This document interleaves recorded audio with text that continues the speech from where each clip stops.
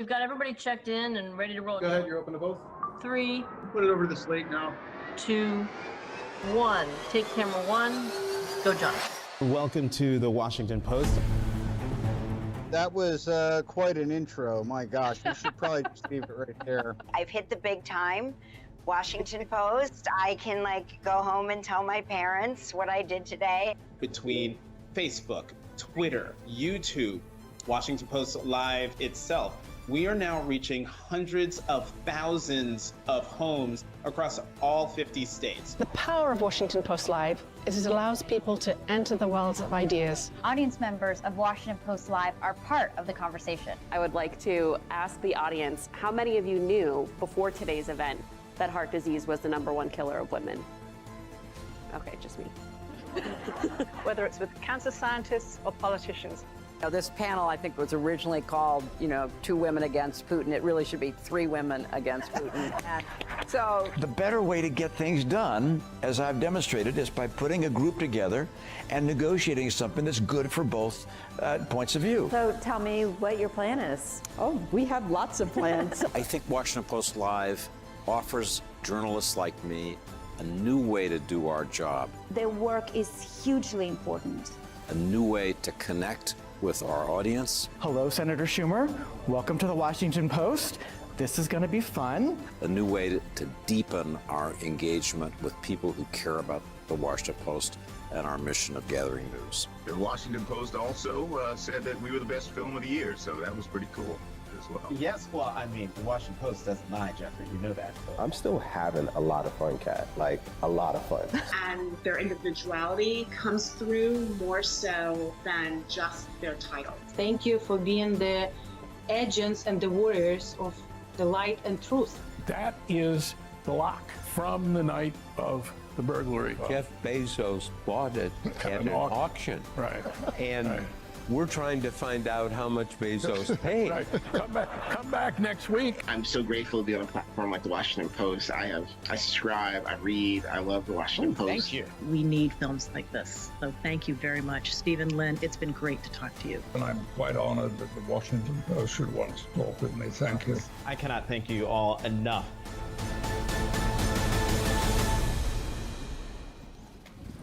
Whew. Good morning, everyone. Welcome to the Washington Post. I'm Vineet Khosla.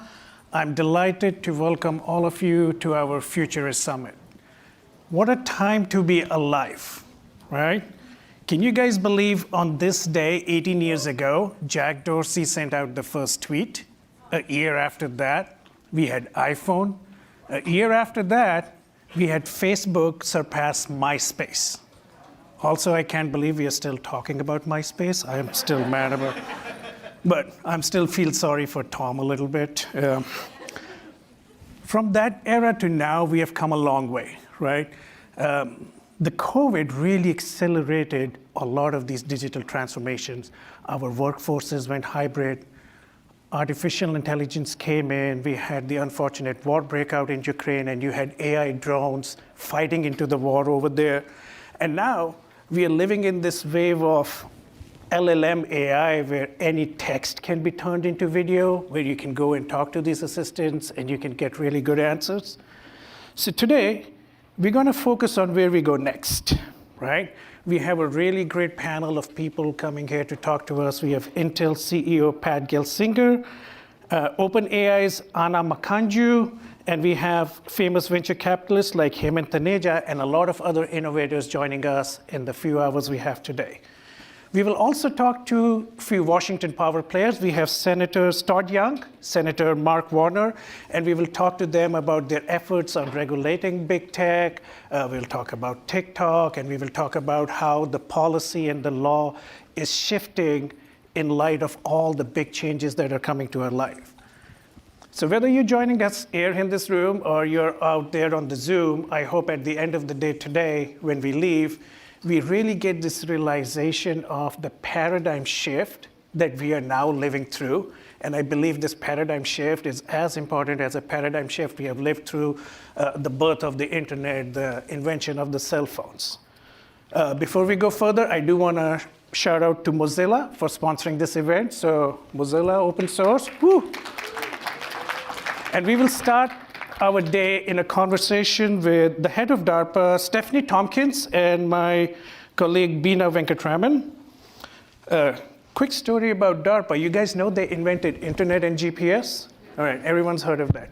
Did you also know DARPA funded initial research to Stanford Research Institute to build CALO, Cognitive Assistant and Learning Agent something, which became the basis of Siri, which was the company where I got hired as the first engineer to start building Siri out.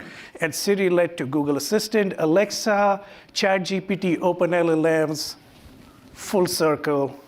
We will watch a quick video, and then we will talk to the head of DARPA. Thank you.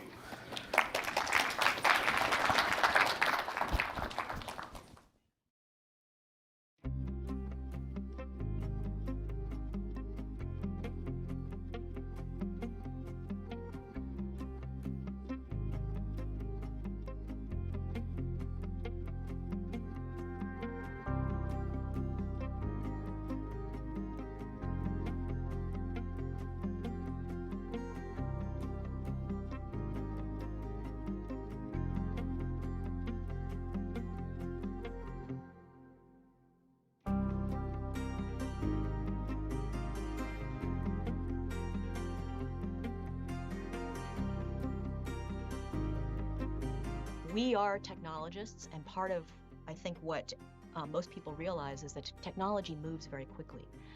And also, we are an organization that prides itself on being very, very risk tolerant. And I think one of the things that can be the enemy of tolerating risk is being in one place for too long.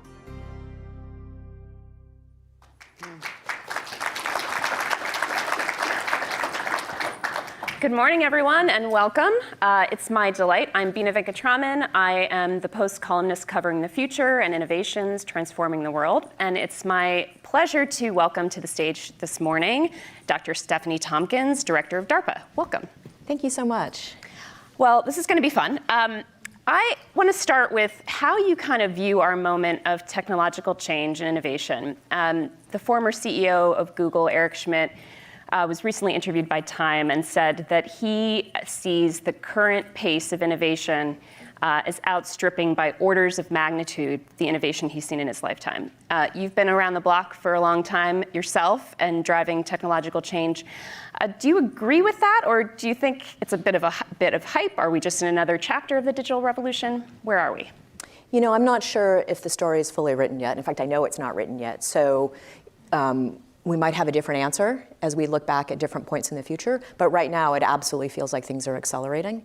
And it's for a variety of reasons, right? Some of that is simply because you have a whole planet full of people with a lot of technology that has been democratized and made available at many different levels. So innovation is happening everywhere, not just in large government labs, but also with things like artificial intelligence and robotics, the ability to just do research and science is moving much more quickly as well.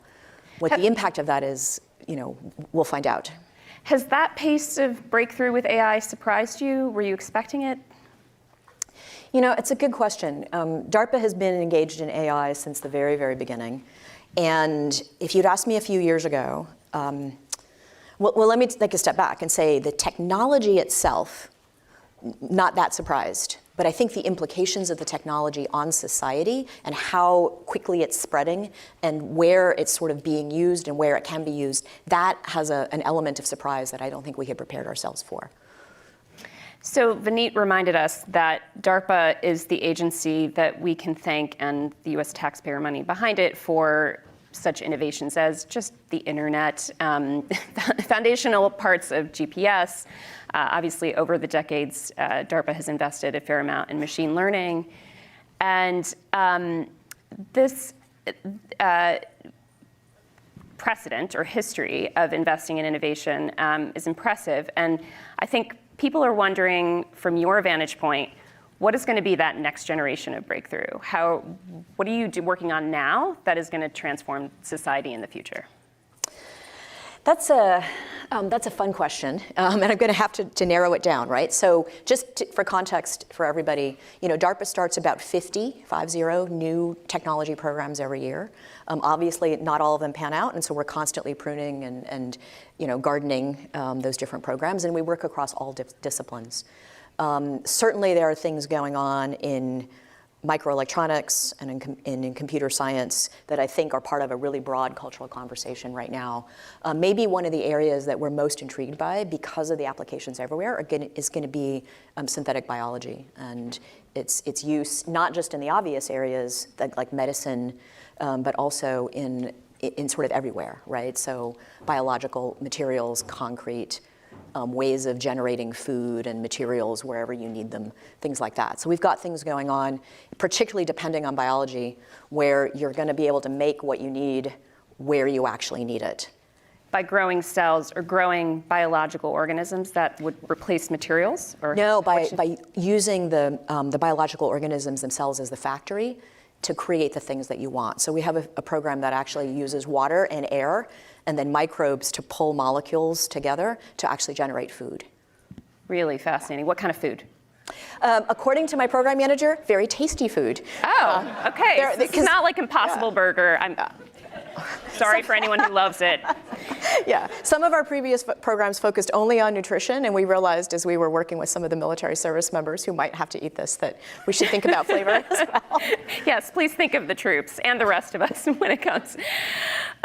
So I know we have a clip to show of one of the areas where DARPA is working on technology that is for the military and for our returning troops, but also could potentially be transformative for the world. So I'm wondering if we can show that clip and if you can tell us what we're looking at. This is your advanced prosthetics work. Oh, absolutely.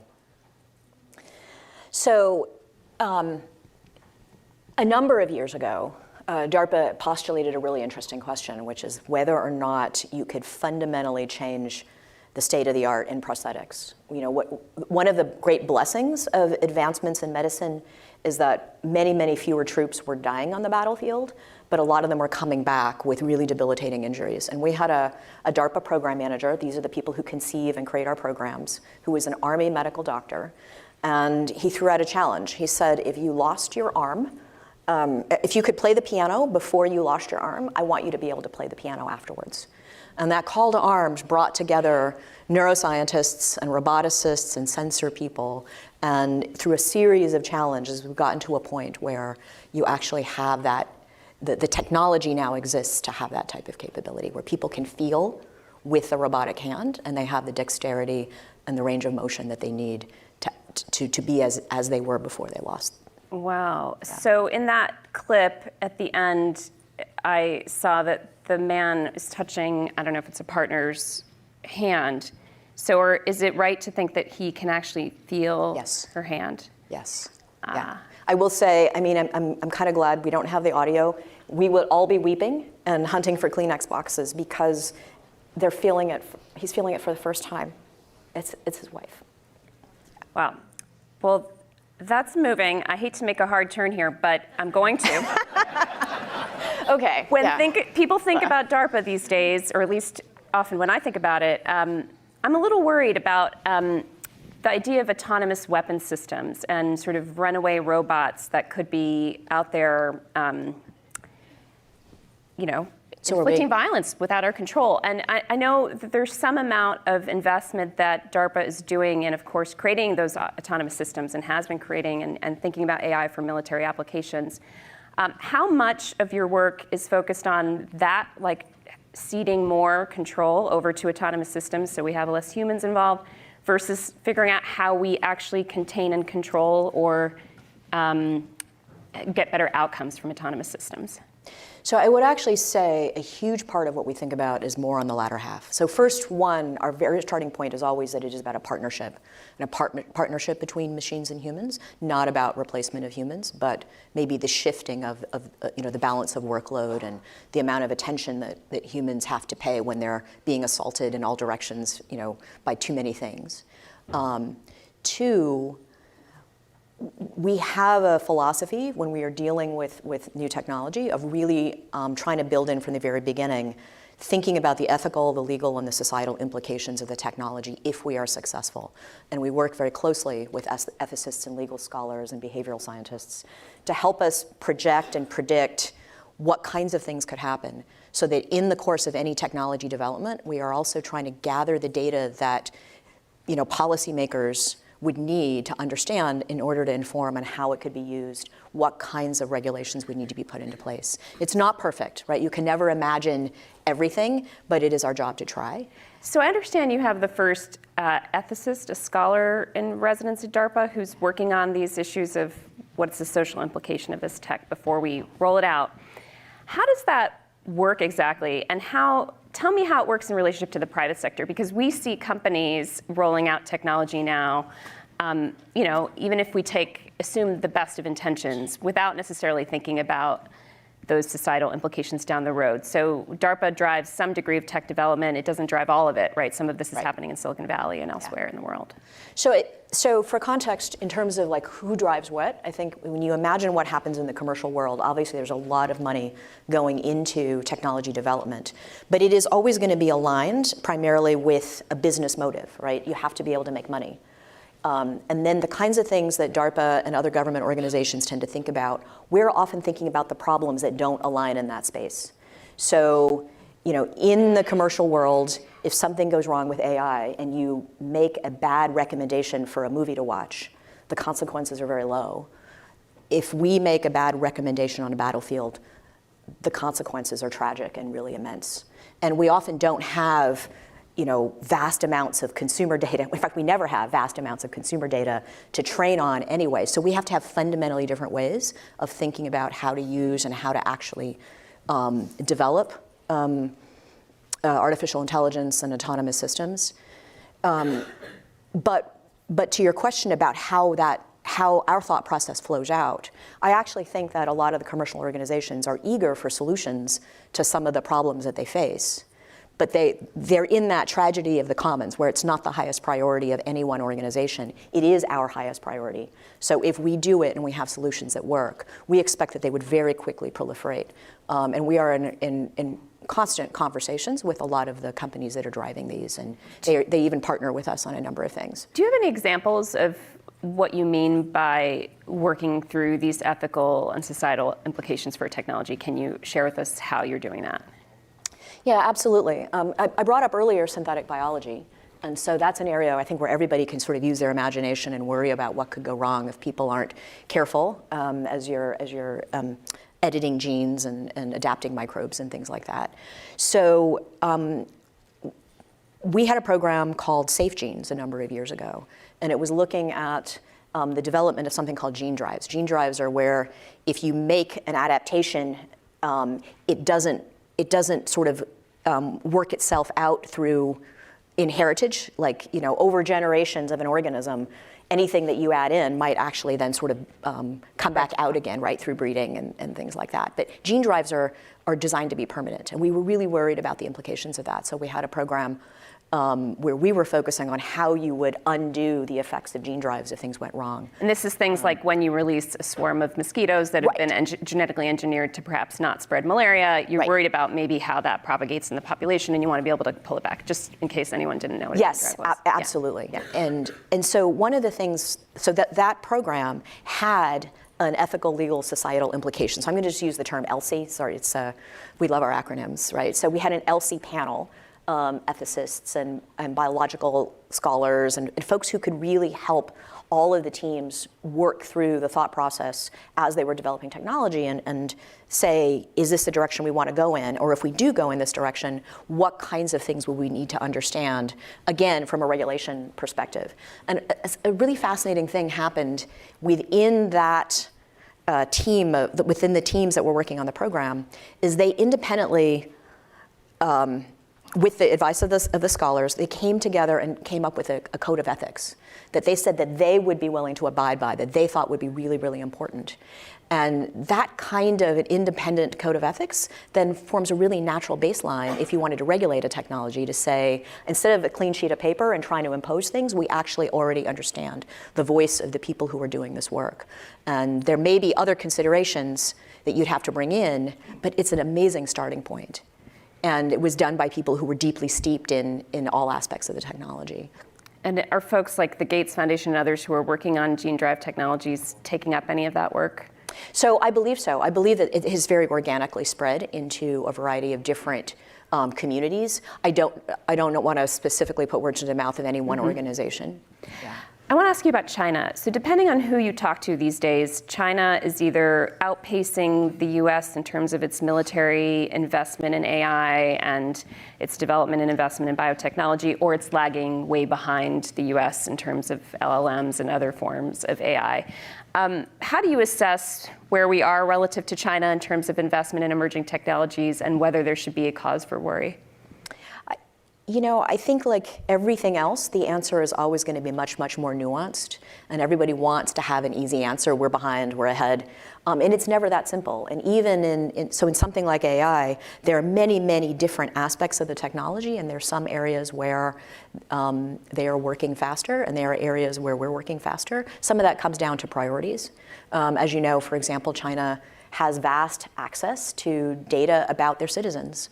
That we choose not to collect, right? And so that means that we're going to go down different paths and work in different directions. So any moment in time, you probably need 100 different questions to like really try to assess the more subtle and nuanced level of who might be stronger in one area or another. Do you think that data resource is going to be a driver of huge net gains in this the Chinese asset of data collection? I don't know.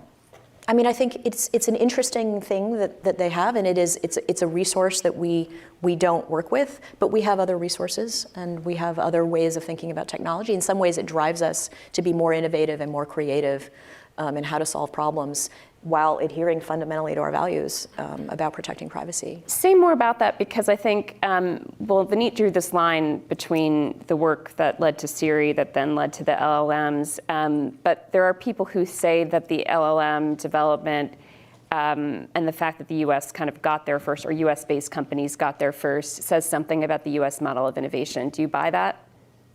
Yeah, I think a lot of things happening in our country say a lot about our model of innovation and the very distributed model, and that ideas come from anywhere. They are not centrally driven and they are not centrally prioritized. That actually really reflects the DARPA model. We are an organization that is entirely bottoms up in terms of where the ideas come from. We bring in brilliant scientists and engineers from across the ecosystem and then tell them to change the world, and when they get comfortable, we kick them out, right? So we take that US model and we sort of accelerate it vastly. And so clearly we're believers in it. So, so accept the fact that I have a bias, but I do believe in that model, and I believe that the fact that amazing ideas and opportunities come from many, many different sectors across the country is a huge strength, and that's a strength that we should be playing to. I am curious about whether you see that role changing. So government and government investment have been foundational to a lot of the technologies that have changed the world in the digital age, whether it's internet or the fact that Google came from NSF-funded scholars that became the founders of the company.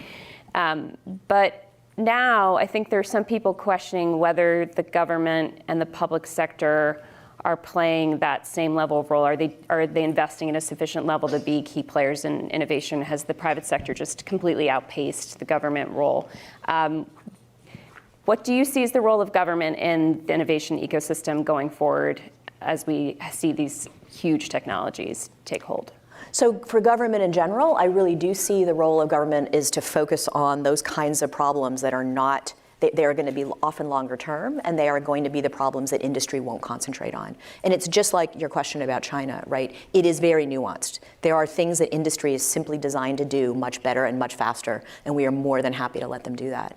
But there are problems they will never look at because it is not tied to sort of business models and profit motives, that someone has to, if we really want to make sure that we're solving technological problems broadly and in a way that actually advances society, not just into certain sectors of society. And then DARPA in particular, our role is to take the risks and to do the really big, crazy things that as soon as we have demonstrated something is possible, we get out of the way as quickly as possible, as quickly as we can, to let others move forward with that technology. But in general, big risks, crazy risks, things that no one even imagines are possible, are not aligned with the way industry typically thinks or works.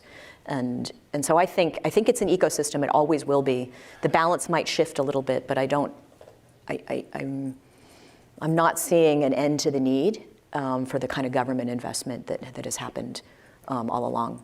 Well, I'm told I only have time for one more question, but because this has been so fascinating, I'm going to cheat and ask it as a two-parter. And so the question is, what concerns you most when you think about technology and how it's transforming the future? And then what makes you the most optimistic when you think about technology in the future? Oh, well, you know what? It's a two-part question, but I think it's probably it's a one-part answer. And that is efficiency. It is that, you know, with all of the technological advancements that are happening, it actually means that the pace of science itself and our ability to answer questions is moving much more quickly. And the scope that we can look at. So, you know, we've been talking about AI and large language models. You know, they are the ability to harness that to allow you to explore multiple research pathways much more quickly means that everything is moving faster. So, huge risk of it being abused or things going wrong, but incredible upside opportunities to solve immense problems and to defend against those risks. So, it's an exciting time. It's a fascinating time. And of course, everything that we're doing is really trying to focus on some of those risks and potentials for surprise that we want to guard against from a national security perspective.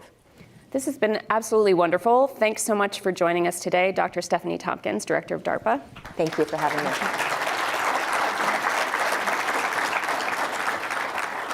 Don't go anywhere. My colleague Kat Zakreski is going to be out here shortly with Anna Makanju from the company everyone's talking about, OpenAI. Thanks so much, everyone.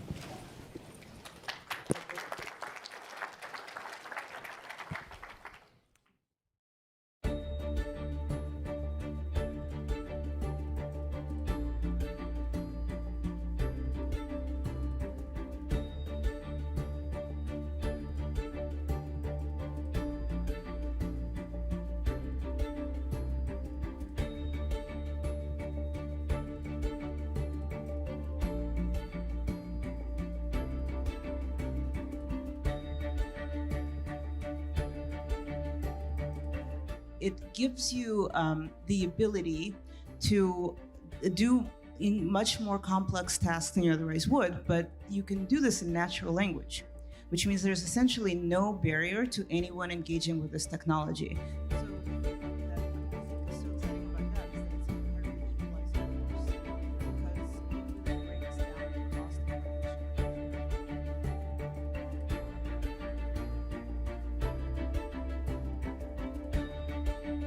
I worked in the White House during the 2016 Russia election interference, and people think that that was the first time we'd ever heard of it. But it was something that we had actually been working on for years and thinking, you know, we know that this happens. What do we do about it? And one thing I never did during that period is go out and talk to the companies, because it's not actually a typical thing you do in government, and was much more rare back then, especially with, you know, these emerging tools. And I thought about that a lot as I entered the tech space, that I regretted that, and that I wanted governments to be able to really understand the technology and how the decisions are made by these companies. Well, hello and welcome back to Washington Post Live. I'm Kat Zakreski, National Tech Policy Reporter here at the Washington Post, and I'm joined today by Anna Makanju. Anna, thank you so much for being with us here today to talk about OpenAI. Thanks so much for having me. And this is obviously one of the conversations people are most excited about today, but a little over a year ago, it was difficult for you to get meetings here in Washington, D.C. Obviously, that's not the case today. What has that transition been like for you? So, you know, on the one hand, I understand I spent 8 years in government, so there are just never enough hours in a day, and sort of making room to really focus on something that isn't at the top of the priority list is very challenging. So in that sense, it's been really wonderful that this transition has happened, because I think we knew for a long time, and many people believed that this transition would happen, that AI would have a really significant impact. And the fact that actually policymakers still have some time before this technology really becomes more capable and more impactful to think about how to really create the policy infrastructure for success. I'm really glad that we actually have the time and the space to have it now. And I want to ask you a little bit just about the mood within OpenAI right now. Obviously, Sam Altman has returned to the board. The report is out. What does it feel like in OpenAI right now? Has the dust settled? We're very relieved, obviously, that this is all behind us and that we can just get back to doing what we love to do, which is this work towards building AGI that's going to benefit everyone. So I think everyone is just happy that they can focus on that and not continuously, just deal with the churn that situation created. And obviously, this all comes at a very critical time for democracies around the world. We have more than half the world's population expected to vote in elections this year. Earlier this week, we saw the Secretary of State warn of a flood of disinformation and talk about how AI might exacerbate that. How is OpenAI preparing for this onslaught of elections? So yeah, it's 4 billion people voting, and that is really unprecedented, and we're very, very cognizant of that. And obviously, it's one of the things that we really think about the most, to really ensure that our tools are not used to deceive people and to mislead people. And this is not, this is like a whole of society issue. So that's why we have engaged with other companies in the space as well. As you may have seen in the Munich Security Conference, we announced the Tech Accord, where we're going to collaborate with social media companies and other companies that generate AI content, because there's the issue of generation of AI content and the issue of distribution, and they're quite different. So for us, we really focus on things like transparency. So for our visual tools, ensuring that there is something called C2PA, which is essentially like a digital passport attached to an image so that you can understand where it came from and whether it was AI generated. We have prohibitions against images that contain real people, including politicians, to just prevent the generation of this to begin with.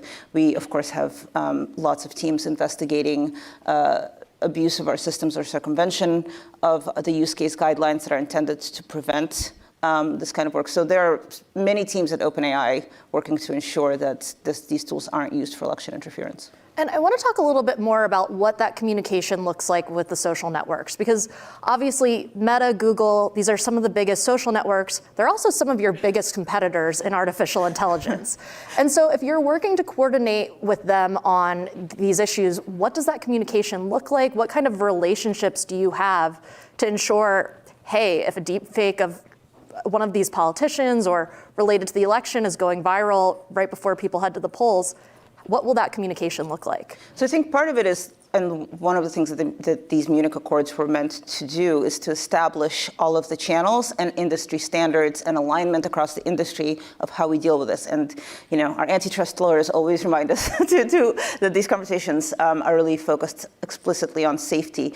But we have many touch points, and really figuring out like the infrastructure for the entire ecosystem for how this should work. We have quite a few touch points now, but of course it is continuing, and it should evolve as we understand how these tools are going to be actually used. But I think in general, one issue that we have is that we don't really have complete alignment on how each of us does this and what is actually the standard that we should all follow. And that's one of the biggest things that we're working on, is creating that alignment. Do you think it's possible to get there given the competition in this industry? I think so, because at the end of the day, this is something that is, in the interest of all these companies. It is not in any of our interests for this technology to be leveraged in this way, and everyone is quite motivated, particularly because we now have lessons from prior elections and from prior years. And so in that sense, I think that we are in a much better place, because nobody's coming into this unprepared, and because we are coming into it with so many learnings from previous work to address this issue. What role is the US government playing in these preparations and in helping the companies coordinate on elections? Well, one of the things that's really different is how much more collaborative the relationship is. As you saw me mention in that video, previously, there really wasn't as much engagement between the public sector and the private sector, and that's really changed. And also, of course, it's I would say probably the number one question and discussion issue that arises in our conversation with policymakers. So they are very focused on this, and they're certainly going to be holding these companies, us and the other companies in the space accountable. We've seen some pullback, though, from that coordination because of some of the litigation from conservatives who argue that type of communication between tech and the government amounts to censorship. I mean, do you think that litigation is affecting preparations for this election at all? Certainly, it's something that people are keeping in mind, but you've seen actually quite a few bipartisan efforts as well on this issue. There have not been bills passed, but certainly a number of bipartisan initiatives introduced, not just around AI companies, but also what should other players in the ecosystem do that campaigns should disclose if they have AI-generated content. This does remain a bipartisan area of concern. Certainly, we hear from both parties that this is something that they're very concerned about. And I want to go back to, you mentioned your antitrust lawyers. Obviously, OpenAI has had its legal challenges pile up. You have a lot more lawyers now. You're facing an SEC probe, questions about competition, an FTC probe, the probe in the European Commission over your relationship with Microsoft. Are you under siege? Well, I think actually what this demonstrates is there is sometimes a sentiment that because this technology is new, we're totally unprepared and there are no ways to really keep it under control. And I think that the dynamic you just described shows that there are quite a few regulators that already do have the authority to take action against AI-generated harms. Just because fraud includes AI doesn't make fraud legal. I think in some ways it should be reassuring that the government has a number of mechanisms already to address any concerns they have with a company like ours.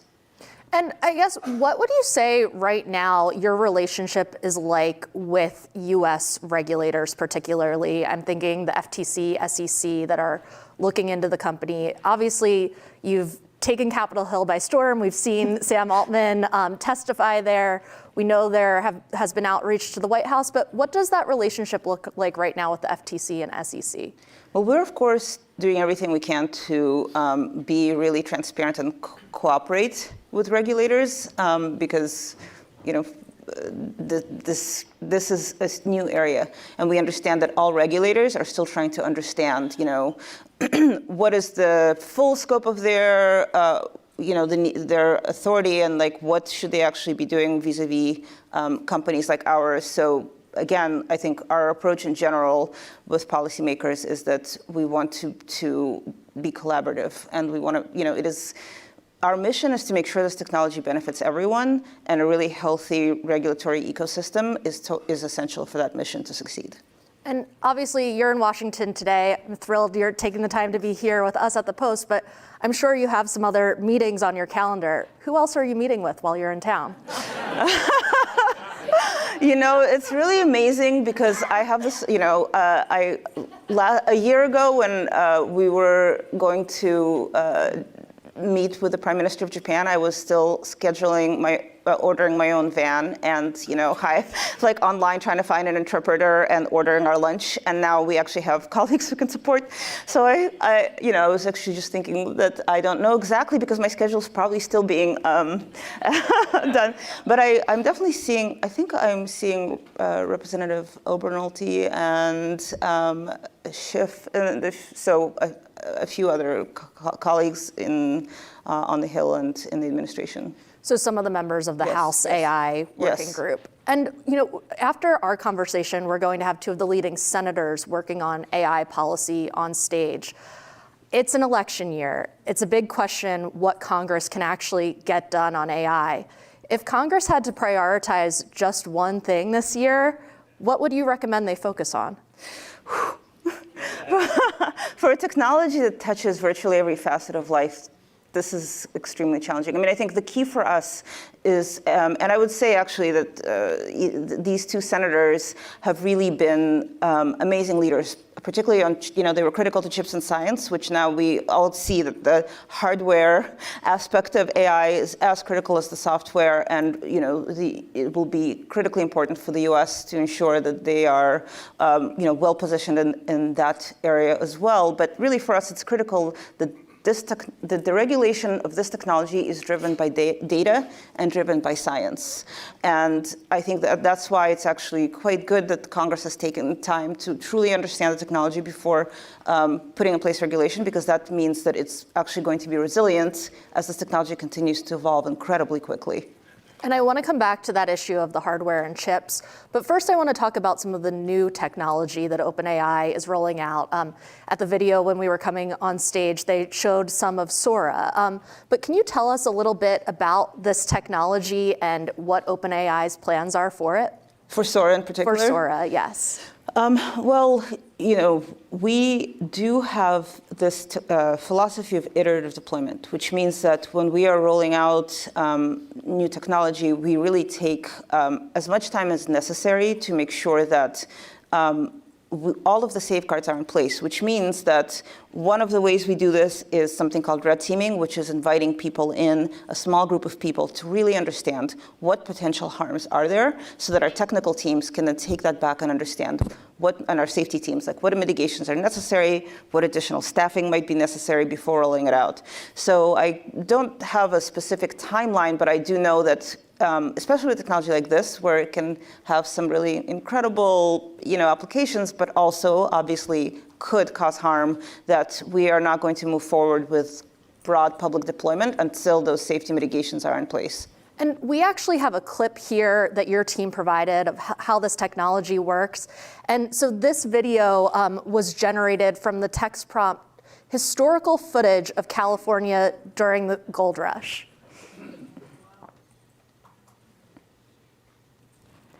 And so I haven't had the opportunity to actually use Sora myself yet, because as you mentioned, this red teaming process is still ongoing. But to create a video like this, what types of data are you using to train the Sora model? It's really a mix of data that is licensed and public, and we don't really go into details of what exactly is in the training data set. And part of that is because we, unlike some other companies in the space, are not sitting on sort of decades of user data. So we're necessarily reliant on more data from the internet and more proprietary ways of collecting these data sets.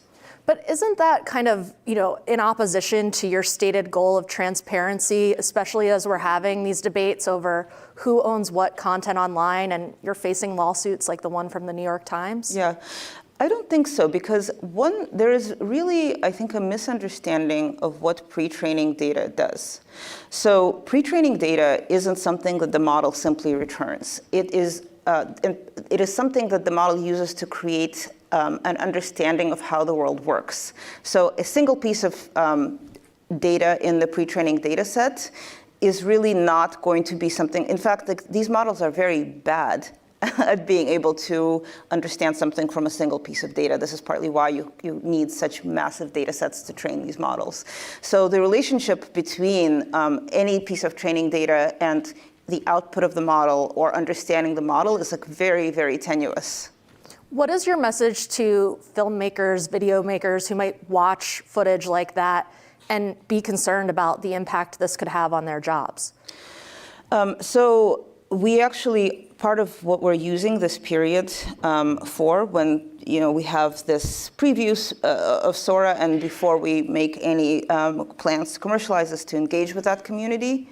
And again, this is also something that we want to work with the entire ecosystem on, is and by the way, even I'm obviously not the person building Sora or determining who gets access, but I get daily emails from people in the industry asking for access so they can experiment and use it. So the hope is that it will really actually empower and give a new tool to people in this space. But I also recognize these concerns. That's why we want to engage with this community and really think about how we can bring them along with us as we think about plans for deployment. And I want to talk more about that iterative deployment process and the red teaming that you laid out. I mean, we are in a massive election year, and obviously every year is an election year for OpenAI. You're constantly dealing with elections around the world.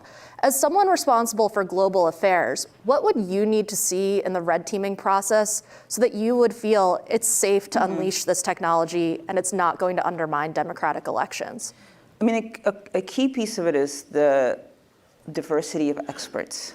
So one thing that we really think about is who are the right people to bring in to test these tools, and particularly, even think about unknowns, right? We have a team called Preparedness that is led by Alexander Madry, and they actually think about okay, we may not know the exact capabilities of the models at the very frontier and the research that we're undertaking, but we want to have the safety be as robust and expansive as possible. So this team is constantly thinking about, given any new capability that might emerge, who needs to come in and help us, really think through what are the worst possible things? What are things we're not thinking about because we just don't have the internal expertise? Who do we bring in to look at this? And how do we make sure that this testing is as robust as possible? You saw them put out, we put out an evaluation of the biorisk of the models that contained the biggest group of experts ever to engage on a biorisk evaluation, just so that we really get a sense, compared to what's out there already, what could someone who's really adversarial do with these tools? So who are some of the experts then that you're bringing in to Red Team Sora? This is a good question. I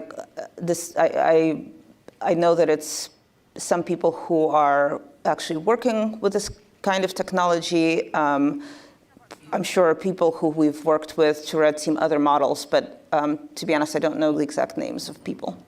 And I wanted to ask you a little bit too, you and I have talked over the last few months about your concern about how autocratic governments could potentially abuse OpenAI's technology.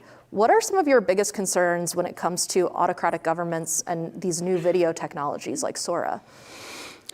Well, Sora is still a research preview. So part of what we're trying to understand is, beyond disinformation concerns, what are some of the concerns? Obviously, we've seen some concerns of using it for scams. So that's one of the reasons that we, in general, in our visual technology, we work to ensure that you can't have images of real people. But the EU AI Act, one of the categories that it has is essentially unacceptable use cases. And such as social scoring. So these kinds of things are already being done, and there are jurisdictions that have decided this is not a use of this technology that will ever be acceptable. And I want to shift back now to the issue of chips, which you brought up as we were talking about policies for lawmakers to consider. It's been reported that OpenAI is considering launching its own chips initiative, that this is an initiative that would require potentially trillions of dollars. And so that is money that we could only see from governments. Obviously, there's a benefit for OpenAI to not be dependent on other chip makers. But is it more risky for OpenAI to become more dependent then on government sources of funding? So I think that this is not all of the pieces of this reporting are accurate. First of all, it's not that trillions. I think the trillions of dollars number really talks about the entire ecosystem that's necessary for AI infrastructure and hardware, which includes energy and construction of data centers, et cetera, not really necessarily like chip production. And the idea is not that OpenAI itself is now entering into chip production, but that we really just need more capital in order to ensure that there's the entire ecosystem is getting the necessary hardware to do this. Right now, I think every single company is probably not getting the amount of chips that is needed, certainly to meet the demand that we see coming up very shortly, because right now, actually, a relatively small percentage of the population is engaging with these tools, and that's obviously going to explode. They're going to be integrated into so many other things that we use every day. And so the demand is really going to skyrocket, and it's not clear that the supply is going to meet it. That's why you've seen significant investments like the one that the Biden administration announced yesterday. But we have seen that the demand is probably even greater than can be fulfilled with that. So that's really the idea behind this initiative, especially, again, if we are saying that we want this technology to benefit everyone, and many people won't have access because there's not like the hardware to be able to use this technology, then many communities are going to be left out. And it's been reported that you're raising money from funds connected to the United Arab Emirates. What do your conversations with the Biden administration look like around raising foreign capital for this type of work? It's not really just, we are talking to lots of people to try to understand, who is positioned to make these kinds of investments. But we obviously always stay close to the U.S. government on this. And the U.S. government has made, there was a $100 million investment with the U.S. and UAE in clean energy last year. So this is a government that is a critical ally of the United States as well. Are you concerned about any of given your work, given your concerns about human rights issues, do you have concerns about the company developing these closer financial ties with the UAE and other governments in the Middle East? So again, this isn't, the discussions are not, an open AI specific project. And I don't see this as dependent specifically on any one player, but as a conversation about where can the funding sources come from for additional hardware that won't be just for OpenAI, but will be for everyone who's developing these tools. Well, unfortunately, we're out of time, so Anna, we'll have to leave it there. Thank you so much for joining us today at Post Live.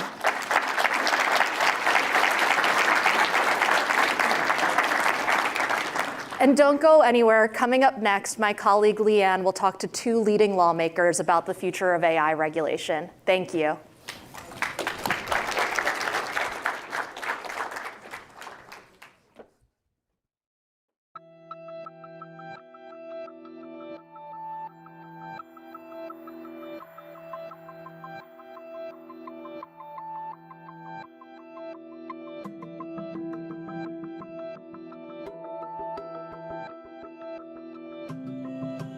From labor to civil rights groups, they all think that there's an appropriate role for government, and most of them are of the opinion that we're going to have to adopt a light touch approach to regulation. Most citizens realize you could really have manipulation using AI tools on our public elections. I think most investors probably can realize we could have AI tools have massive disruption in confidence in our public markets. And maybe we could start with those two as a starting point.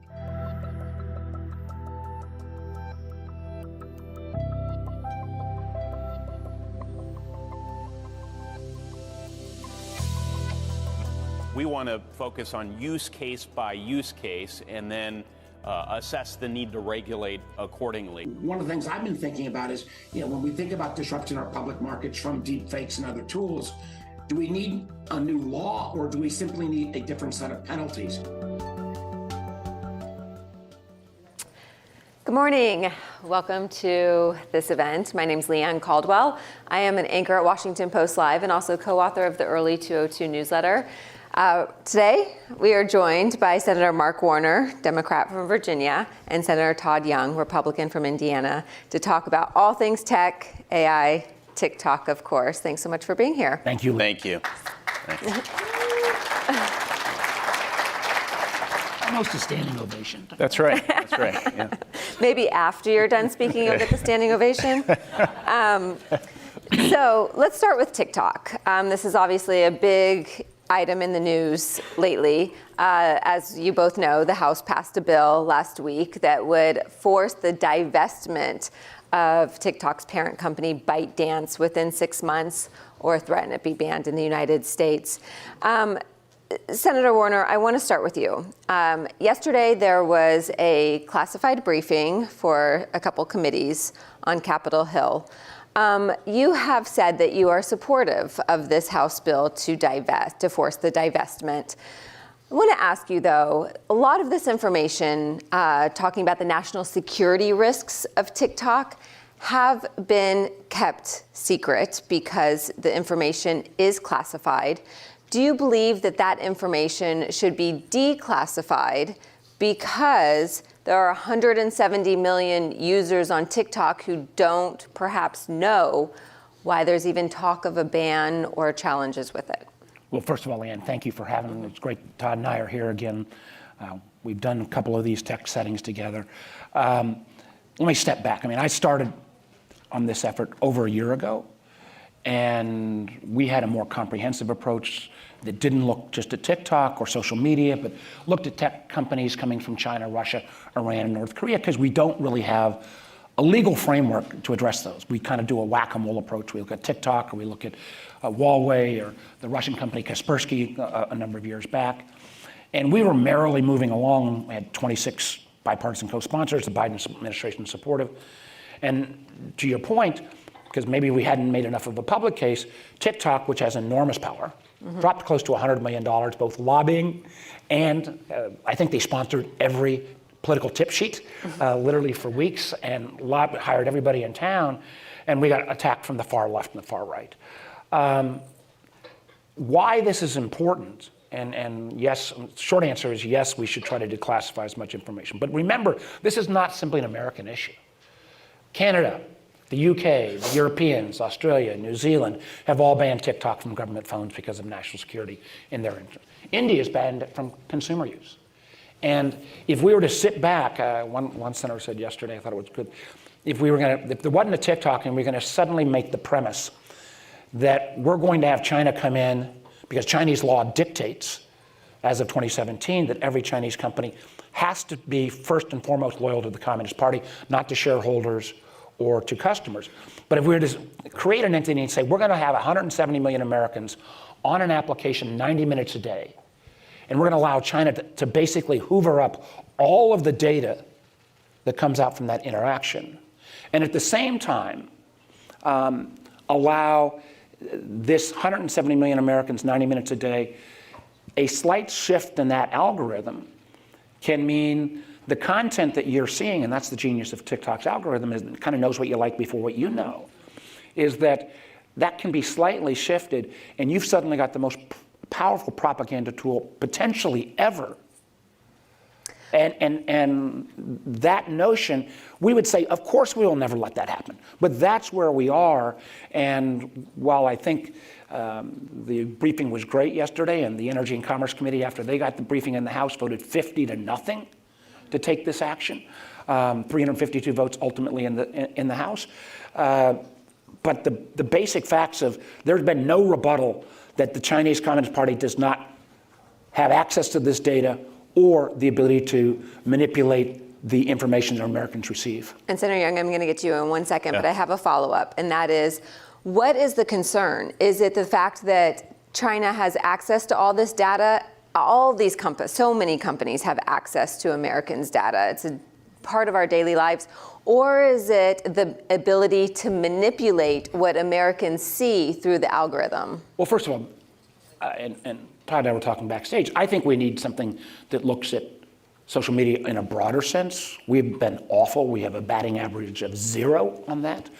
But there is something uniquely challenging about TikTok, because ultimately, if this information is turned over to the Chinese espionage services that could be then potentially used for nefarious purposes, that's not a good thing for America's long-term national security interest. If you can slightly, particularly in an election year like this, if TikTok was to shift the algorithm and suddenly messages that say Taiwan really is part of China, or Putin really should have Ukraine, that is not in America's national security interest. And the difference between that and Facebook and Google's and others is that, end of the day, they are not controlled by the Chinese government. And the one thing I think was, one of the misnomers that people talk about sales, and I'm glad to see there's already interest from groups that would potentially purchase, about 35-40% roughly of the ByteDance ownership, because ByteDance is a Chinese company, has actually got major American investors in it. So those investors could roll over. End of the day, all we want is It could be an American company, it could be a British company, it could be a Brazilian company. It just needs not to be from one of the nation states, China being one of the 4 that are actually named in American law as adversarial nations. Senator Young, you seem a little bit more skeptical about this House bill. Correct me if I'm wrong, but are you supportive of divestment? And if not, what should be done, if anything? And that may be informed by some interaction we've had in the hallway and what have you. I will say the briefings we received concern me, I think, as much as my colleague here, who's so thoughtful on these issues and has a bill on this topic. And I'm persuaded that we need to take up one of the 3 bills that is most discussed in this area, all of which in various forms propose a throttling back or a divestment of TikTok. And I think we are going to have to take some sort of action. Maybe it's supporting one of these 3 bills. So let me step back. Though I have not authored a bill on this particular topic, I've been deeply involved for several years running now in this effort to harden ourselves against a country, China, that has weaponized our economic interdependence in various ways. Sometimes that's by threatening to cut off their market for particular products from the United States or from our Asia-Pacific allies if they're unhappy with an utterance of one of their leaders. Sometimes that's dumping particular products into the United States in order to exercise market control in that particular sector. One could envision here in the on the information superhighway, as we used to call it, right? In the information economy, the throttling back of particular coverage of different incidents, of directing a company like TikTok to manipulate their algorithm in certain ways that was advantageous to the reputation or interests of the Chinese Communist Party. One could envision the request for data by the Chinese Communist Party that had been gathered on American citizens. That's a vulnerability. And the unfortunate thing about this is Congress and the American people weren't fully acclimated to the threats posed by the CCP and all the various vectors through which they could threaten the interests of the American people as many of these companies emerged. So could there be some measure of consumer harm associated with the transition either to other ownership or another platform? I acknowledge there could be. Okay. And so what we're attempting to do, I think, is to identify, muddle through, and come up with rules of the road for not just here and now, but for the future, so that we can continue to do business with China, as we will, and we can continue to function in this complicated world in which we have a geopolitical adversary, just to be plain about it, that is also a major, major economic partner and will continue to do so on a going forward basis. So that's what I aim to get out of this effort, and I do think we're going to have to take some action, some bold action. What precisely that looks like is maybe subject to some modification. And I might just add 2 quick things. Yeah. One, I think Todd and I both believe, China's a great nation, and Chinese people are great people. I have and particularly sometimes this shouldn't shift into bias against the Chinese diaspora. But the CCP is an adversary that is tough, authoritarian, and literally is competing with us in technology domain after technology domain in an unprecedented way. And if we don't have a framework, for those of us on the Intel committee, we were starting to wave the flag actually under President Trump, and we were a little late getting there, but he did get there, like on Huawei. And the fact that we didn't make that clear early enough in a more forceful way, we're now spending federal taxpayer dollars to rip out Huawei equipment that have been purchased.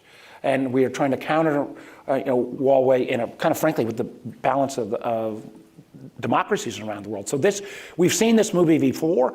It's just in the case of TikTok, and it's very popular. We get it. We want that creativity and social influencers to be able to continue. But you've also seen their heavy-handed kind of lobbying tactics, I think actually in the House, blew up in their face, and that's why 352 votes in favor of the bill.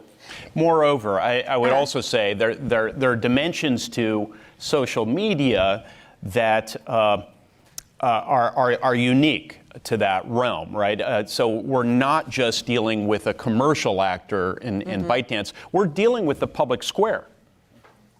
I have 4 children. And I will freely admit that they spend time in their bedrooms, like all their friends, on TikTok from time to time, okay? And if they're not on TikTok, they have no idea what's happening on TikTok and are unable to communicate with their cohort, okay? So I do understand how that platform can shape the impressions, the awareness of the different things, and even the political views of people. And if weaponized, that could be dangerous. So this is a potential vulnerability to the American people. It's our job to protect the American people against potential vulnerabilities. Sticking with China, but moving on to a different topic, artificial intelligence. Is there, Senator Young, is the U.S. behind on AI as compared to China? And is this what does the U.S. need to do specifically to catch up? It's not my assessment that we're behind China. In fact, it's my assessment based on consultation with all kinds of experts, governmental, commercial, researchers, that we are ahead. But that's an imprecise estimate. You know, I've gathered my data points in recent months as I've studied this issue, working with many of my colleagues. So I have proposed legislation along with Senator Bennett to actually establish an office over at Commerce. It's analogous to the Office of Net Assessment, where we would, on an ongoing, Co-sponsor that as well. And Warner's a co-sponsor, characteristically. I mean, and he has related legislation actually on standards that I think needs to be passed. But we need to be able to answer that with some measure of precision and authority and so forth. That's going to require analysts to focus on nothing but that moving forward. But with that said, what do we need to do to ensure that we stay ahead? Well, what we're hearing from the development community is as much as anyone else is, let us do what we do well, continue to invest in way upstream research through our DOE labs, through the National Science Foundation and other research entities. Make sure that when we have challenges or opportunities, meaning those who develop artificial intelligence, our government knows how to communicate with the experts. They have embedded expertise, so that's our job, to make sure government is full of AI expertise. And then regulatorily, we need to assess certain risks out there and do our best to regulate those risks. And I don't think in the main that will require passage of many new laws. I think we have long-standing laws pertaining to privacy rights, civil rights, consumer protection, for example, and those need to be applied to an AI-enabled world. So those values, which inform those earlier bodies of law, will have to be adapted and sometimes improved through drafting of new regulations. There will be some gaps to be filled, so to speak, and that will require legislating on an ongoing basis in what I think will be a really dynamic world with lots of AI development that will lead to things, threats, opportunities that are hard to predict. This is going to require a lot of committee by committee oversight, something we haven't done well in recent years. So from a congressional standpoint, I think we need to always be asking how we can be helpful, and what we may be missing in our own jurisdiction. So, Senator Warner, there's a new report out this morning, actually, from the White House that says that 10% of jobs will be immediately at risk from, or I should not say immediately, at risk from artificial intelligence. There's other jobs that would be impacted as well. So from a economic perspective, from a societal perspective, how does Congress and the government protect people from AI? Well, let's break that into a couple of different categories. First, there are going to be jobs disrupted, and frankly, they are going to be higher value jobs than have been disrupted in past iterations. I think the general consensus is there will still be, at least for the immediate future, AI will be a tool used to enhance jobs rather than full elimination. But time will tell, and we're going to need. So you're on the optimistic side of this. I'm still relatively on the optimistic side around job creation. I do think there are huge concerns around the large language models about their ability to be manipulated. And I still think, I fear that things like cyber protections, there's such a race going on in building out these models at this moment. Are any of these platforms taking enough time to build in security at the front end? The level of ability to do prompt injection or other abilities to kind of manipulate the model, we're so racing who's going to win that I'm not sure security has been built in enough. One area, frankly, and I've been working on this for some time from the Intel Committee side because I think it is also a national security risk. The NVIDIA chips and the power that's going to be required. One area there's going to be growth. This is going to exponentially drive up our energy demands. And a normal utility has an average growth rate of about 0.5% a year. We're going to move to 3 to 3.5 to 4% growth just on the need for power. So one of the things I'm working with some of the AI companies is, because they're going to have this giant power consumption, is can we look at new sources? I'm a big advocate for small modular nukes, SMRs, because frankly China and Russia are going around and trying to sign up nation states for 50-year contracts with their technology. A number of nations are interested in our technology, but they want to see us build some of these first. So one of the, I know I've gone off the job pitch here, but one of the areas there's going to be also that AI is going to drive a transformation will be in the power generation sector. And again, I think that's an area where we can compete and be successful. Back to the labor markets, I agree with Mark's assessment of on all counts. This will impact more likely, at least in the early stages, your higher, wage, higher salary, sort of white-collar worker as opposed to blue-collar worker, which has not been the case with previous waves of automation, of course, seeing as robotics is lagging behind the artificial intelligence, which will, in the future, sort of drive robotics. But I think that there are some things, incremental things that we can do to help our economy, help people adjust. And one is to increase the amount of tax-free write-off you get for upskilling and reskilling people. We have to be sensitive to this dynamic. We've got to get a lot better at pre-K through 14, if I can say that, in integrating artificial intelligence into our curriculum, so people off-ramp right out of their regular schooling and understand how this stuff works and are very comfortable with AI. I think much of that will be natural because it will be wrapped into our social lives, our communication, but we can't assume that. So there are things we should be thinking about right now, and this is why it's so important for Congress to actually use the committee process, because there are too many things for Mark or I to, unpack, and we're going to have to insist that the committees be utilized. So I only have a few minutes left, and I have one question each for each of you, so I want to get both of them in. Are you saying that you don't want our fulsome answers? I'm just laying out the facts. Senator Warner, this week there was a hearing at the Supreme Court about social media. and you submitted a brief in that case. So can you talk about the importance of this case? I hope In you read a this minute, brief. in a minute and 15 seconds. All right. There were a series of conservative attorney generals that raised a case that was taken up by the Fifth Circuit that basically said, we do not even want any voluntary communication between the government and social media platforms, which I think is crazy, that somehow any communication would turn into coercion.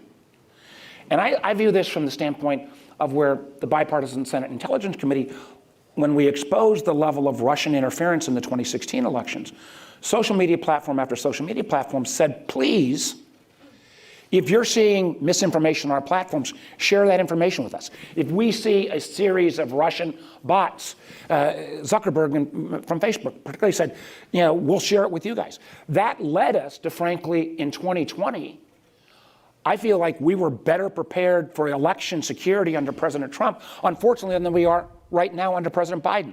Part of this due to This is the short answer, right? The chilling effect. The chilling effect. Todd, stick with me, buddy. Don't worry. We're the Senate. We can go over this minute and that 10 seconds. But hear me out. The fact is, there until a week or two ago, and I think the Supreme Court realized that this is not going to hold. I'm at the end of the day, so I get 14 seconds. The Supreme Court was holding back, but we had not had voluntary communications from July until January.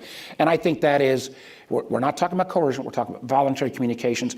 And as we go into an era with AI tools, and a lot of Americans concerned about security, or not willing to believe anything in terms of conspiracy theory, and the fact that our adversaries know that interfering in our elections is cheaper than buying aircraft carriers, I think this is a case that I hope the Supreme Court will act on quickly. Good job. That was a hard question for lightning round. Right, for lightning round. I didn't say it was lightning round. I'll will my short extra answers. 60 seconds of overtime to Todd. It's like 14. Man, take a little more time. Go on. It's like a Senate vote. A 15-minute vote takes 3.5 hours. Oh, yeah. We would be willing to cut those off. Senator Young, I want to talk to you about the CHIPS legislation. That is something that you were a big part of. Do you think 1.5 years later that it has been enough investment in the domestic manufacturing of chips in this country? I do. I think it's enough to take a lot of the risk out of the supply chain, which was the goal. That was really the goal, is to de-risk our semiconductor supply chain. That goal is being accomplished. It's being accomplished because the administration, through Gina Raimondo's excellent leadership, has been very careful about how that $52 billion, which is a lot of money, but you start to look at how capital intensive the semiconductor industry is, and it seems like less money than it really is. And so she's been very careful about making targeted investments and driving tough bargains with her counterparties. That said, if we want to take more risk out of the supply chain, we could invest more money in this CHIPS project. And there have been some proposals to do that. I am, to be clear, not proposing that to my Republican colleagues out there who it took a lot of work to get them to a spot where they were comfortable recognizing that maybe the laws of supply and demand weren't really going to work in this situation on a sort of rapid basis without offering this incentive. The other thing I would say is the objective of Chips and Science was to learn how to make chips again, which sounds pretty fundamental. It is, and it's essential to our national security, not just our economic security. So we're learning how to make chips, and that will inform how we make the chips so that we can make trusted chips here in the United States that go into our weapons platforms. That was a 14-second Senate answer. Perfect. I only have 17 more questions that I didn't get to, but we're out of time. Thanks for having us. Thank you both so much for joining us. I appreciate it. Good job. Oh, yeah. Don't go anywhere. My colleague will be out to show you a demonstration about deep fakes. Stay right there.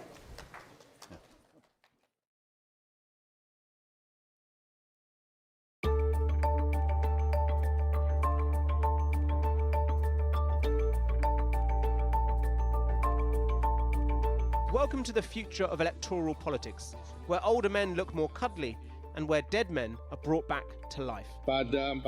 This AI video shows former dictator Suharto urging citizens to vote in this year's election, but he's been dead for 16 years. Saya Presiden Soeharto.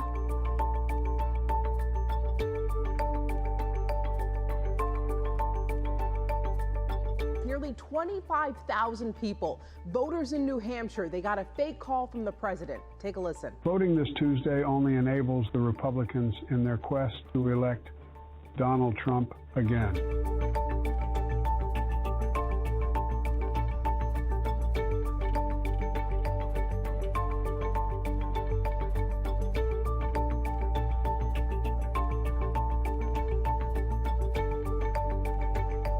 The 2024 election is going to be the deepfake election.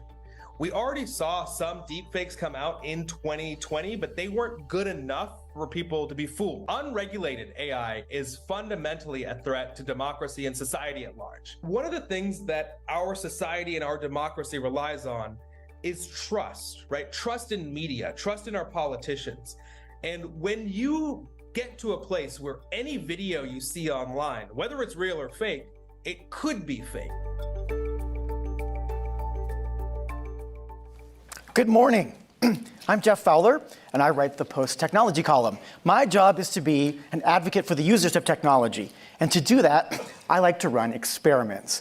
So I'm going to run an experiment with all of you this morning, along with the help of our special guest today, Rijal Gupta. He is the founder of a company called Deep Media. Rijal's company makes software that has the ability to detect AI-generated deepfake photos, audio, and video. Thank you for joining us. Yeah, thanks for having me. All right, let's get right into it. On the screen in front of you, I'm going to show you two videos. One of them is real, and one of them is fake. I want everybody in this audience to vote for which one you think is the fake one. How are you going to do that? You see that QR code behind me? Pick out your phone, scan it, put in your vote. You're going to choose A or B, which one is the fake.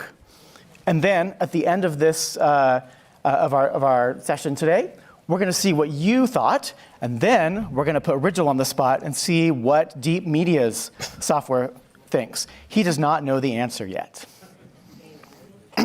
While you guys think about that, Rijal, help us set the scene here. Clearly, telling the difference between real and AI-generated media is getting really, really hard.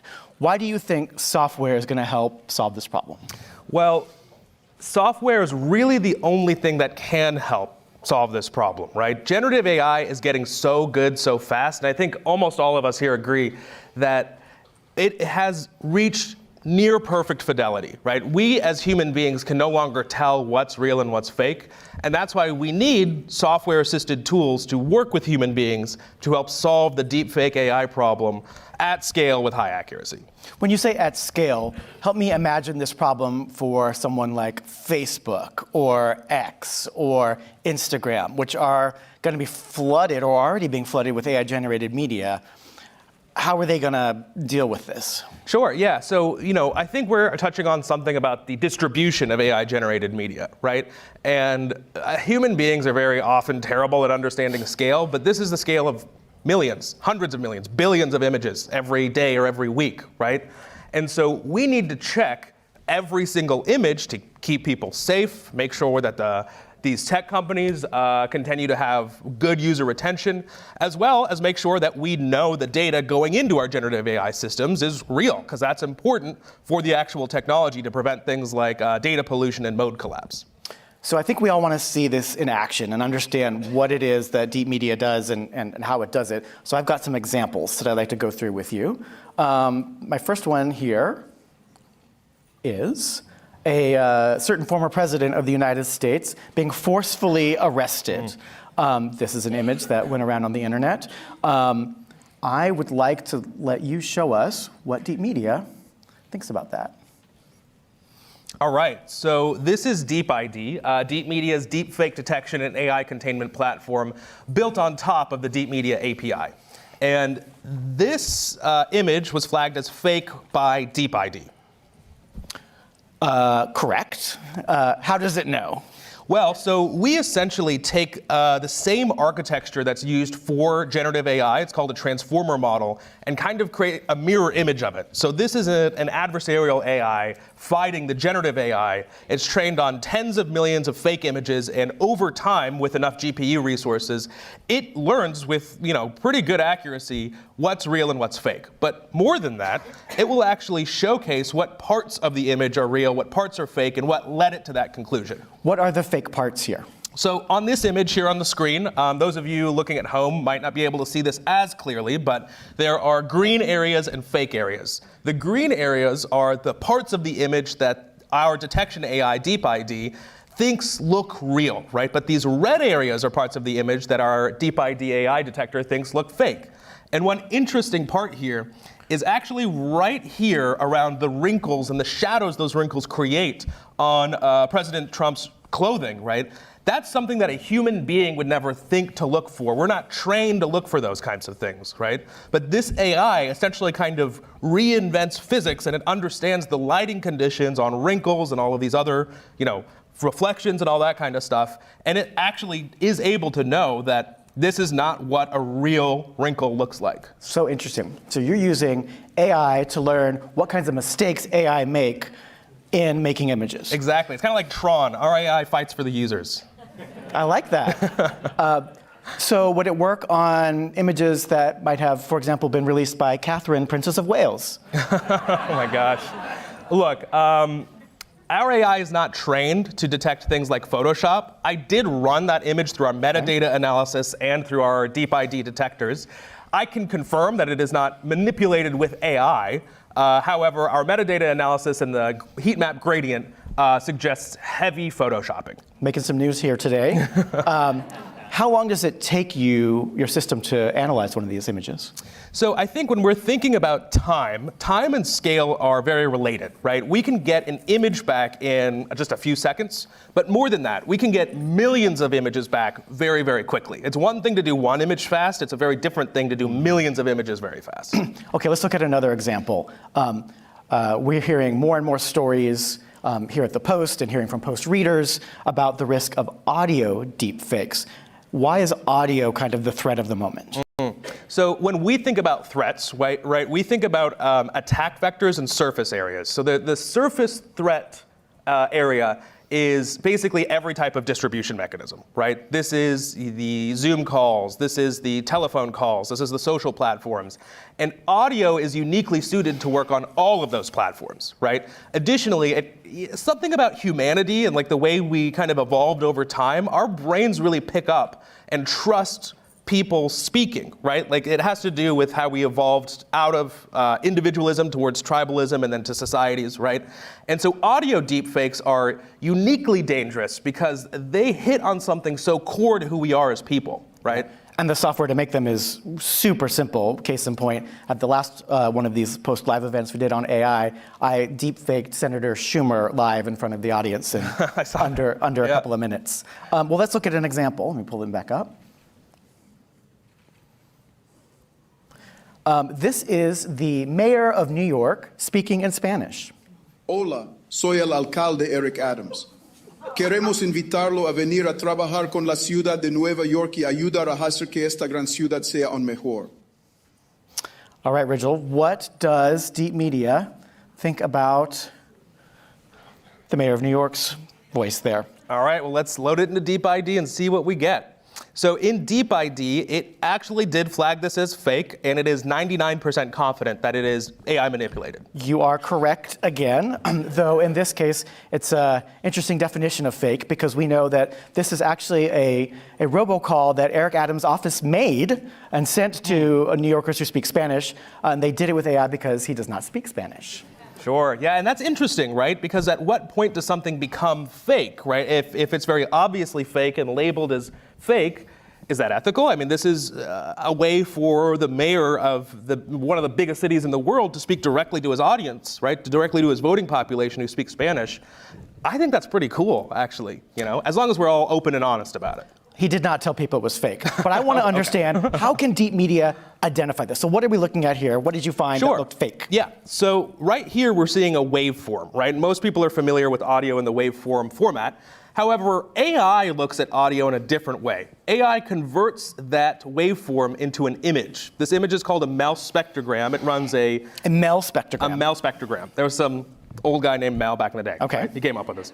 And so it actually runs like a fast Fourier transformation, another old guy, and it does that over time. And this is how an AI sees and hears an audio, right? It is looking at it, exactly this, actually. And when our AI, our deep ID detection AI is looking at this, it's looking at things like how flat these lines are, right? This is indicative of someone's not a real speech, that these are all so flat and so monotone around the same frequency.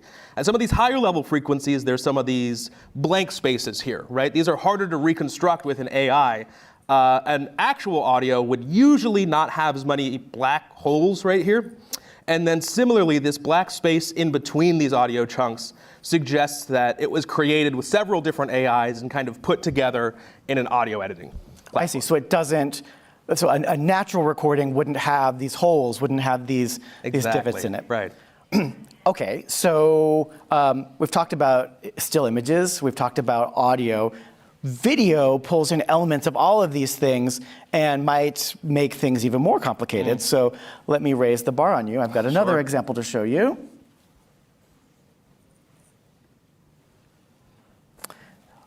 This is a video that went viral because in it, President Biden is supposedly announcing the reinstatement of the draft. Let's take a watch. Putin's illegal occupation of Kyiv and the impending Chinese blockade of Taiwan has created a two-front national security crisis that requires more troops than the volunteer military can supply. I have received guidance from General Milley, chairman of the Joint Chiefs, that the recommended way forward will be to invoke the Selective Service Act, as is my authority as president. What do y'all think of the audience? Are you convinced? Is that President Biden? Rachel, let's see, what did Deep Media think? I mean, if I saw that on, on my phone, I would think that's real. That's crazy. That's nuts. All right, let's see. All right, so pulling up the video, our AI was not able to detect the video as manipulated. So, this is not a perfect system, right? It works very well overall. I'm very proud and confident in our technology, but it has failure states. If we look at something like the audio here, however, it did pick up the audio as manipulated. So you have to look at this in two parts. One part audio, one part video. And the audio, what did you detect? What are we looking at here? So similarly in this Mel spectrogram, if we check this out, you're gonna see very similar things, right? These flat Mel spec lines, these holes up here in these high frequency areas. This one had a little bit more background noise, right? There was those camera clicks and reporters, so they did a little bit more work adding things like room tone and just noise in the background, which is generally harder to pick up. But even in spite of that, when we train our AI detectors, we throw a bunch of crazy stuff at it to make it what's called robust and invariant against things like this noise. So then show us what you learned from the video. What were you tracking there that would be telltale signs? So this is what our video visualization looks like. We are tracking the faces in the video, cropping them out, aligning them. This is what our AI actually sees. It actually sees a lot more than that. It goes through what are called clip embeddings, as well as things like face embeddings and voice embeddings and a lot of other stuff besides just the pixels. But these are the pixels that our AI detector sees. So it's looking at the motion of his face to see if it moves like we know real human faces move? Yeah, it's looking at the motion, the lips, how the lighting changes when he moves his face, right? That type of thing is what the AI is trying to pick up on. It's hard enough for a human to pick up on, and in this case, even your system was challenged. Yeah, and I think it's interesting here because this represents one of the failure states of, I think, any AI detection system, whether it's humans or AI-powered AI detection, is these noises, right?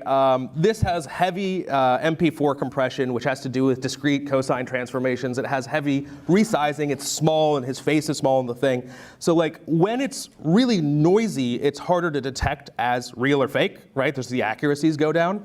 And to me, that's really interesting and potentially problematic because it might create this new dichotomy of people who have old phones versus new phones, right? And if you don't have the newest phone with the best camera, people aren't going to think you're real. They're going to think you're a deep fake, right? Which is crazy, but it's also a good reason to go buy the latest cell phone. So in this case, your audio detection was correct. This is a completely AI generated. And it was made, we know, by a conservative group called Turning Point USA, I think as they were trying to demonstrate a potential future that they worried might exist. Wow. Was this labeled as fake when they posted it? I think we're showing you what they Yeah, showed. right. So. I mean, I don't see any label on this. Yeah.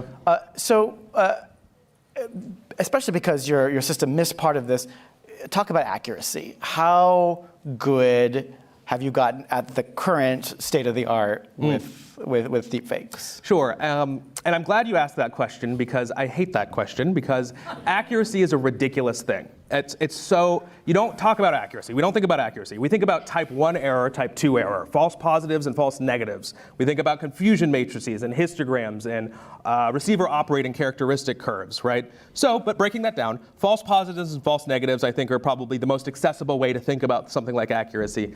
How many real videos do you think are fake? How many fake videos do you think are real, right?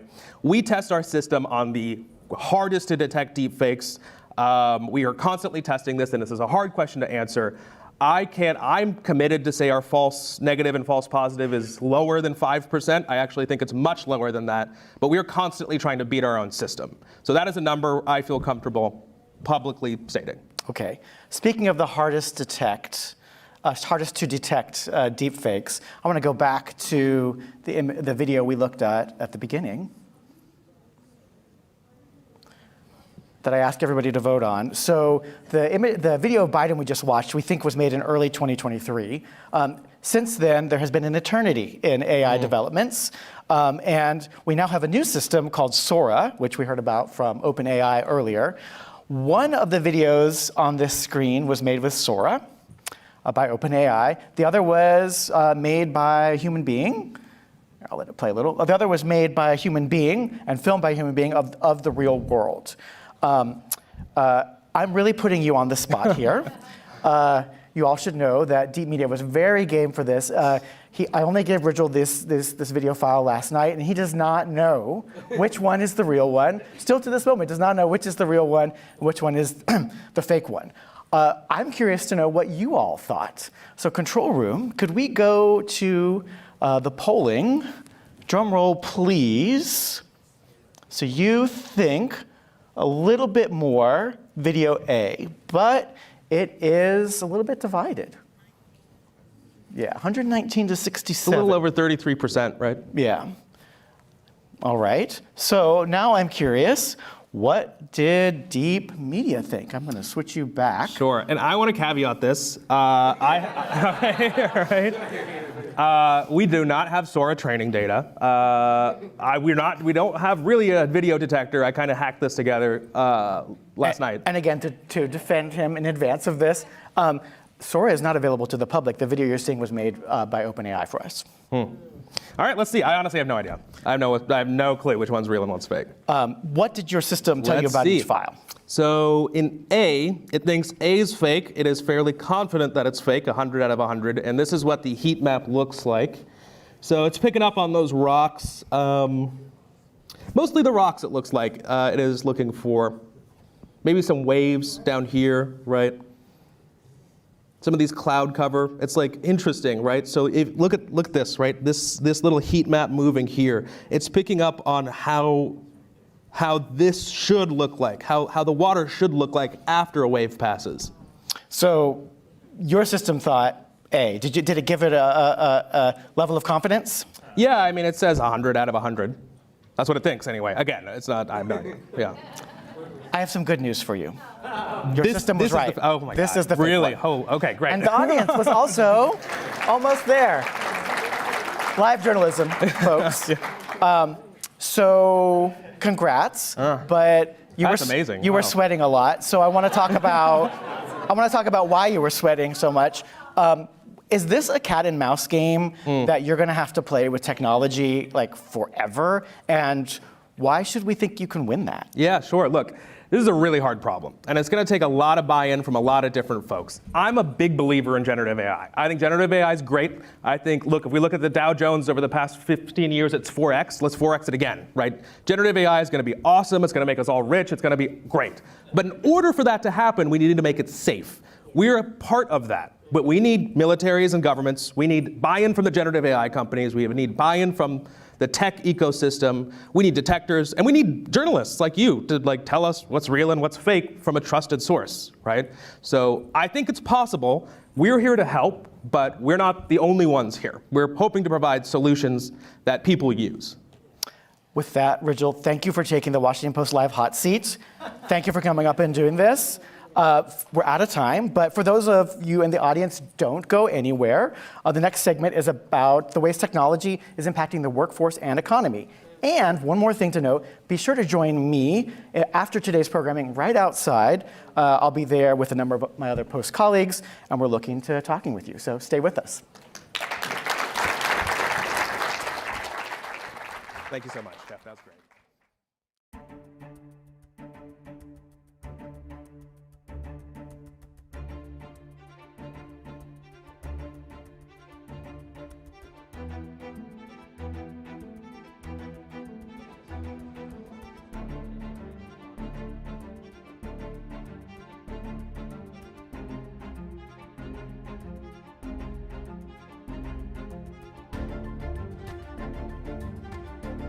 The tech industry is much further along in understanding these technologies, but maybe not as grounded in how they impact real people every day. Mm-hmm. We need to bring civil society along, and we need to ensure that civil society is really actively participating in a robust way in the legislation that Congress develops.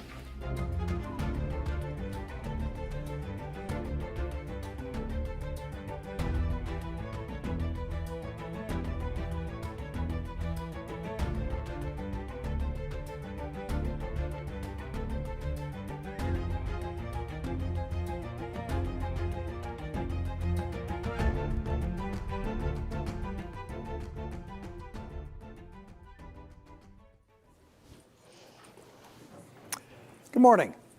I'm David Lynch. I'm a global economics correspondent here at the Post. I'm going to be moderating our next session. And we're joined this morning by, first on my left, Amanda Valentine, who's the executive director of the AFL-CIO's Technology Institute. And in the hot seat at the end of the stage, Jose Marie Griffiths, president of Dakota State University, which is really a center of forward thinking on AI, technology in general.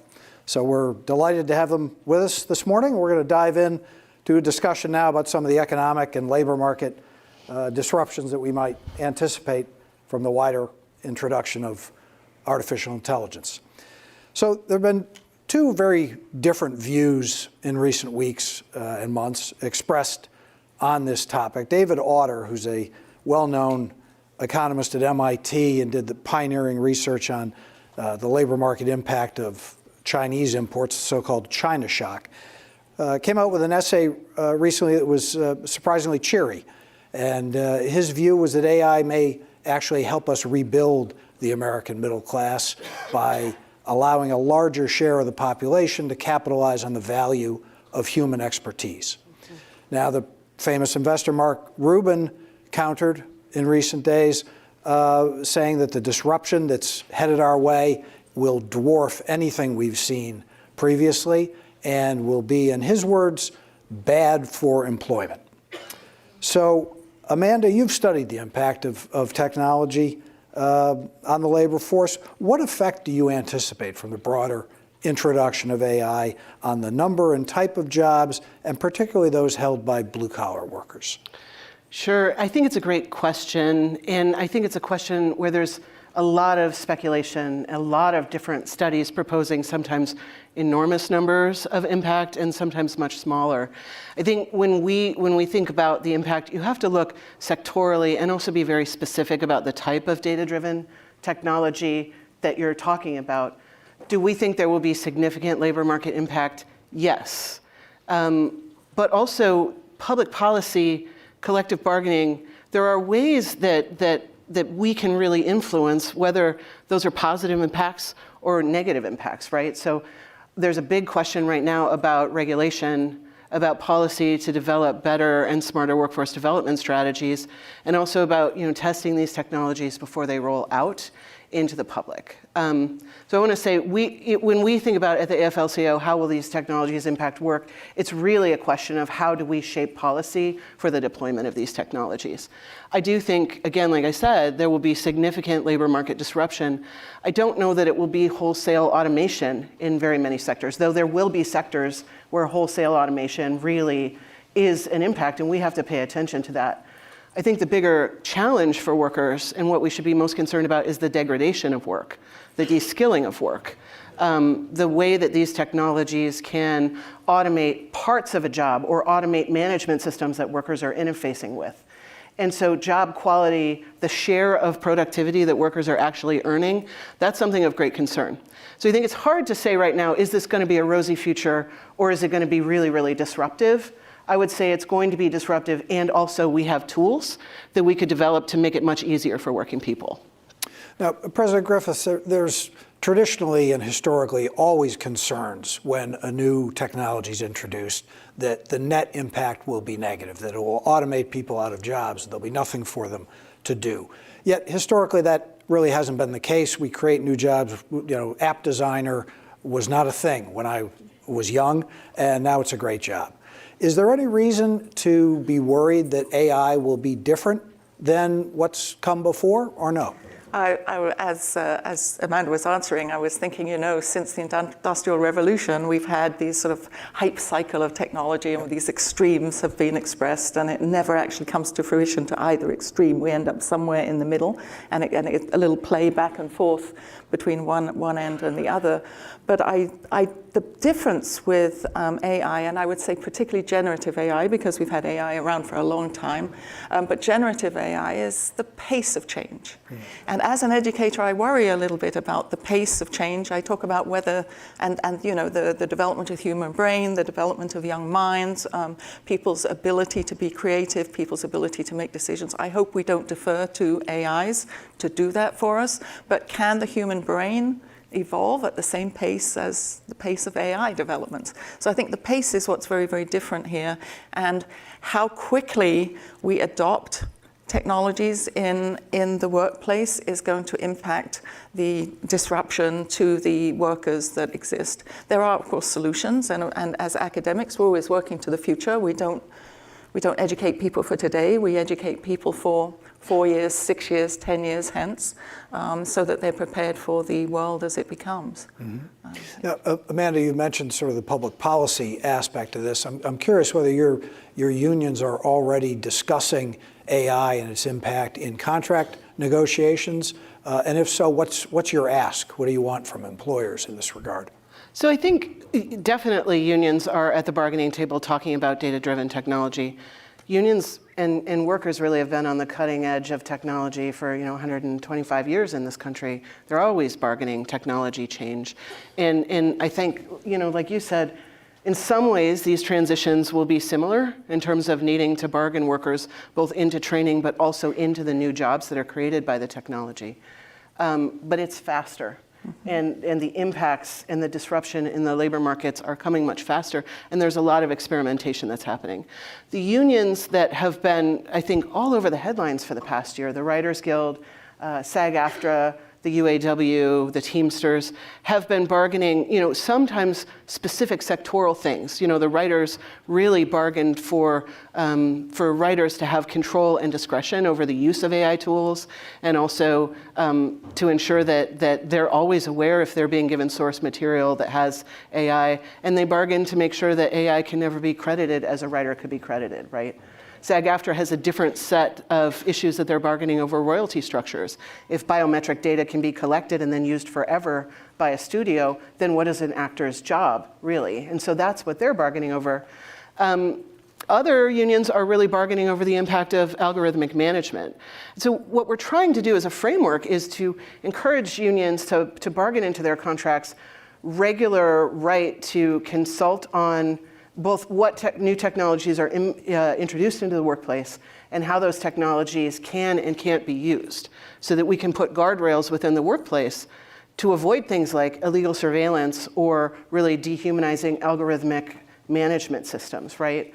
But then also, as these systems change, they're also changing the way that compensation works in a lot of different industries. And so that's really where our unions are also focused. So it's job quality, and it's making sure that the new jobs that are created come to members who might have their jobs really disrupted. But at the end of the day, it's how do workers actually gain their share of productivity that they're using through the use of these tools. President Griffiths, you're at the end of the day an educator, and I want to talk about the educational aspect of this. You've said that if the U.S. does not create an actual plan for AI-focused education, the nation faces the potential of what you call a very real national crisis that will impact the future of our economy and national security.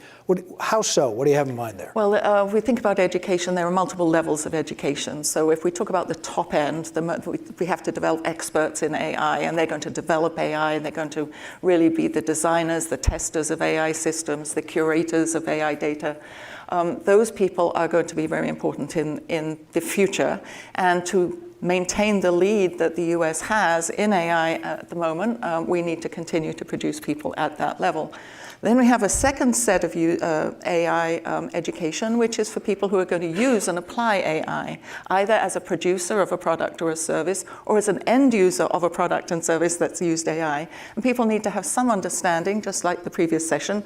When is it a deep fake? When is it real? How do you tell? Can we tell?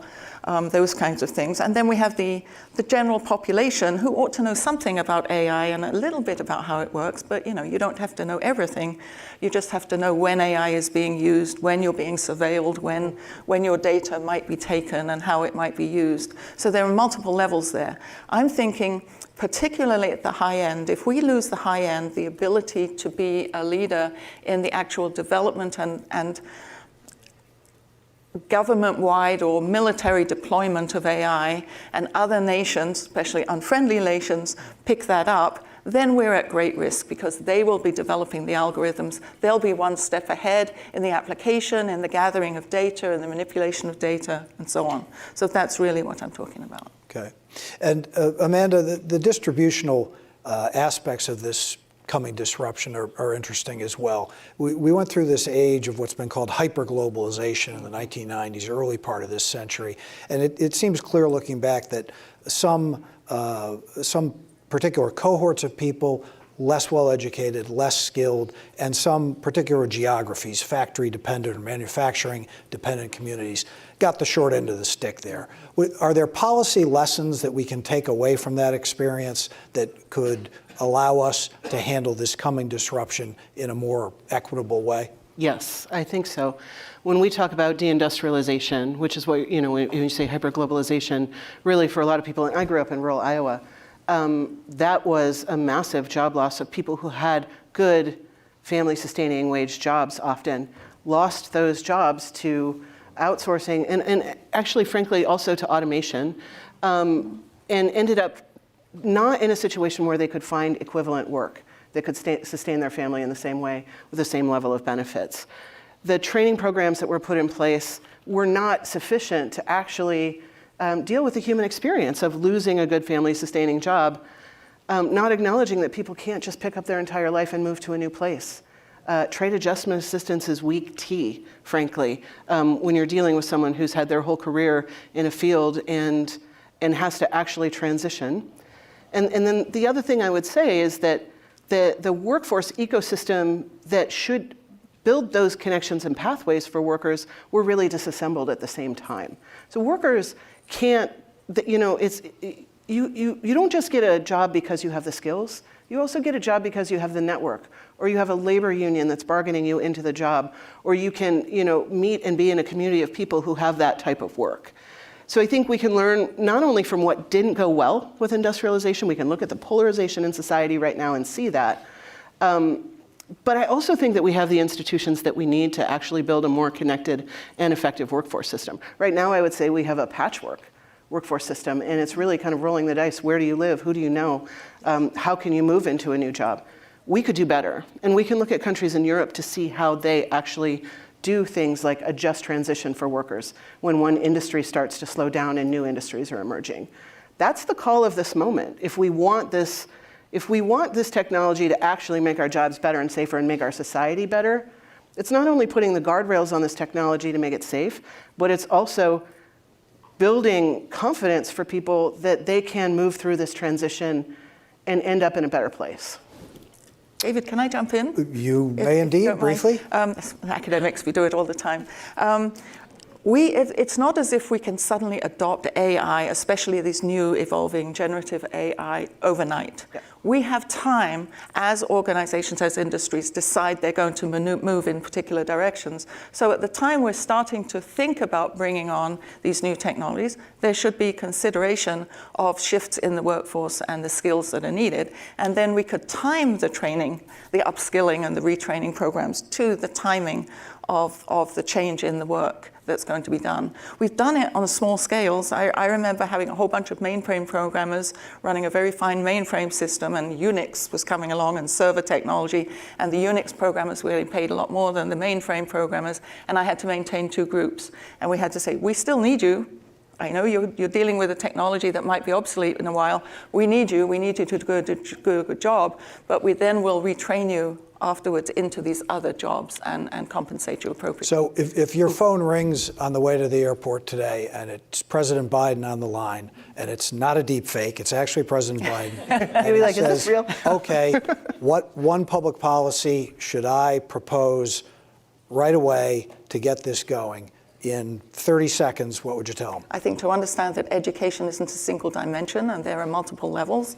We do not have enough people that are going through the traditional educational programs, and we need to reach out into the existing workforce to where we'll find a lot of people who eventually will be capable of doing these new jobs.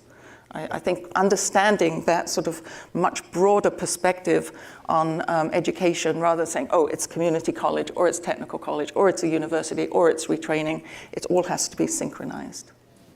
So we have 17 seconds left, according to the voice in my ear and the clock on the floor here. I'll speak for myself, as I mentioned to you in the green room beforehand, I feel like I know about 2% of what I need to know on AI. If folks in the audience are where I am, what is a good book for them to read, or a good speech, or a good paper that is written for the informed layman or laywoman who can get a little smarter on this subject? What would you recommend? I've got two. One is a book called The Quantified Worker by Ifeoma Ajunwa. It really talks about algorithmic management and the real potential negative impacts of these types of systems. And the other one is Power and Progress by Daron Acemoglu and Simon Johnson, which I think is a great sort of political economic view of how this transition could go, good or bad. And I've got one. It's called Algorithms to Live by Brian Christian and Tom Griffiths. Its subtitle is The Computer Science of Human Decisions. It's about the similarities and differences between how humans make decisions and computers make decisions. Very good read. Great. Well, we have a takeaway from the panel today, and unfortunately we are now in negative time. So quickly, didn't it? I want to thank Amanda and Jose Marie for spending time with us this morning. Please stay where you are. Next up is a discussion about technology and accessibility issues, moderated by my colleague Amanda Morris. Thank you. Thanks so much. Thank you.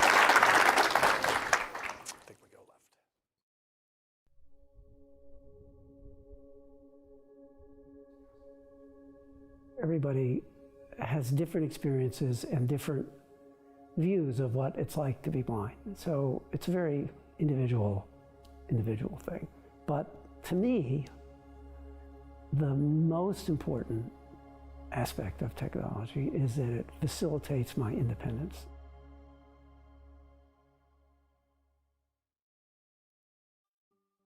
My name is David Tatel, and I am a recently retired federal judge. I served for 30 years on the U.S. Court of Appeals for the D.C. Circuit. You know, technology is an important part of my life, but they're not toys.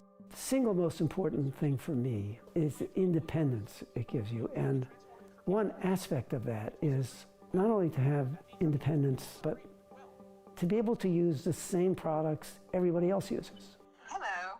Hi. How can I help? I'm trying to figure out what this can is. Sure. Can you tell from... Turn it just a little bit to your right.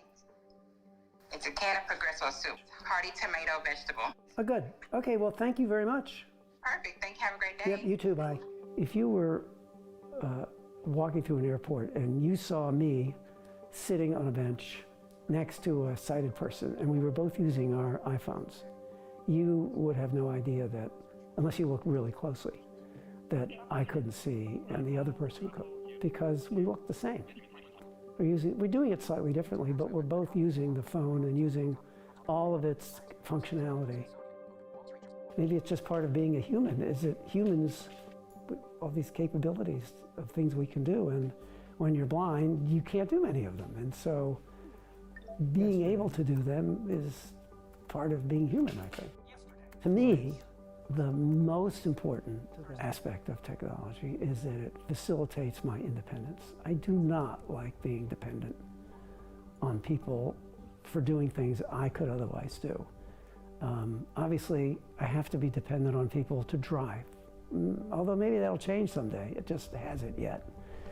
But there are so many things that technology allows me to do by myself, independently, without having to ask for help from anybody. To me, that's like the gold standard of technology for me.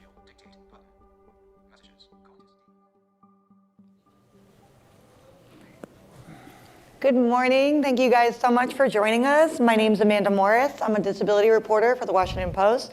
And I'm joined here today by retired federal judge David Tatel, by Sarah Herlinger from Apple, and by Mike Buckley from Be My Eyes.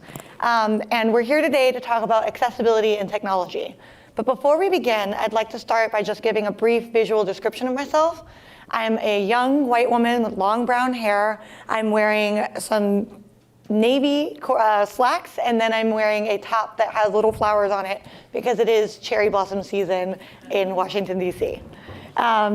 David, would you go next?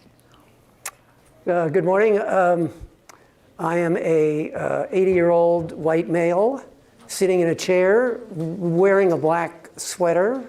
I know it's black because this morning I called Be My Eyes and asked the volunteer what color the sweater was. And sitting at my feet is a beautiful 6.5-year-old German Shepherd guide dog named Vixen. And then Sarah? Sure. I am a middle-aged white woman with long blonde hair that is a little more gray in it post-COVID than I probably started out with, wearing glasses and a navy blue dress and brown shoes. Mike Buckley, middle-aged white male. I am racing Sarah on gray in the hair. I'm wearing a blue suit, and I could lose somewhere between 2 to 10 pounds. Thank you guys all so much. So Judge Tatel, we got a sense from that video of how technology has played a really big role in your career. And I actually wanted to ask how that shifted over time for you. Decades ago versus now, how has the technology changed in your career, and how has that influenced how you use it in everyday life? The shift has actually been quite dramatic, and it's all because of technology. 50 years ago, when I first started using readers, because I could no longer read myself, and I turned to humans to read to me, the readers read everything to me. Newspapers, magazines, all the briefs and cases that came across my desk. They read 100% of what I read at work. Today, I still have readers, but they read maybe 5% of what I need. Because the world has gone digital and because of technology, there are very few things I can't read myself independently. And as you heard in the video, the key attribute, the key advantage of technology is independence. And I have reading independence because of technology now. Yeah, that's a really big shift, right? And that's just one example. And to go a little further, I've also heard you say before that, technology, as much as we all get really excited about it, it's not necessarily a toy. What do you mean by that, and can you explain further? As good as technology is, technology fails. A few years ago, I was very dependent on a Braille computer, which was working fine, but the company that made it stopped servicing it, and Google decided it wasn't secure enough for email, and so suddenly I was back in the dark ages. Just last week, I was giving a speech in Berlin, and 10 minutes into the speech, the device I was using failed. And you can't just pick up another copy of your speech if you're relying on a piece of technology. So as wonderful as technology is, and as much independence as it creates, it still has problems and glitches and can cause pretty serious problems. I actually really relate to that. In high school, my hearing aids sometimes would fail in the middle of class, and that was a struggle. So I guess before we move on, Sarah, I know we have another clip we'd like to show the audience that I think will highlight more ways in which technology is a really useful tool, maybe not necessarily a toy. If we could roll that. A woman without arms. Hey Siri, set my morning scene. Window blinds lift. It's currently clear and 71 degrees. Today's high will be 80 degrees. She uses her foot to pull down a comforter. Now a man with a mustache in bed. Open weather. Swipe left. The weather app opens on his iPhone mounted to a wall beside him. A little person stands on a stool and sings in a mirror. A woman signs to a baby in American Sign Language. Subtitles. You are the greatest. The woman without arms taps assistive touch on her iPhone with her foot. She browses images of makeup styles. A man wearing dark glasses uses magnifier detection mode on iPhone. So Sarah, tell me a little bit more about what we're seeing here in this video. Yeah, this is a video that we made about 2 years ago that shows a lot of the different types of accessibility features that are built into our products. You know, our goal is always to make technology that works for everyone. So there's a wide range of features that are shown here supporting vision, hearing, physical, motor, and cognitive disabilities. And that includes everything from, as a part of VoiceOver, what's on the screen right now is a gentleman who was using the device to be able to figure out which door to go through, because it reads out for you all of the text that's on a door and tells you more about it, how far away it is, things like that. So tools like that for the blind community, also things like sound recognition for members of the deaf community to be able to get a visual alert for audible sounds in the background, in this case, the baby in the film crying. So really just trying to make a whole lot of features that act as tools and scaffolds for different disability types. Yeah, it's interesting because I'm familiar with some of these, and I've even used it myself for my hearing aids can actually connect to my iPhone. Yep. And I know, Judge Tatel, you also talked about how the iPhone was a cataclysmic addition to your life. Right. Sarah, being from Apple, I wanted to ask a little bit more about, you know, we have these accessibility features baked into iPhones for all users, but one question I had was about how do you guys decide what features to add first in terms of accessibility, and how do you prioritize which ones to change at each software update? Yeah, you know, I don't know that there's a specific one single thing that decides any, you know, the path we take on a given year, but you know, what we've tried to do is to build really strong foundational tools into our technology for many years now. For a little bit of context, our first Office of Disability actually started in 1985. So we've had 40 years of building accessibility features into products. And so as we've tried to do it, to build those foundational tools like VoiceOver for the blind community, switch control for physical motor, voice control, all these different things. From there, we try and just make sure that we build upon those for each of these communities, as well as figuring out where there might be ways that our technology can uniquely help, and then figuring out what's that next thing that we need to build. Yeah, that makes sense. It helps to have started early, and I think it's interesting that sometimes it's those incremental changes that might make more of a difference than you think, than like totally reinventing the system, right? And so, Mike, I'll get to you in a second, but I just want to go a little bit deeper. How do you guys test or analyze the successes or shortcomings of each feature that you develop? Well, I think the key to that is really engagement with the communities. We believe very strongly in the disability mantra of nothing about us without us. And so it starts with first off, employing members of these communities within our ranks. We never build for a community, we build with them. So many of the ideas for where we do move forward come from our own employees who will say, I wish my iPhone could help with this or that, so all kinds of things that come internally. We spend a lot of time working with external organizations.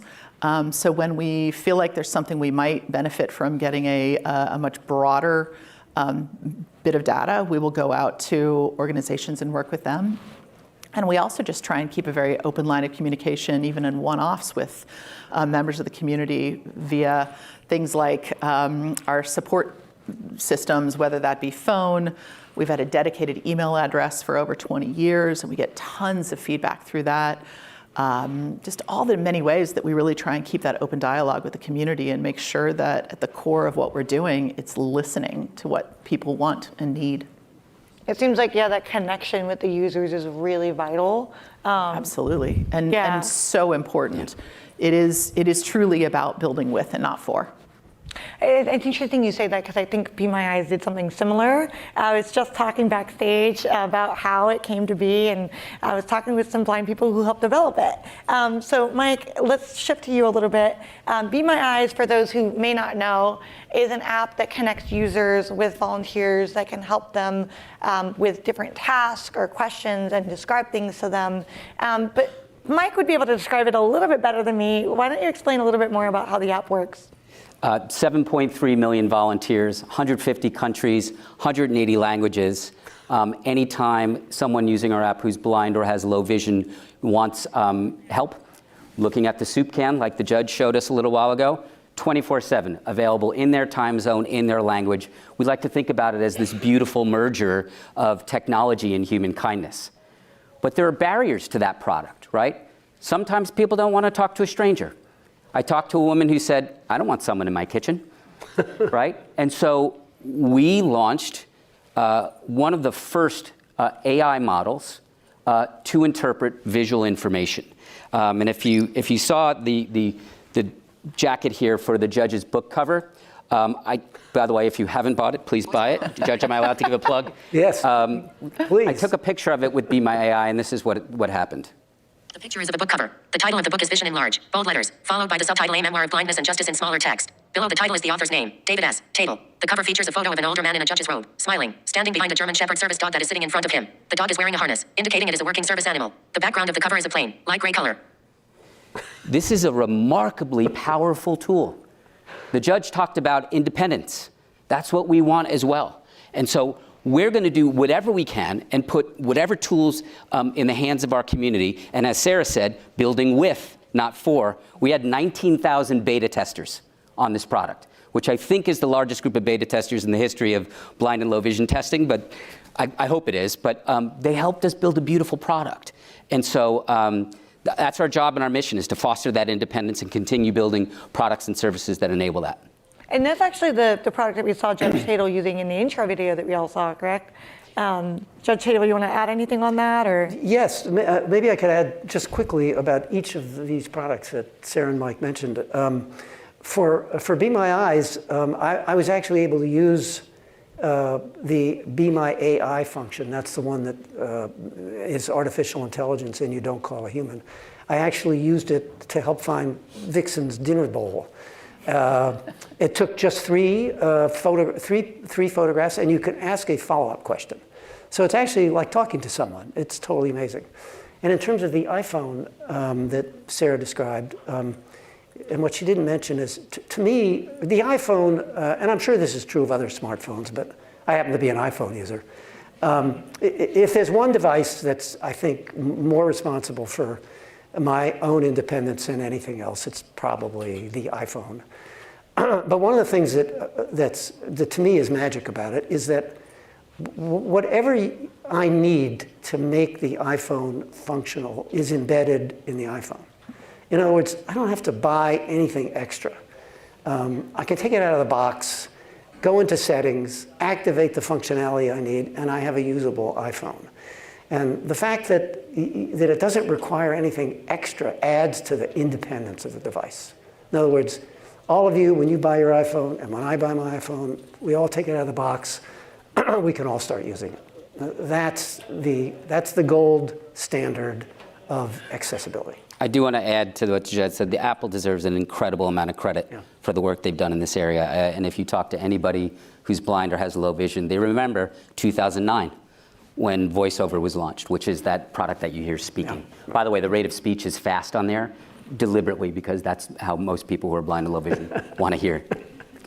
Yeah, they can understand things way faster than the rest of us. And it's interesting that, I mean, everything you guys are talking about, I'm really relating to. And I don't have a vision disability. I have kind of the opposite, a hearing disability. But like, when I first went to college, my parents had to call me through video phones. And so like that required me to get a whole other camera set up and everything, like all these extra things I had to buy. And it did require me sometimes, if I was just gonna call my parents directly from my phone, I had to talk to a stranger who was interpreting for my mom. And sometimes the stranger's voice would be like, hello, I love you. And it was like, what, Mom? Is that you? But now I can actually just call my mom using FaceTime with my iPhone directly, no matter where I am, and it's amazing. So there's all these ways in technology, there's all these ways in which technology can be so amazing. But Judge Tatel, I think you and I both know that there are limits. Talk to me a little bit more about some of these limits, and where does the line exist between what technology can do and what only humans or Vixen can do? Well, there's a lot humans can't do that Vixen can do, but that's a different, I could spend an hour on that. Well, let me just mention one example of the limits of technology for someone like me who lives with the written word and with paper and books. The devices for, the text-to-speech devices for reading have improved dramatically over the past 30 years, and the costs have gone dramatically down. But there are limits to them.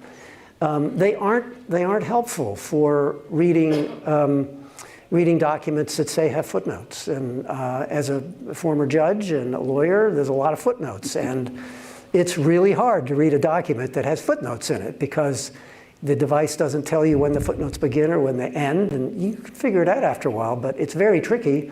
And you can't say to a reading device, okay, read the text without the footnotes. It doesn't do that. The same thing with citations in the text. When I have a human reader, I'll often say to the reader, don't read me the citations because it breaks up the thought process. Well, there's no technology that can do that.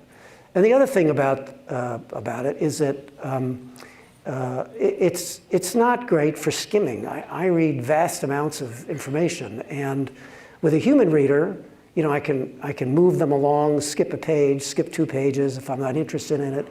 Whereas with a text-to-speech technology, you have to work your way through the whole thing. So there's still a long way to go. It's just to say that we've made progress, but there are limitations. There are many more, but those are the major ones for someone like me. I'll take that feedback back. Yes, we have to get the. I have to be able to say to my Sarah, I want to be able to say to my iPhone when I turn on a document, skip the footnotes. Okay? Noted. And getting the engineers to work on that. Yeah, skip the footnotes. There you go.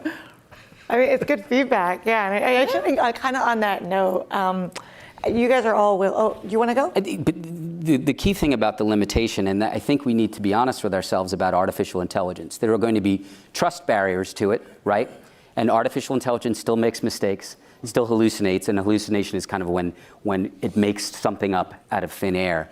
And so the way that we've designed the Be My Eyes app is the person using it can roll over to a human volunteer if they want for verification as well. But I think that we all need to be honest with ourselves that in the present day and age, or even with GPT-5 or any of these other advanced models, there still will be limitations for the foreseeable future.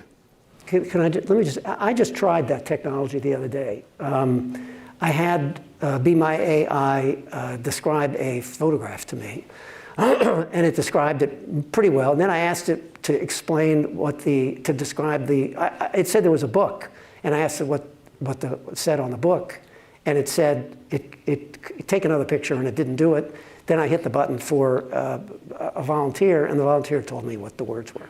I mean, it was seamless. It was really good. Thank you. So I guess this kind of gets at the idea that I feel like you guys are all kind of talking a little bit about, it's important to offer both, right? And to have different options available, like not one size fits all, which is important. But then also, I think we hit on this a little bit earlier, Sarah, but there's this term in the disability community, for anybody who's not familiar, called the disability dongle. And that's a term that's used to describe a well-intended, elegant, and yet useless solution to a problem we never knew we had. It's like a lovely idea, but maybe we're not actually going to use it. And luckily, neither of these guys seem to have gone in that direction because the products that they made are very useful. But do you have any advice for how to avoid making a product that's not so useful? Like, I think a good example is a wheelchair that can climb stairs rather than just having a ramp, because that also requires me to have to buy like one wheelchair for when I want to climb stairs and one wheelchair for when I don't, and one wheelchair for this and one for that and one for that. And that's just kind of like you were saying earlier, Judge Tatel, like I don't necessarily want to have to buy a bunch of different things. So tell me a little bit more, like Mike, Sarah, how do you guys avoid these types of disability dongles, and how do you ensure that your products are really useful for people with disabilities and maybe for everybody as a side of benefit? Yeah, well, I think it really does come back to that mantra of nothing about us without us. It is about building the with, not for. Because I've seen many things out in the world or had people come to me and talk about things that when I'm at conferences and stuff, where it is pretty clear that perhaps getting more feedback from the community would just turn what could be an amazing idea in a direction that really makes it powerful. People are really, I think there's so much desire to do good in the world, and so people will really try and solve problems, but to your point, sometimes they're the problem you never knew you had or really never had in the first place. And so I think it really is about getting that feedback.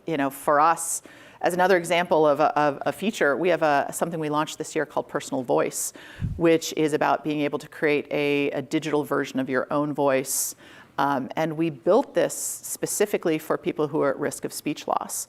To do it, we actually worked with an organization called Team Gleason, which is based out of New Orleans, and it's this amazing organization in support of ALS. And there's so many things we learned from the community about how the experience of losing your ability to speak affects you in so many ways. And so in building this feature, there were some even just little nuanced things we did in support of the community. For example, we made it very easy and short. It takes 15 minutes to be able to create your voice, but we knew that people wouldn't be able necessarily to do all of that at once. So you can do a minute or two, stop, come back to it a week later. You also don't have to tap the screen when you go from one phrase to the next, because we knew there's the potential for less muscle strength. So just really trying to work with the community and say what works best for you if you're going to try and create your own voice. That we don't get by having people just think about that in a room. We get it by really immersing ourselves with the communities and trying to understand what are the things that work best for you. I mean, you got to talk to people, right? And it's not 5 conversations, it's thousands if you can pull it off.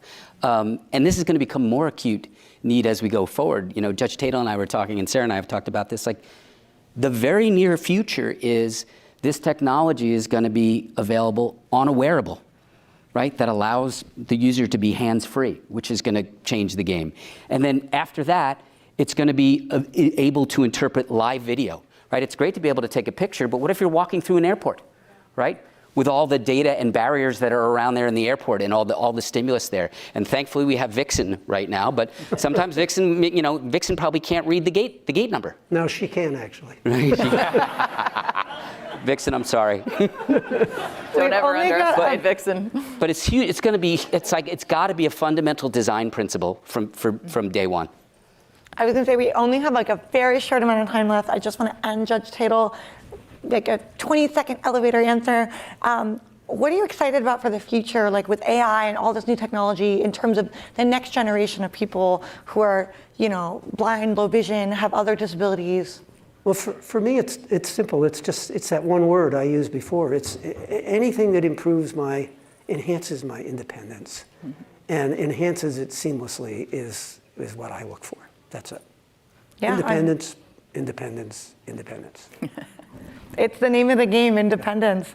Well, sadly, that is all the time we have for today. It was just an incredible conversation, and I'm really glad everybody here joined. I hope you learned something. Please don't go anywhere. Our program will continue. And also, you can feel free to join us after the summit ends. I'll be out there in the lobby, as well as some of my colleagues, and we can talk to you about our reporting, and we can answer any questions you might have, or just chat a little bit more about all of these topics that we talked about today. So thank you guys all so much for joining. Thank you. Thank you.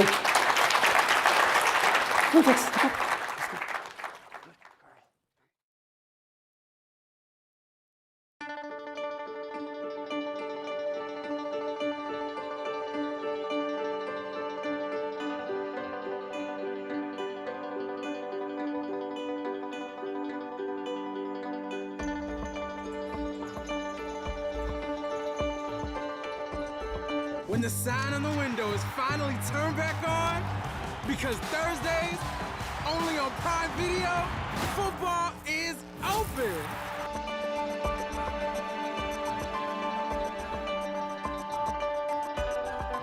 We were really intrigued by how do you take the mass advertising reach that NFL football provides uniquely and then combine it with the digital targeting capabilities of a digital platform that had not been done at scale before. And I think with our Amazon partnership, we're really starting to lean into that.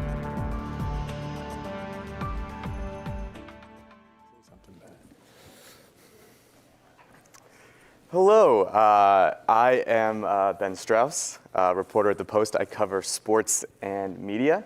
I'm pleased to have with me Brian Rolapp, Chief Media and Business Officer for the NFL. Brian, welcome to the Washington Post. Thanks for having me.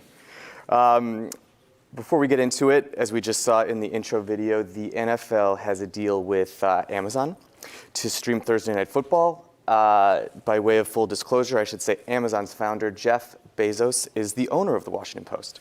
And with that, let's get started. Okay. Brian, as you well know, the NFL is the most popular entertainment content in America. Linear networks have pinned much of their businesses on the league. Most of the streamers have wanted to build their businesses on the league. And so before we talk about streaming, let me ask you just about linear TV first. And what does linear TV to you look like without the NFL at this point? Well, it's a good question. I mean, I think this last year, 93 of the top 100 telecasts on linear television were NFL games. The remaining 7, I think, were college football games with the exception of the State of the Union address.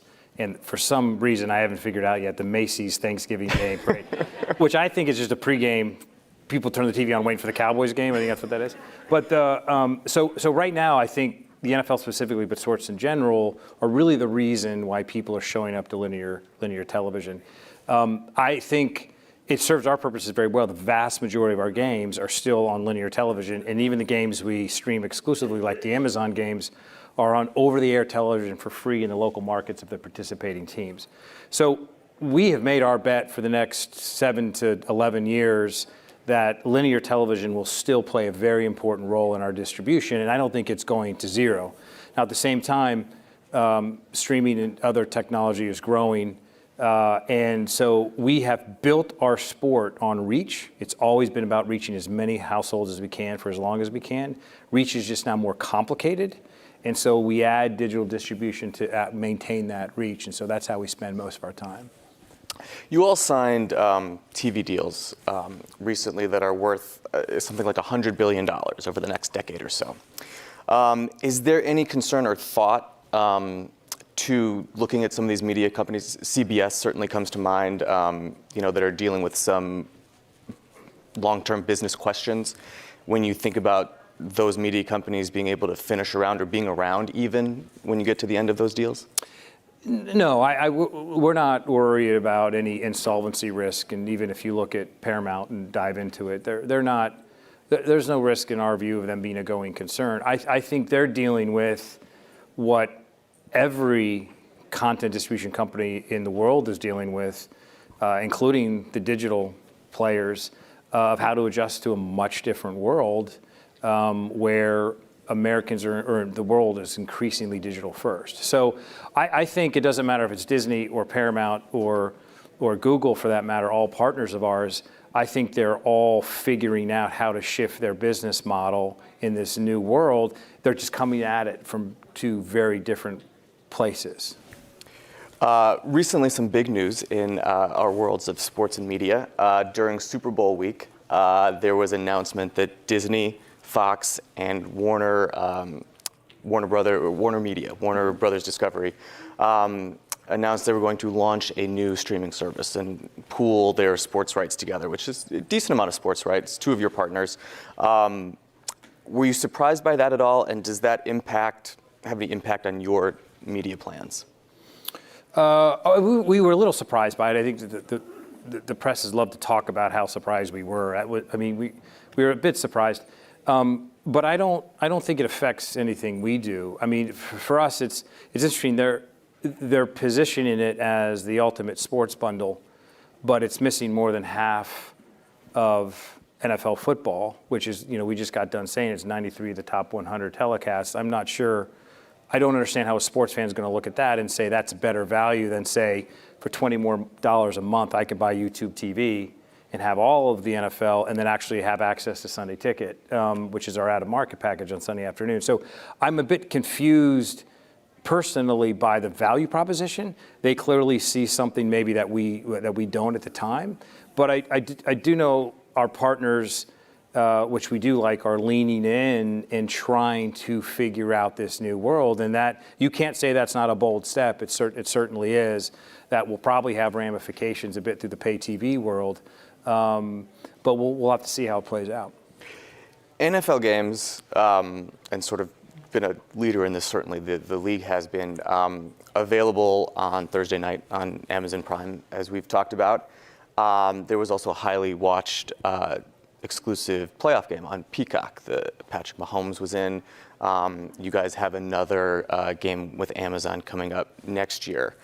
From the NFL's perspective, are you guys happy with some of these streaming results you've seen? And does it buoy your confidence level that you can still convene sort of these mass audiences that you're used to? You sort of talk about the importance of reach for the NFL, that even in sort of this changing landscape, that in the future you will be able to sort of deliver these huge TV audiences. Yeah, I think we were happy with the results. Again,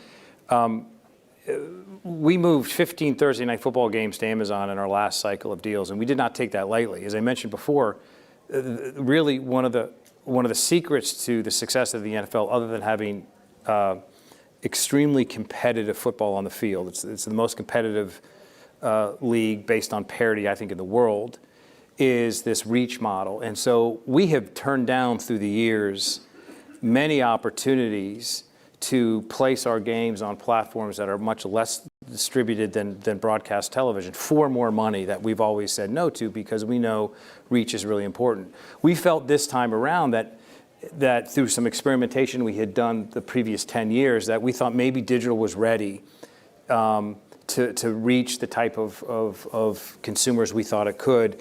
And it's no surprise we picked Amazon, which is a ubiquitous platform in all of our lives. You may have it because you buy toothpaste, or you may have it because you watch Reacher. I don't know, but you have it.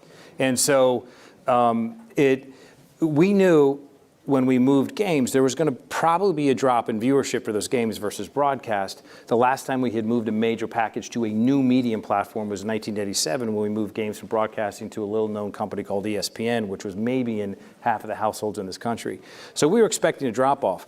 What we've seen in the last 2 years is that gap over those Thursday night games in viewership between broadcast television and Amazon has narrowed significantly, and we're very happy with the results. And that, on top of the fact that we are distributing games with our partners through their own digital platforms. You mentioned Peacock, which is NBC Comcast effort to move into streaming. We gave them a crown jewel. We gave them a wild card game. We were confident they could do it, and they essentially had 24 million viewers. They beat the same, as far as viewership, the same game a year previous, and essentially created the most watched streaming event in U.S. internet history. So we are starting to see the digital platforms close in as a reach platform, which I think is good for our sport. I think it's good for all sports. So as both sides of the spectrum between the tech guys and the traditional media guys are attacking the streaming world, the viewership is starting to aggregate. Can I get a prediction? The first streaming-only Super Bowl? What year? I don't think I'll be working there when that happens. I think we're a long way off from that. I think we had 200 million people watch the Super Bowl.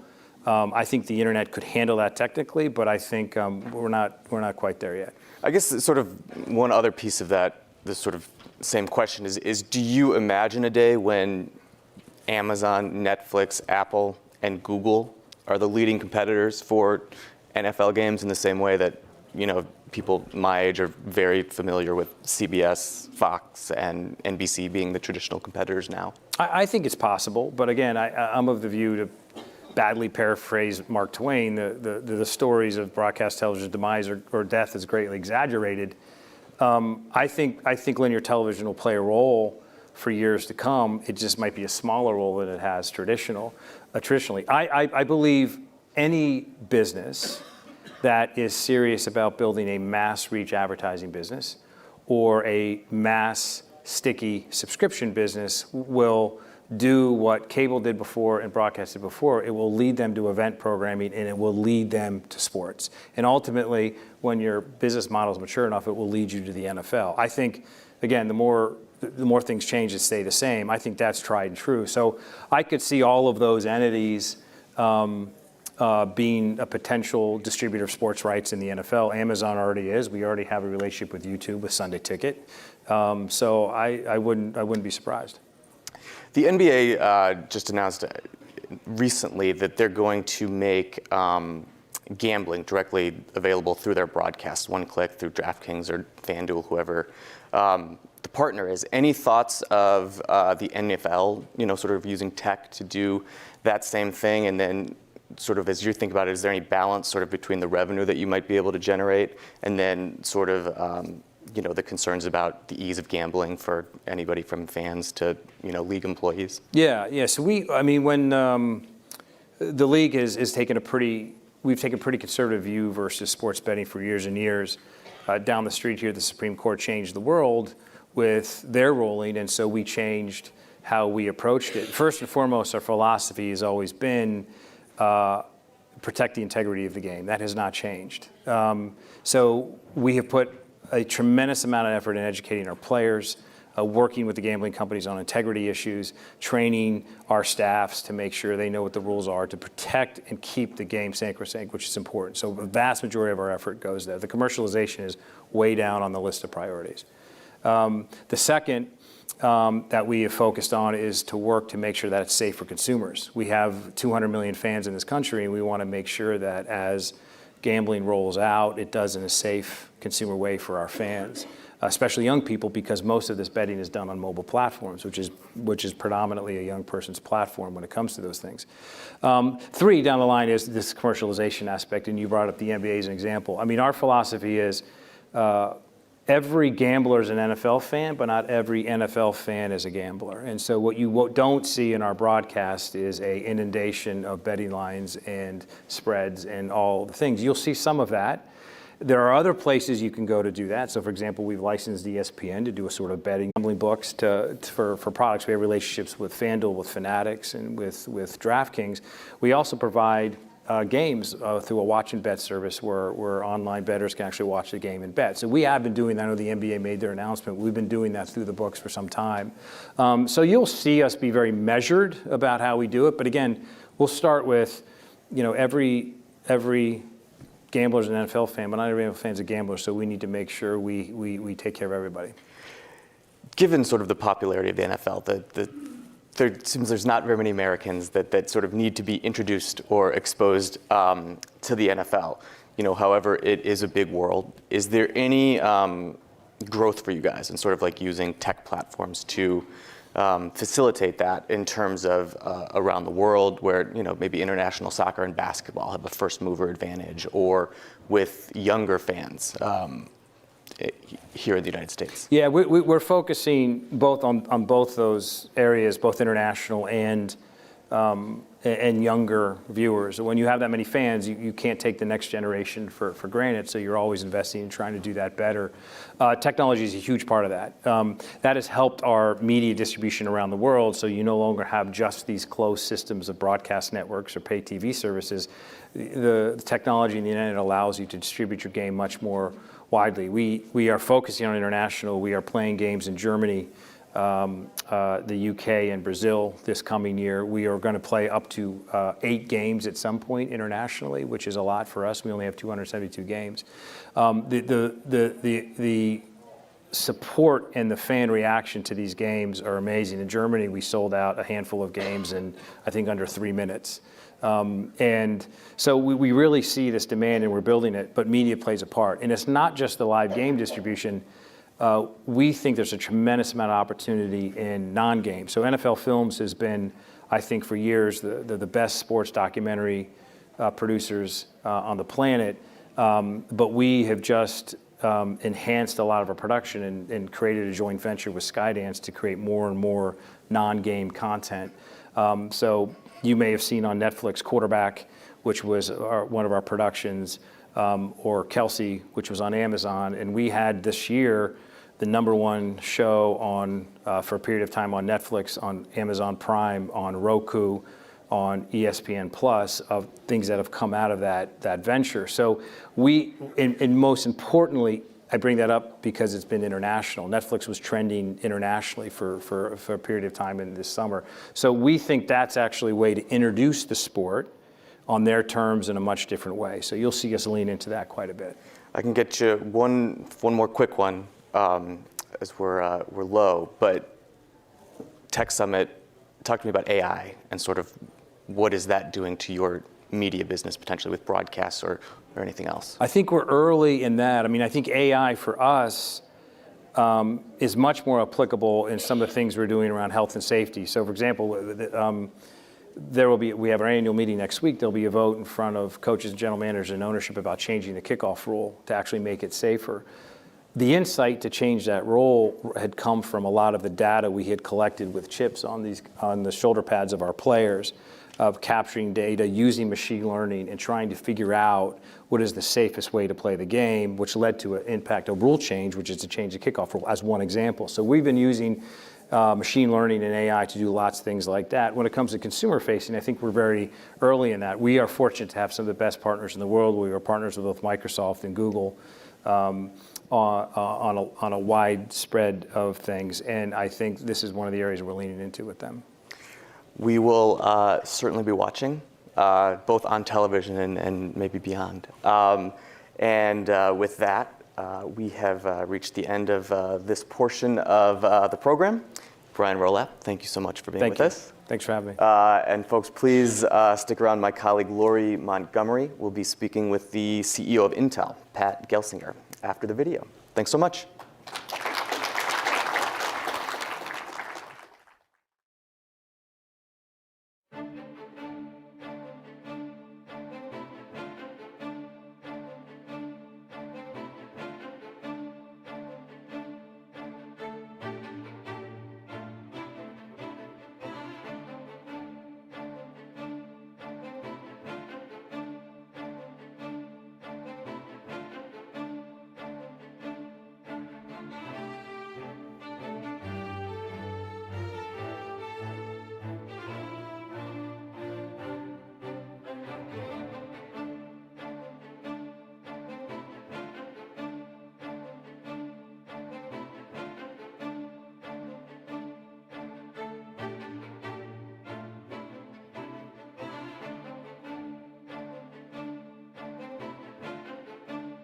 We are declaring that America will not surrender leadership to our competitors. We are choosing innovation over inaction. We are building a future with geographically balanced and resilient supply chains, right here in America, right here in Arizona. Hi, I'm Lori Montgomery. I'm the business editor here at the Washington Post, and today I'm going to be joined, virtually at least, by Intel CEO Pat Gelsinger. Welcome back to Washington Post Live, Pat. Hey, thank you, Lori. Great to be joining you. So yesterday was a pretty big day for you. It was. It's not every day I get to host the Secretary of Commerce and the President at a major set of grants announcements at our construction site. It was quite the marvelous day in Arizona. You got to spend quite a bit of time with the president. What did he want to talk about?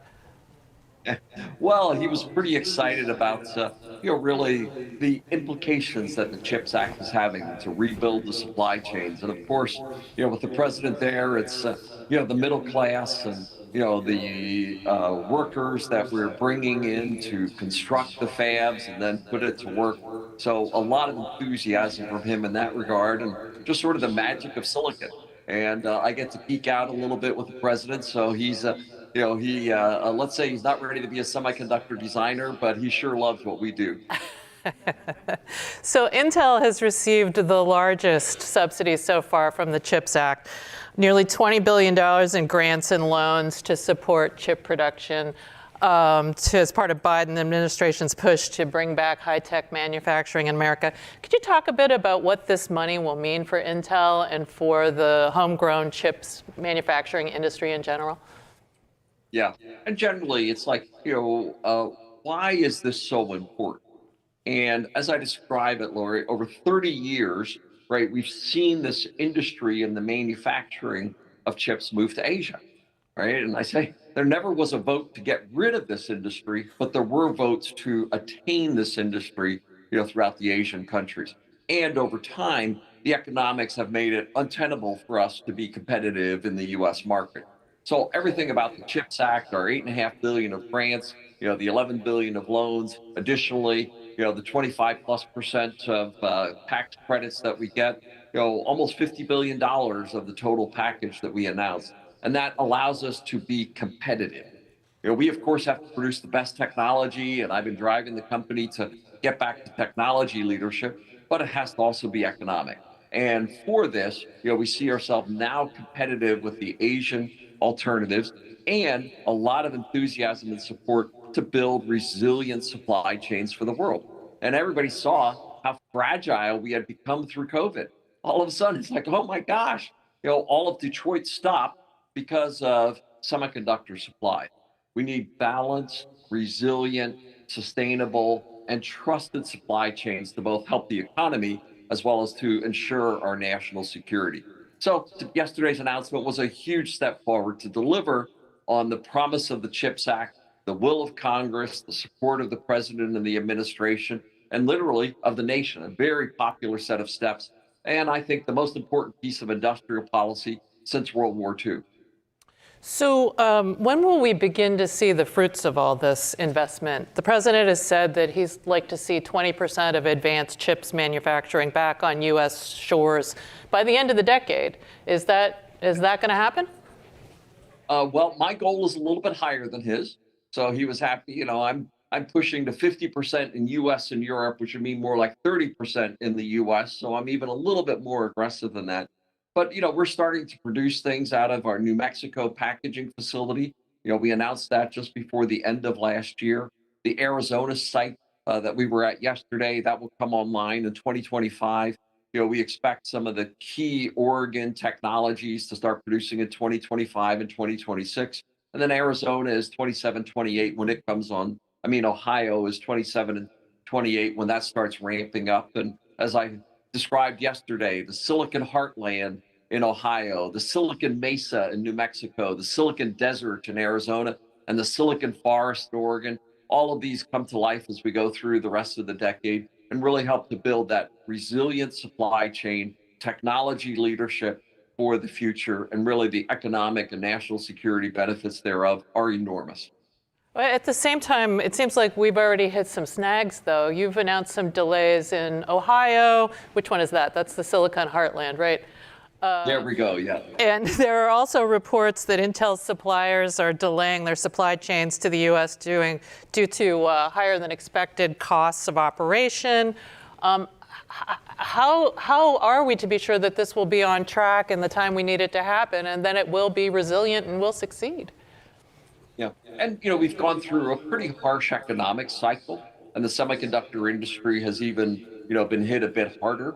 by that. So this is, to me, the normal ebb and flow of the semiconductor market, where we have periods of extraordinary acceleration and cutbacks. But when you're looking at a 5-year capital build to bring these factories online, you can't judge that on quarterly ups and downs. So our Ohio facility is still within the range when we originally announced it. And if you go to Columbus, there's an awful lot. We have thousands of construction workers on the site today. We are underway. And we do need the supply chain. And this is something I spent considerable time yesterday with the president and Secretary Raimondo, that chips is a start. It took us over 3 decades to lose this industry. We're not just fixing it in one bill in 3 or 4 years.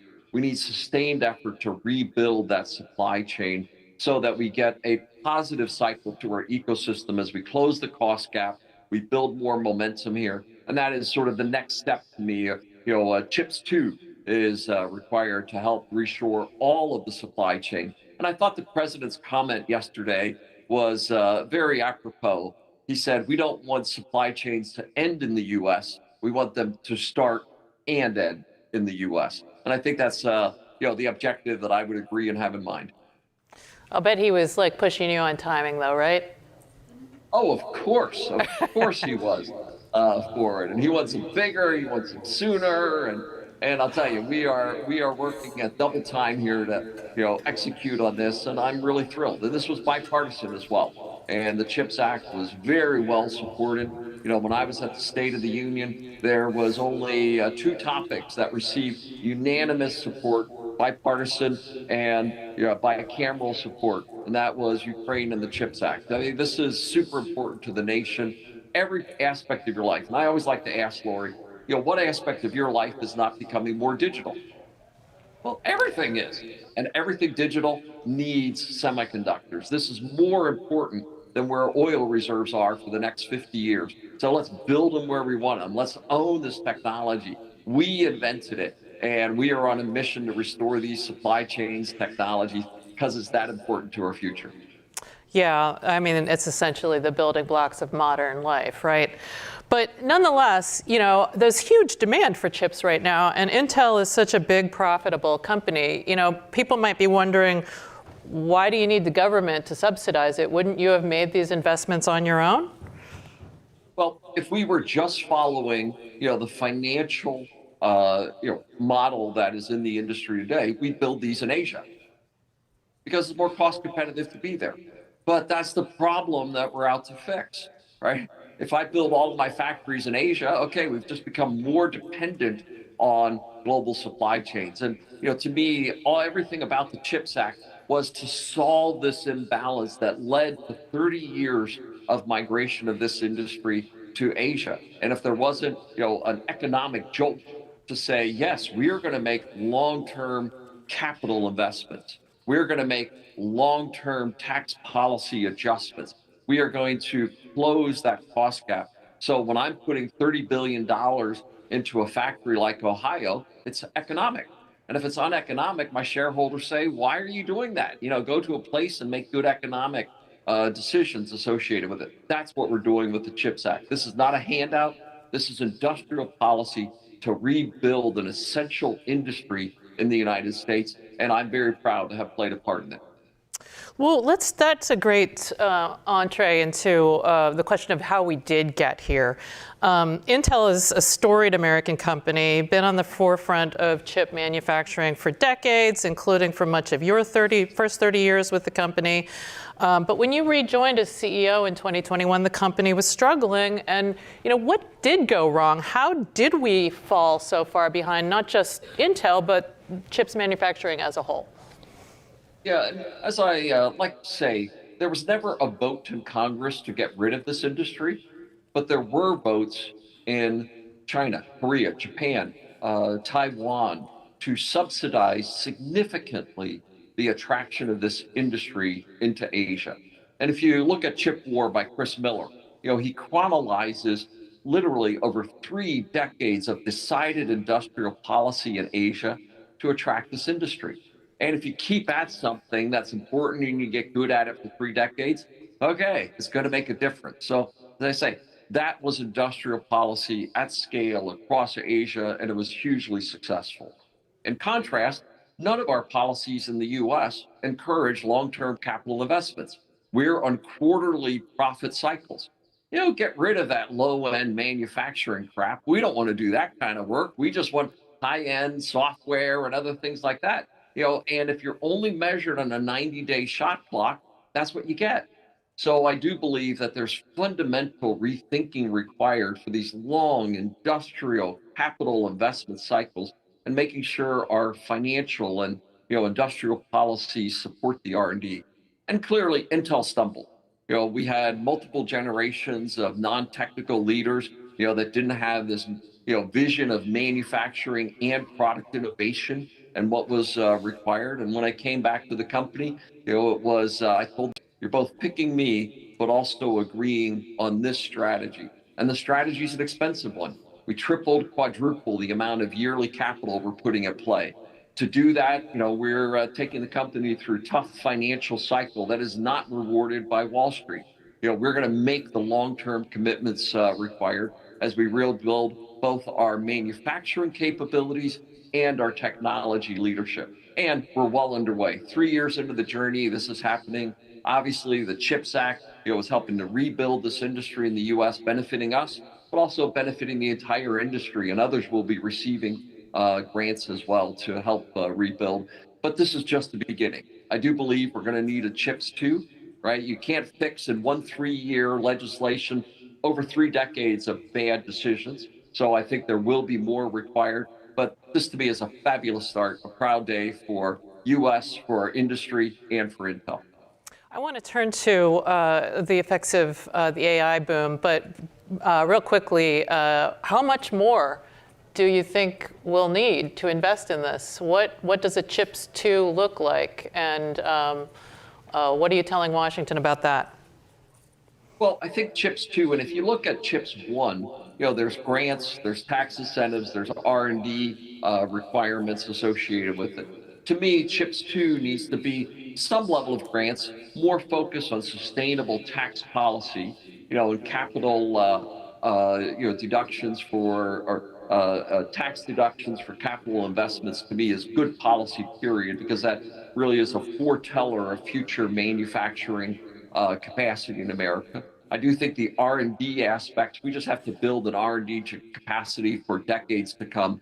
But the final thing of a CHIPS 2 to me is supply chain, right? Somewhat going back to one of your earlier questions. We need to build the ecosystem to create economic sustainability so that you don't have to keep coming back for government support. So to me, those would be the elements of a CHIPS 2 as I believe will be required. However, to me, the best thing to do for CHIPS 2 is make CHIPS 1 successful.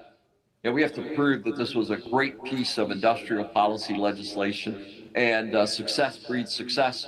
And yesterday was a big step to make CHIPS 1 successful. So you're not going to give us a dollar figure for CHIPS 2? Not today. All right. Shifting to AI. The boom in generative AI has transformed the semiconductor landscape. Advanced chips are essential to train and run AI programs, and much of Silicon Valley seems to be engaged in a mad scramble for GPUs these days.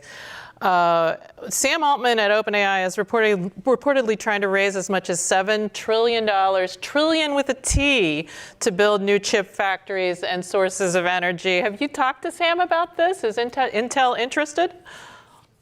Well, I've had numerous conversations with Sam on the subject. And in fact, at one of our events about 3 weeks ago, Intel Direct Connect, when we sort of opened the doors of our foundry and ecosystem partnerships, Sam joined me on stage for a conversation. And guess what? The first question was I asked him, hey, Sam, what's this 7 trillion about? So it's online. You can go to our website and take a look at the interview I had with Sam. And that covers data centers, power, but also semiconductors. Because, if you believe, what Sam and others are saying, we don't need 10 times more computing power. We need 10,000 times more computing power to accomplish this area of artificial general intelligence. And I think most would believe that would be the case. And that's putting, pressure on us going faster. And we don't just think about it as the big training systems in the cloud, but how every enterprise data center becomes AI enabled, how every edge environment becomes AI enabled, and how every personal computer becomes AI enabled. So we see this as, an accelerant to the overall growth of the semiconductor industry. And, with that, hey, I do think this is going to require capital. This is going to, expand the fab investments. I described Ohio yesterday, the Silicon Heartland, as the AI Silicon Heartland. I think a lot of the manufacturing for these AI chips will happen right there in Ohio. That said, hey, this is still, a very speculative area. What is the chips? What are the algorithms? How's this going to, play out over time? We're still in the first inning of what AI architectures are going to look like. So a lot of innovation in front of us, a lot of speculation. But Sam, I hope to have many, of his algorithms running on the chips that we manufacturing and what we announced yesterday.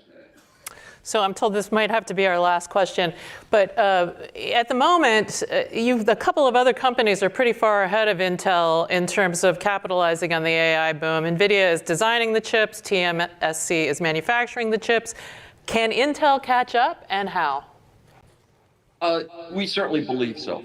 Part of this is the continuing build of us getting back to leadership. And, TSMC has been a great foundry for the industry. But we believe that fundamentally there's only two companies in the world, Intel and TSMC, that will be able to manufacture, these leading edge technologies. Many of our packaging technologies are now getting widely recognized as the best choice for AI chips in the future, and a bit of an on-ramp for us being the manufacturing partner.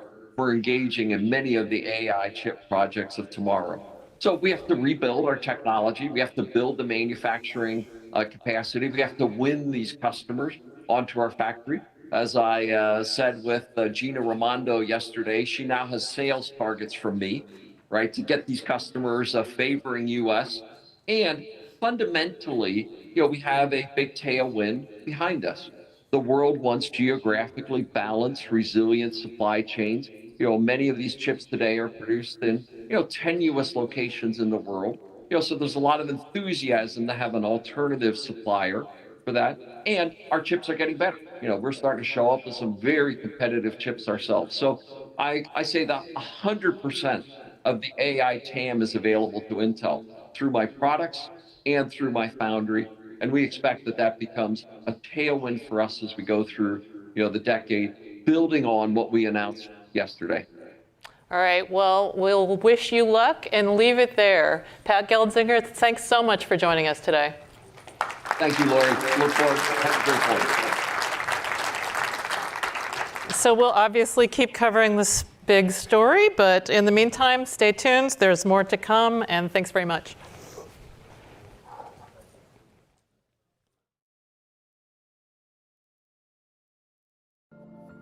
When was the last time you saw the internet from a new perspective? That's where Mozilla comes in. Since 1998, we've been making products that help you navigate the web, fight misinformation, and help you just get to the good stuff. We do all this alongside a global community of makers, artists, and thinkers who are building the future of the internet for everyone.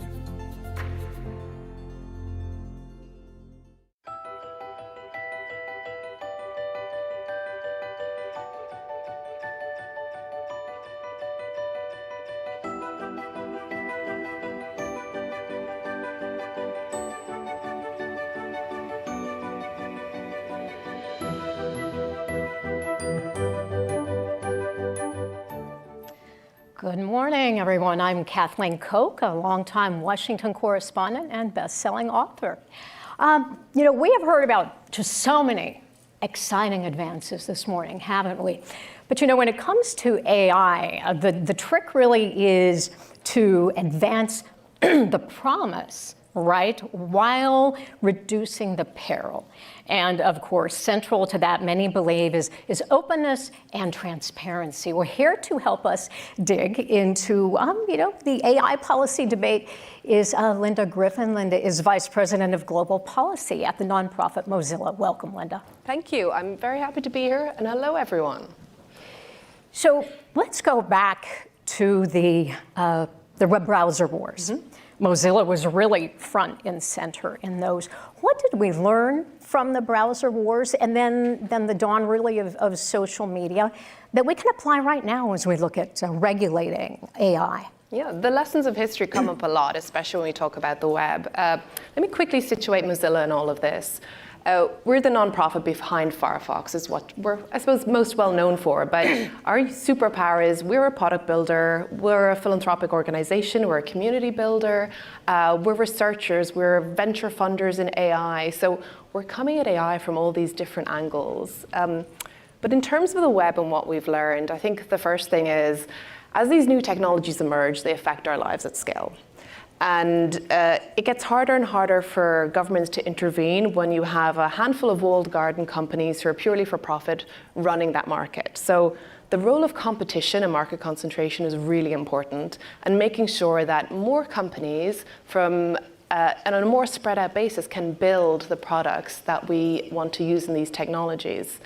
When we're thinking about social media, again, issues that are very relevant today, access to data, transparency, all these still apply to AI. But more and more, it gets harder and harder for governments to intervene, to think about what is the public good, what is the public counterpoint, how do we make sure that this vast new technology is doing the things we want it to do to benefit more people. So you've been talking a lot to regulators about this. So how have you seen these conversations with regulators change over the last 10 years? It's interesting what hasn't changed. And we're still talking about privacy. Privacy is going to be the bedrock of how we govern and think about AI in many ways. We're still talking about liability, about misinformation and disinformation. These things still apply. But what we're really seeing with regulators is they understand this. They're really skilling up in the US and across the world. Their jobs are getting more complicated. AI brings in so many different sectors and technologies working together. We're seeing regulators more and more hire the people, the experts, to help them think about this, but also work with other regulators. So creating forums where information and data regulators can work with telecommunications and competition regulators and have conversations where they see overlap and who should intervene and who takes responsibility for that. So are you saying there is, though, some overlap on these early concerns from the browser wars and the early days of social media that still apply today? I mean, should that raise red flags?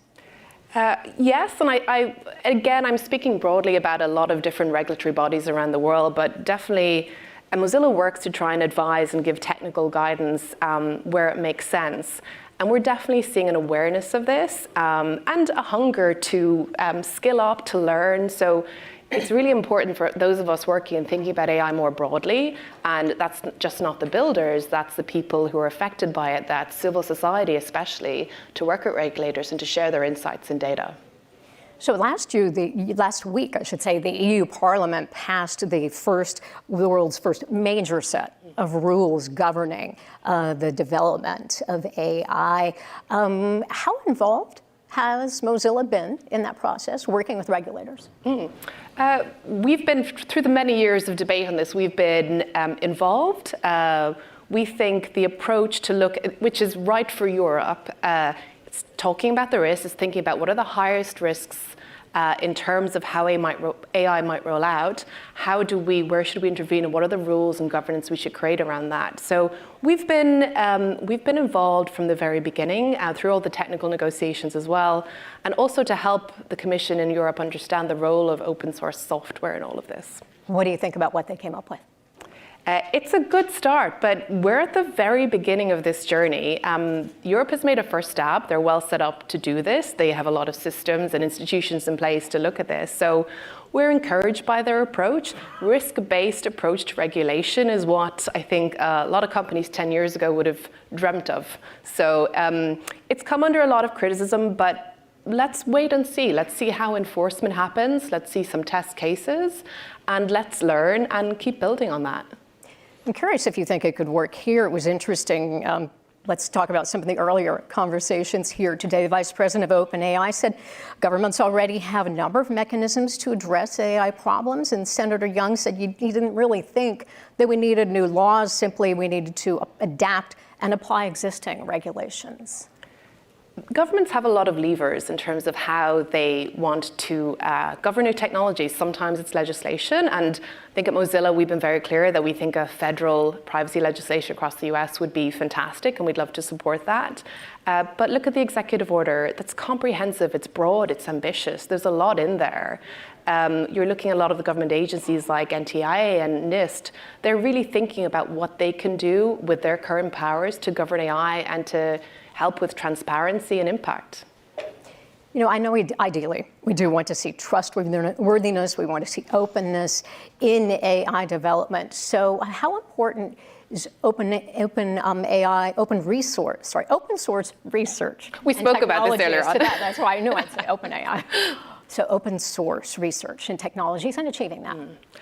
Open source approaches in software have been the bedrock of internet development and the web for the past 25 years in terms of more companies being able to build, more people being able to share open science and research. And indeed, the technological advancements we see in AI today, it's all down to open approaches and open source software. So we think it's a crucial element in how we go forward. And it is remarkable, there hasn't been much mention today about the role of open source in AI. We're still trying to understand how it applies, but how it cannot be an essential element doesn't make any sense. This is how we create transparency, how we help people understand the data that goes into these models, how we're able to audit and think about safety, and how more businesses can build these tools themselves rather than rely on a handful of companies now dominating the market. I mean, it creates collaboration.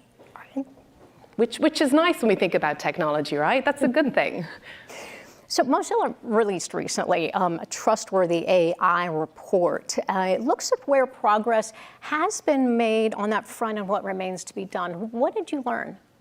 So we published our first trustworthy AI report in 2020, before it was cool.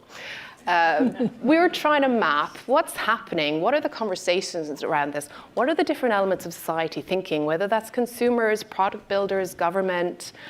And we recently published an update, which is in very Mozilla fashion, it's very open source, right? We want feedback, we want to know what you think. We're trying to map and guide where we think these conversations are.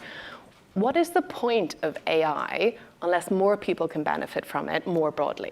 What is the point of this technology if it's just in the hands of a handful of companies thinking about their bottom line? They do important and really interesting things with the technology. That's great, but we need more. We need the public counterpoint. So for us, trustworthy AI, it's about accountability, transparency, and having humans in the loop, thinking about people wanting to use these products and feeling safe and understanding that they have recourse if something goes wrong. It's essential that we have it, but it's easy to forget in the race that we're all having now to build the biggest companies with the biggest impact and win that race. That was something interesting, I think, that the Vice President of OpenAI talked about when it came to elections. You know, of course, they would do the right thing because it's in their interest. But what will happen when it's not? That's what we need to avoid. And of course, if you have walled gardens, for-profit companies owning the space, they play an important role, but owning the space, and that's the current trajectory we're on, we need to think about an alternative reality. Think about libraries, public service broadcasting, roads.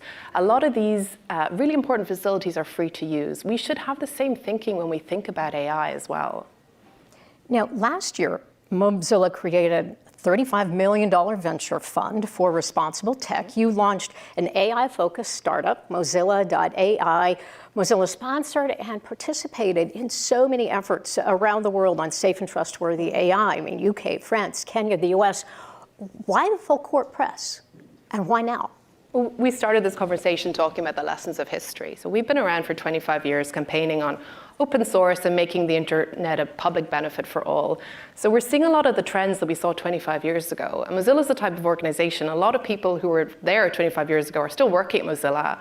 So we have a lot of that institutional memory. So we think what happened with the web 25 years ago is starting to happen again. And we do think we have a role to play in that. That's the point of Mozilla.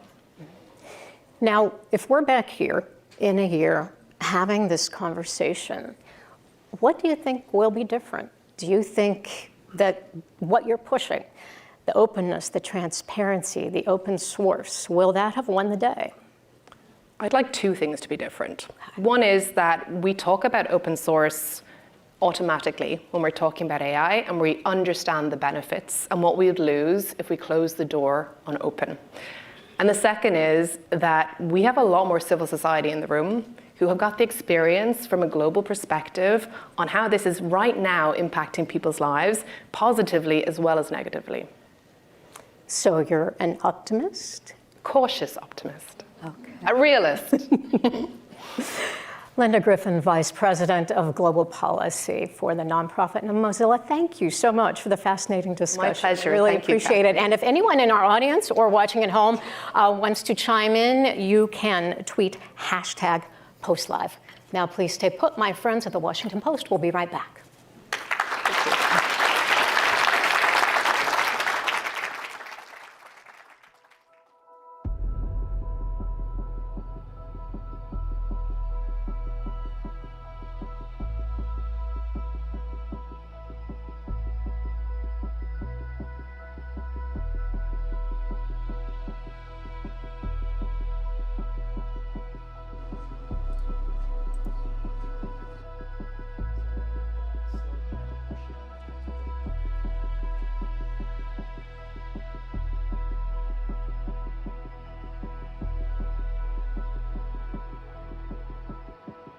The question there is, how do you balance the global ambitions of companies that want to be the open AI and say, hey, we're going to have this sort of global model with sovereign needs of these countries, and they want to build their own capabilities. So I think we need to think about a collaboration model, a way to build companies that's different, and a common set of frameworks around what these guardrails ought to be that actually accelerate progress, but with a responsible mindset.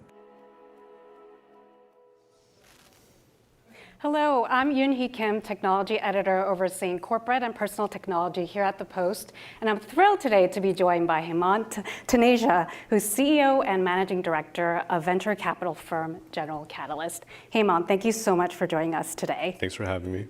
So let's talk about this moment in AI right now. You wrote in an article last year that the artificial intelligence revolution is here. Leaders in every field are placing bets by the billions on what comes next, and that makes it a perilous moment. Help us understand this moment in time right now and where we're headed next. Yeah.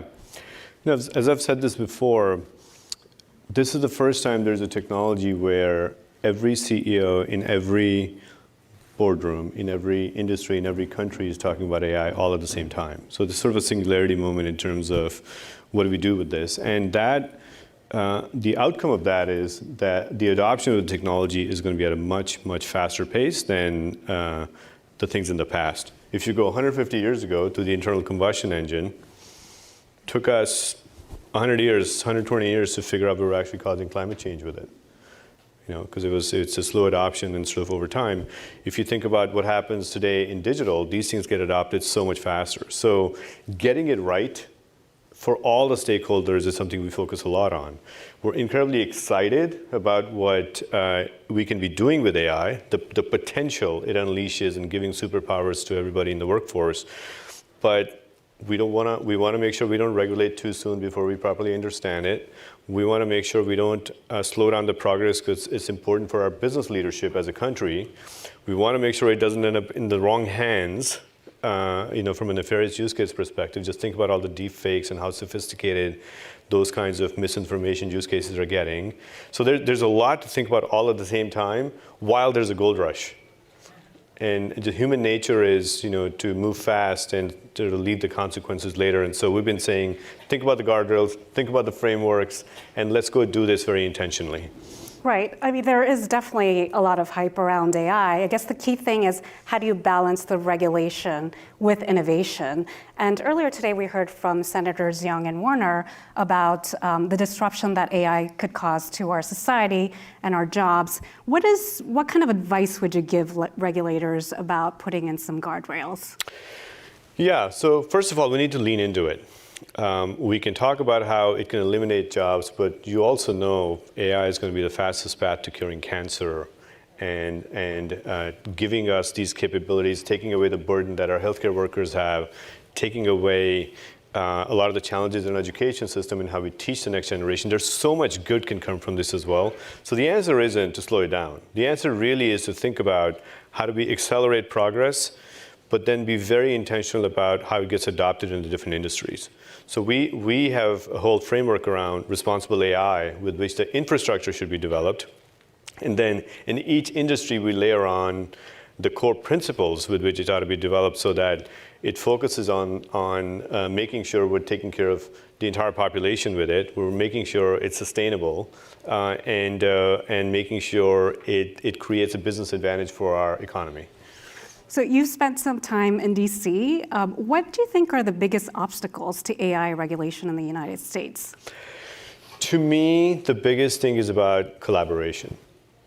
I really worry that the technology industry is moving even at a faster and faster pace, and we're not bringing the regulators along, which I think creates fear as opposed to excitement around how to capitalize on this opportunity.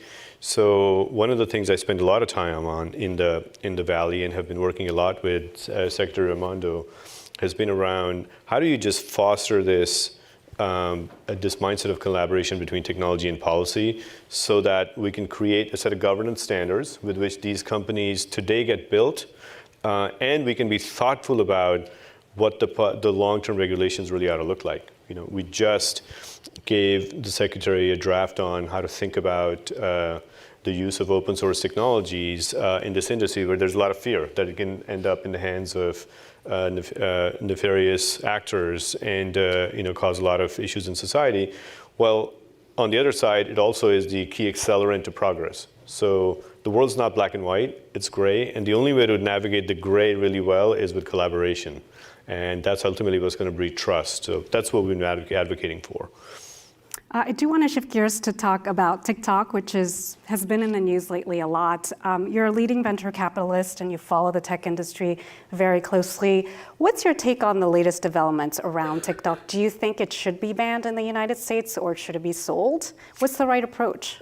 I think the subcommittee voted 50-0. That never happens. So must be the right thing to do, right? I would say, look, the TikTok issue is not a free speech issue. It's a data security issue.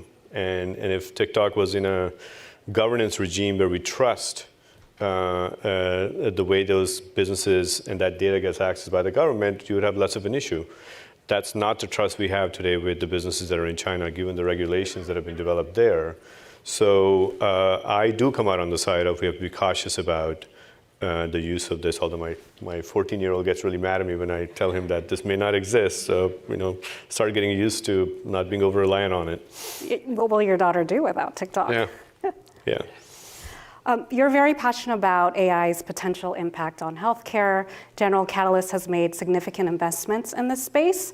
I know that you have written a lot about the need for the American healthcare system to transform from a sick care system into a health assurance system. What is health assurance about, and how can AI kind of transform the industry for the better? Yeah, if we could build our healthcare system from a blank sheet of paper, you would say it should be proactive, it should be affordable and accessible. And our core belief is that in order to get to a world of those principles, you need to create vibrancy around our health systems. So a lot of the work we have been doing is around investing in and building companies that sort of move the levers that create vibrancy for the health systems. Workforce transformation, use of AI, automation, new ways of taking care of the patients so that we can keep them proactive. Business model alignment, so you go away from this model that's volumetric, heads and beds. The way you make money is more sick people coming to actually keeping people healthy. So can we create conditions for health systems to be able to thrive in that kind of a world? So that's a lot of, at the highest level, what guides our work. And we have partnered with 20 of the largest health systems in the country, and we're essentially helping them drive this transformation strategy where technology can help them get there. And healthcare is completely unaffordable for us, and it's not even that the outcomes are so great compared to the rest of the world. And so I think we are ever more so post-COVID at a breaking point, and that's when we decided we're really going to lean in and take a long-term view around this transformation. But healthcare is a sector where there's no room for mistakes. You're dealing with people's lives. So there's really no room for errors. I'm wondering, what are the major risks to deploying AI in the healthcare space? When the ChatGPT application hit the zeitgeist, we got a call from some of those same health system partners that we're working with saying, what should we do in AI? And we went back to them, this was about 15 months ago, and we said, if you guys want to partner and be in some way sort of a safety constitution and also provide the data, we will build a healthcare AI company that is dedicated to the industry. And we actually launched this company last year, and recently we just announced sort of additional capital raised from that business called Hippocratic AI. It's working with 40 different health systems, and they've all contributed the data. They're helping us think about the governance. And then the big thing, and this is not a healthcare specific comment, but in general, the use of AI, we have to think about what are the use cases where AI should be the pilot, where we let it run autonomously, and where AI should be the co-pilot. So if you're in healthcare and you are sort of handling the billing revenue cycle management use case as an example, you can probably rely on the software to do that work end to end. But if you're diagnosing human beings, you want it to be that you're using AI to empower our clinical workforce so they can make decisions where we're not hallucinating in terms of the end decisions. So I think being intentional about how to use AI in what use cases is a huge part of the focus for us as we think about these industry transformations. Well, the thought of leaving my own health in the hands of a chatbot really scares me. What are your thoughts about just having some of those menial tasks, have the chatbots kind of take control of that? Yeah, so Jensen demoed a demo of Hippocratic AI, a sort of online nurse, an AI-based nurse having a conversation. And this is a nurse for the specific use cases that's been trained by 1,000 real-life nurses saying, hey, this is good enough. And we are confident, and we also obviously measure the efficacy. What you find is, you know what, that nurse never gets tired, so it's always empathetic. Okay, I mean, it's a fact. I mean, this is the tax on the U.S. healthcare workers is tremendous. I mean, think about what they go through every day. That nurse knows everything about everything. You can ask which restaurant to go to. You can ask what's being reimbursed by your health plan. You can ask them anything.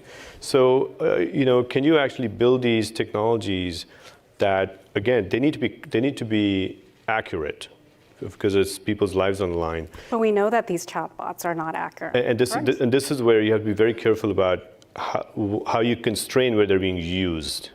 Right? If when it's open-ended, it's not going to be accurate. But can you make them narrow use cases and make sure they're more accurate than human beings are, because we have that data as well, and then launch them. And that's why we said rely on the health systems to be determining is this ready to be launched in the use cases or not.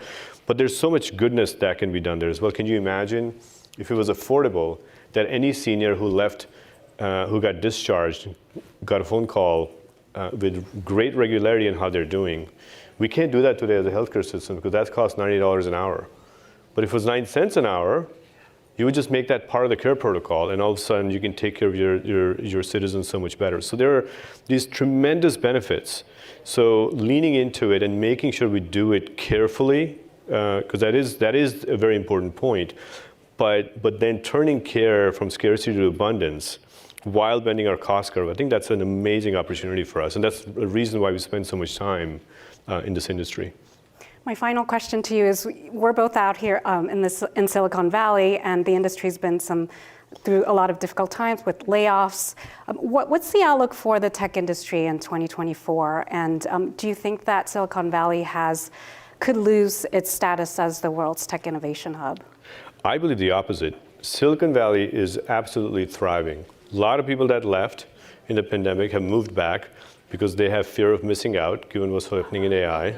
Okay, FOMO works. FOMO. And if you think about the fact that OpenAI and Google and Facebook, all the great AI work done, there's a huge cluster of activity there. So there's actually real vibrancy again, and that's a special place. I used to live in Boston, and I moved there 12 years ago, and still consider myself an outsider in a lot of ways. But I really think the amount of talent that's there and the creativity around what to do with AI, the next decade is going to be very vibrant there. This is definitely an industry that we'll be following very closely. Thank you so much, Hemant Taneja, CEO and Managing Director at General Catalyst. Thank you. To follow the Post's reporting about technology, you can sign up for our Tech 202 and Tech Friend newsletter. Next, please stay with us for an important conversation with our Post journalists about democracy in the digital age. Thank you. Thanks.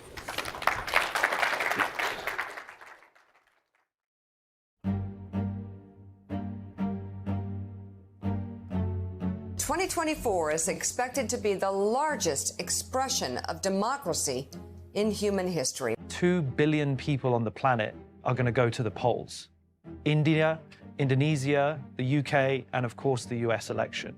From robocalls to deepfakes, artificial intelligence is already playing a role in the 2024 election. The Washington Post say Pakistan's former Prime Minister Imran Khan has used AI to campaign from behind bars, using it to circumvent the government crackdown on his party. CBS News has learned the ad, being run by a DeSantis super PAC, has used artificial intelligence to imitate Trump's voice. 2 local companies under criminal investigation accused of making thousands of deceptive robocalls to voters using artificial intelligence to mimic President Biden's voice. The tools that generative AI have now enabled put these capabilities in the hands of just about anyone to be able to put out misleading information that is targeted, personalized, and to do it at scale. People in the industry believe that the greatest antidote to deliberate and nefarious deception is transparency. We were one of the first companies to announce a watermarking technology for image generation. We are quite concerned about the impact this can have on elections. I think this is an area where hopefully the entire industry and the government can work together. Good morning, and thank you for joining us at Washington Post. I am Elahi Azadi, a media reporter and the co-host of the Post Reports podcast, and I'm thrilled to be here joined with my colleagues. We're joined on stage by Sarah Ellison, to my left, national enterprise reporter, Pranshu Verma, he is an innovations reporter, and Kat Zakreski, who is a national technology policy reporter. Thank you three for joining us. Thank you. Yes. As we saw, this is a very important year, and Kat, I wanted to start with you.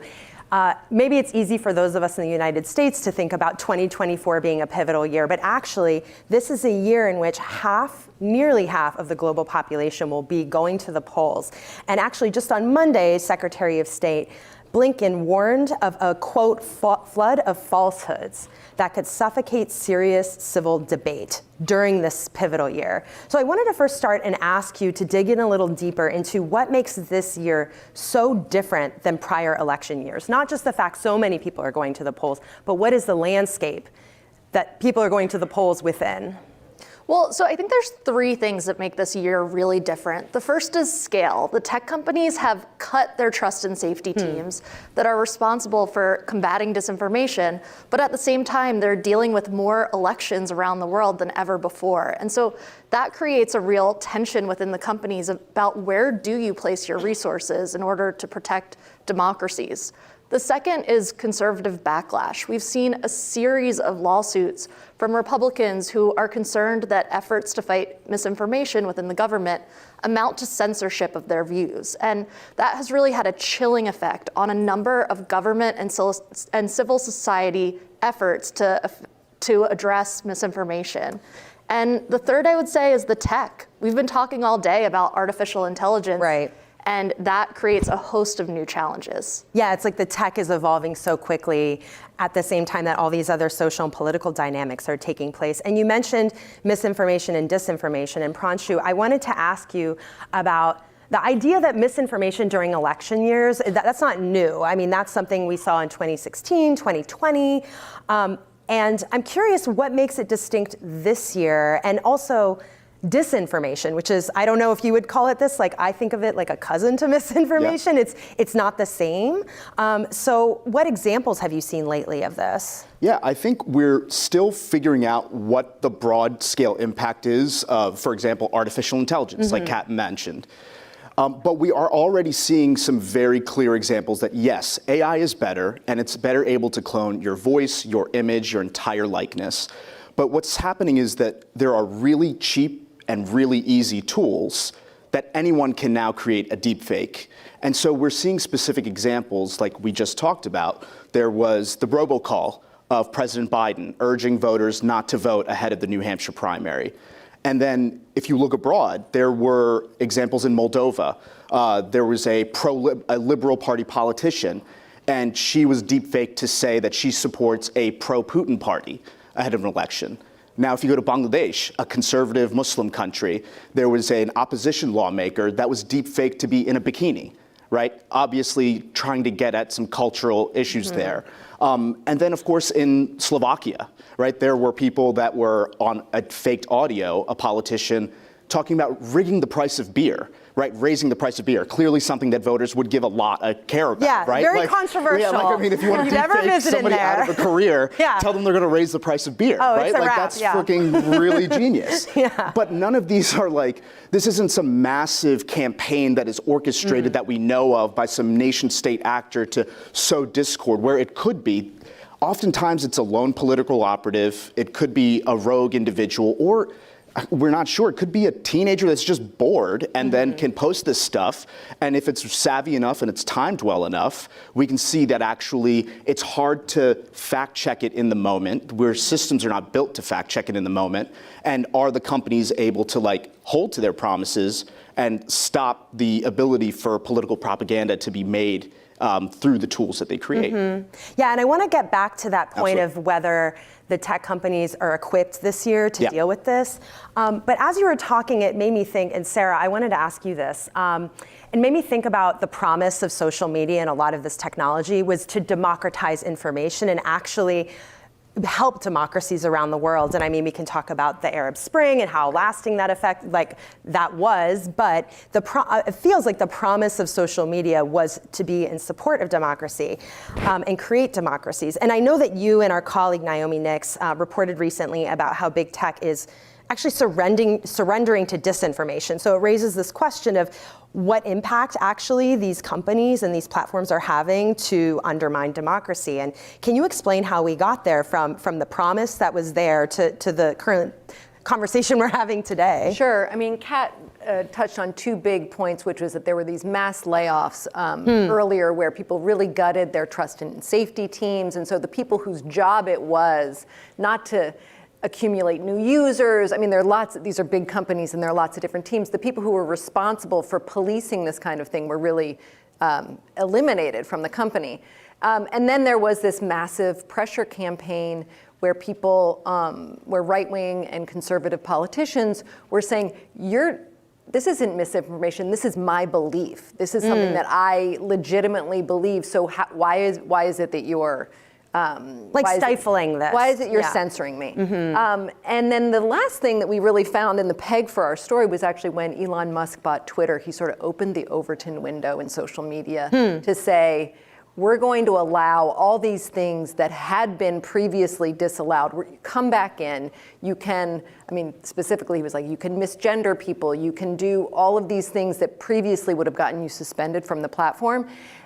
And what that just means is that at this point, these social media companies all decided to kind of retreat from this effort because they didn't want to be the quote unquote arbiters of truth. That was sort of a famous quote from Mark Zuckerberg. So now what we have is, the idea that misinformation isn't new, it's really in the bloodstream. People really believe certain things. And so as a social media company, they don't want to be in the position of policing those beliefs. And they've really backed away from some of these efforts that will, in fact, let, democracy can thrive on social media and anti-democracy can thrive on social media at the same time. Right. That makes me wonder about, Kat, I'm wondering about the incentives, too, for these tech companies to tamp down on misinformation and disinformation. If the incentive is to have a profitable business, or what incentives are in place to make sure that these sorts of pieces of data, content aren't spreading, like the deepfakes that Pranshu was mentioning, and if actually the incentives are misaligned there?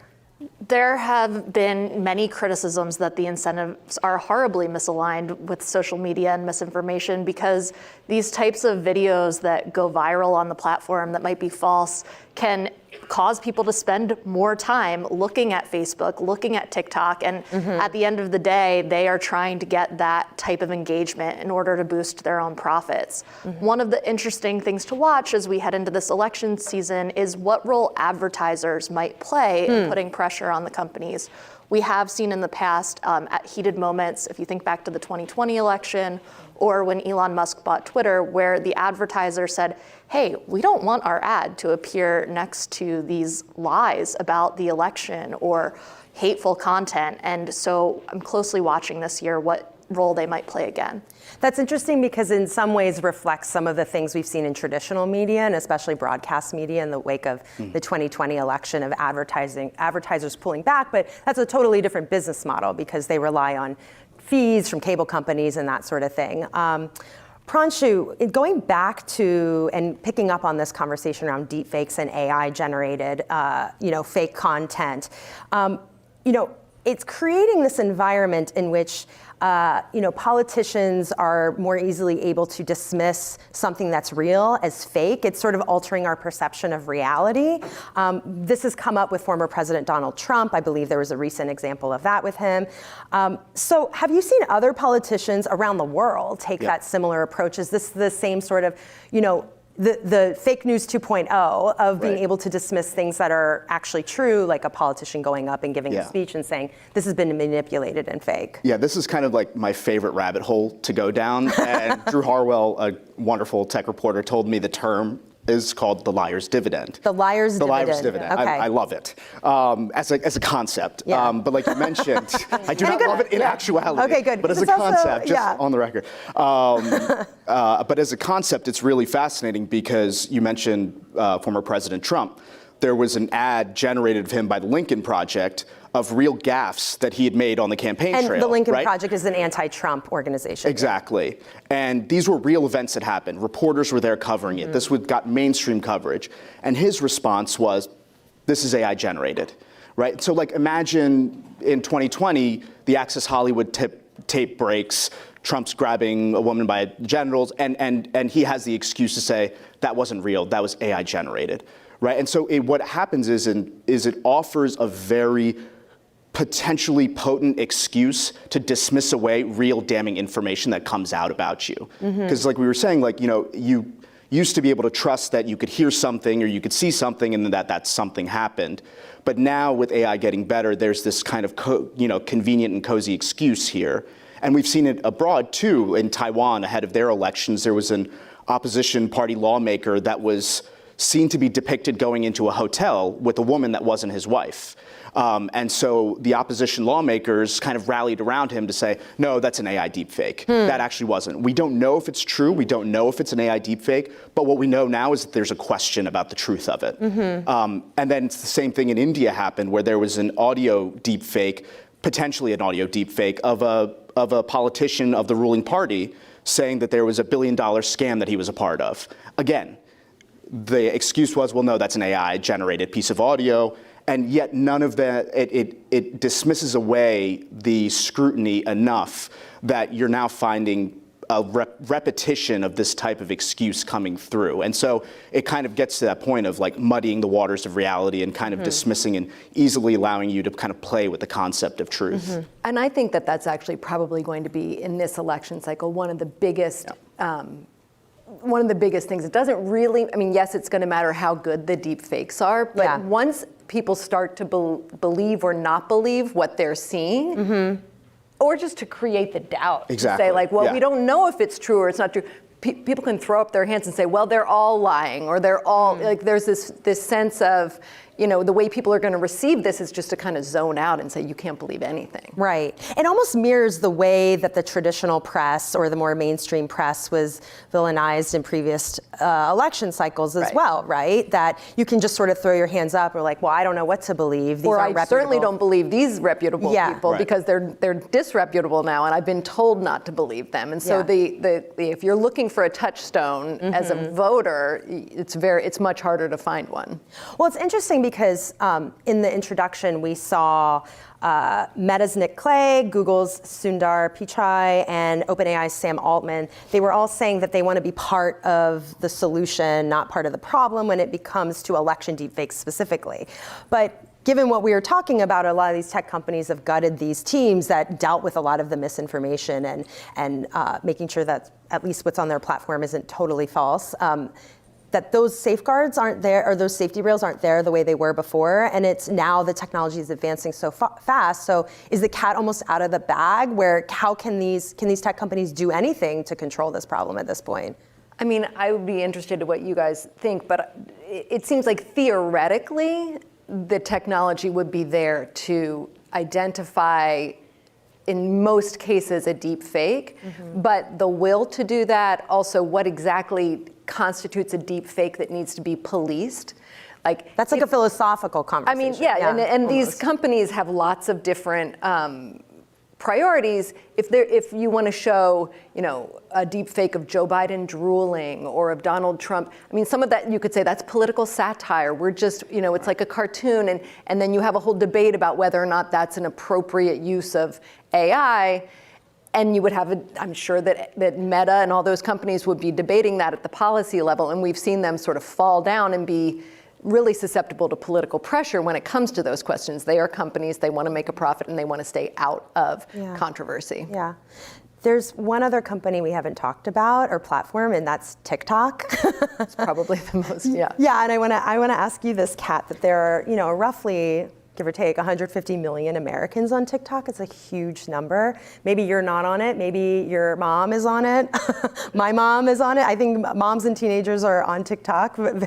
Big populations of people are on TikTok. And then, you know, Congress, the House of Representatives, just passed a bill that could lead to a ban on TikTok. And I'm curious about the power of TikTok within politics to shape our politics, because there's also been reporting that Trump's allies have told him and have counseled him that going against TikTok would hurt him politically. Meanwhile, we do have the White House and President Biden backing this effort. So what is the power of TikTok right now in our politics? So TikTok's power has only grown in our politics with every election cycle. It's become more and more popular. And as you just mentioned, this initially was looked at as an app that was just for teen dance crazes. But now you have moms, you have significant voting blocks that are spending time on TikTok. So that makes it more important for campaigns. And I think it's putting politicians in a really tricky spot. We're seeing this with the Biden administration right now. President Biden's campaign has joined TikTok, and they've made videos there. They've also developed partnerships with TikTok influencers. in order to promote their policies. But at the same time, we see, this growing concern about the app's ties to China and politically a need to show we're tough on China, we're going to take a stand against this app. And so you see these politicians kind of weighing both sides of that coin. Mm-hmm. Yeah, it's interesting because at the same time, I don't know if you saw, we're tracking this, but when this bill was being debated in Congress, the app had these pop-up messages where users were being told to contact their representatives, and members of Congress, their offices were being flooded with all these calls, and it's also putting them in this, I wonder if this is a year where that, more than Meta, more than X, is going to be the topic of conversation among politicians and to be put on the spot of where they stand. I don't know, Kat, if you're already seeing indications of how this is going to play out. We are seeing that. I mean, I was talking to congressional aides that day that the pop-ups were going out, and they were saying, we have to shut down our phone lines because we're getting so many calls about TikTok. And so we know that this is an issue that motivates young voters. I think, even dating back to more than a year ago when the House of Representatives was having hearings on this, the Secretary of Commerce came out and said, this is a sure way to lose voters under the age of 35 if we support this legislation. And so I think the Trump campaign is realizing that, and that's why we've seen them back away from some of the rhetoric we heard in 2020. Right. Pranshu, I wanted to also bring up a piece of reporting that you've done as well, a series called Rising India Toxic Tech. And that detailed the vast campaign online, the digital campaign by Hindu nationalists to stoke conversation and discourse in India. If you had to sum up what your big takeaway is walking away from that reporting and what you found, and also given the Indian election is upon us as well, how do you expect AI to be involved in that country's politics? Yeah, the Rising India series, which was led by our bureau chief Jerry and Joe Men and Karishma Malhotra, Anand Gupta, and S'mores, it was a pretty broad scale finding that the Bharatiya Janata Party, which is the ruling party in India, which Modi heads, is uniquely adept at using social media and artificial intelligence to sow discord. There is content that is hateful. There is content that targets minorities. There's content that is blatantly lies and propaganda. It comes in vast amounts, and there's an orchestration within the government to spread this on various platforms.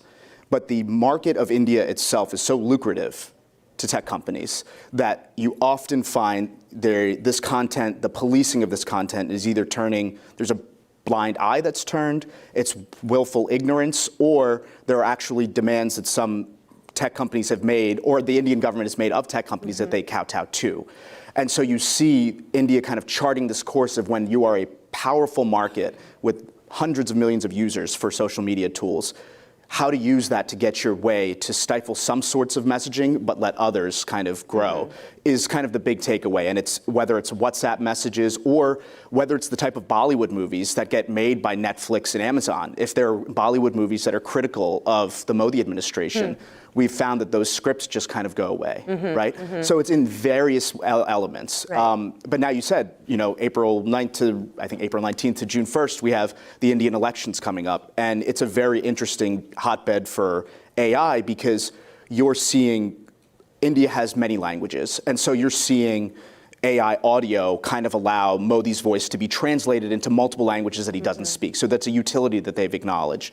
You're also finding that there's a full-scale acceptance of AI amongst some political parties to create memes, to create really crazy and outrageous memes that maybe might not be created, but it's a way to cut through the political messaging. Old school memes don't work, but these AI-generated memes kind of do. And so you're seeing now, you're going to see a flood of content, I think, that shows like the full-blown acceptance of it. And then some of these other things that we might see, these rapid deepfakes that come up, and how are these things in the moment fact-checked? Is it even possible? Yeah. So before we leave, because we only have a couple minutes left, and thinking about coming up these few months, that I'm imagining is something you're going to be monitoring, Pranshu. And I wanted to ask Kat and Sarah as well, looking into the coming months and this coming year, what is one big unanswered question that you have, or something that you're going to be paying very close attention to in this space? Kat, I'm wondering if you can start. I would say the Supreme Court. One thing we're seeing right now is there is this litigation challenging the communication that governments have with the social media companies. And that could really disrupt a lot of the work and planning we've seen around elections and past cycles. And so I'm watching to see where the Supreme Court draws the line to see if those types of efforts to fight misinformation can continue. Yeah, Sarah. I think it's proper that we're all talking about the supply of misinformation and disinformation and how it gets made, who's making money off of it. But I've been thinking a lot about the demand for misinformation and why it hits and why people are susceptible to it and why they want to consume it. And I think that it's not just because people are fully disaffected and sitting in diners in middle America, which is was our 2016 answer to that kind of question. I think that there's something that we can really think about, like what really gets people to believe a piece of misinformation. And you and I worked together for a long time in the media group looking at traditional media, and I've been talking to misinformation researchers that social media is clearly very important, but the way that the messages that surface on social media get translated and amplified and used in traditional media is in some ways as if not more important. And so I'm really also looking at the way these two different worlds kind of communicate with one another. Yeah, that's fascinating. Well, Sarah, Pranshu, and Kat, thank you so much. We'll have to leave it there, but thanks for joining us today. Thank you. Thank you. And don't go anywhere. My colleague Jonathan Capehart will be joined by the CEO of Skydio next. So please stay with us.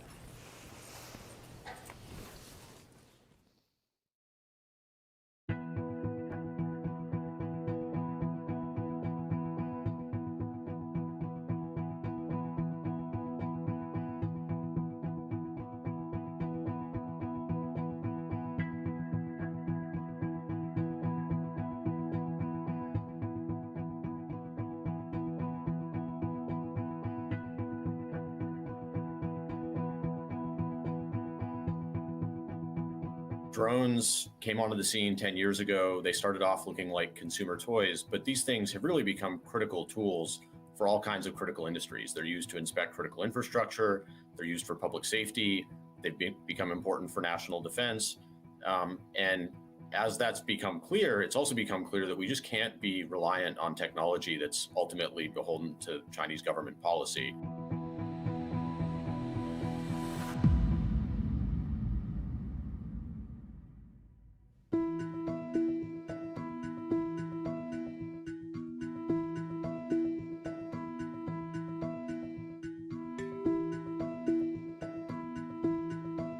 We see a future where every substation, every power plant, every police station, every construction site has a docked drone that's available to respond to emergencies in real time or to just on a regular schedule collect the data. And I think that's the real opportunity in the industry. So the national security implications of drones certainly matter, but the biggest thing that we're leaning into is the automated future. Good afternoon. I'm Jonathan Capehart, Associate Editor here at The Washington Post, and here with me, Adam Bree, CEO of, we're going to talk about this in a minute, of Skydio, the leading drone manufacturer in the United States. Adam, welcome to The Washington Post. Thank you. It's great to be here. So I sort of giggled in saying the company name because I asked you, how do you pronounce it? So how do you pronounce the company name? Skydio. Skydio. I speak Italian, so when I saw it, I said, oh, Skydio.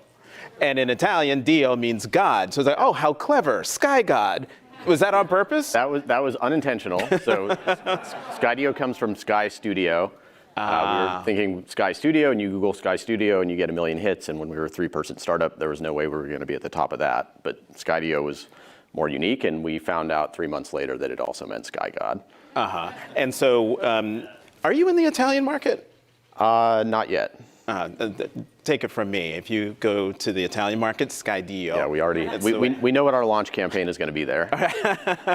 So you co-founded Skydio 10 years ago, first producing consumer drones and then designing drones for military and corporate use. Talk briefly about this evolution and how quickly was that evolution? So the big bet that we made when we started the company was that drones can be useful for a really wide range of tasks, but a fundamental limiter at the time, and largely still today, is needing to have an expert pilot there flying the drone.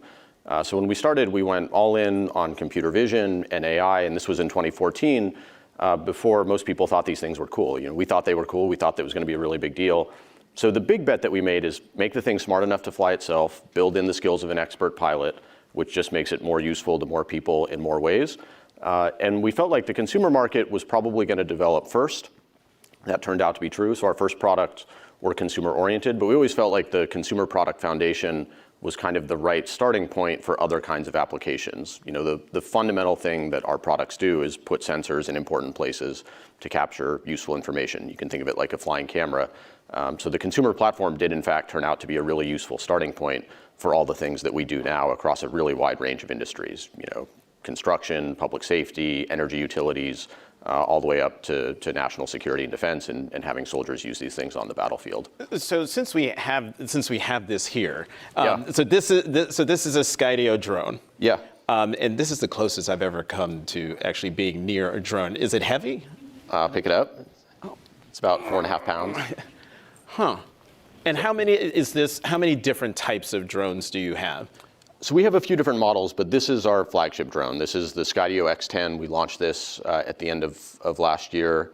And this brings together a lot of really amazing stuff. I sometimes say that drones are like the Mount Everest of technology, but they have every piece of wireless cameras, optics, vibration, thermals, aerodynamics, and then for our drones, a bunch of artificial intelligence and machine learning built in as well.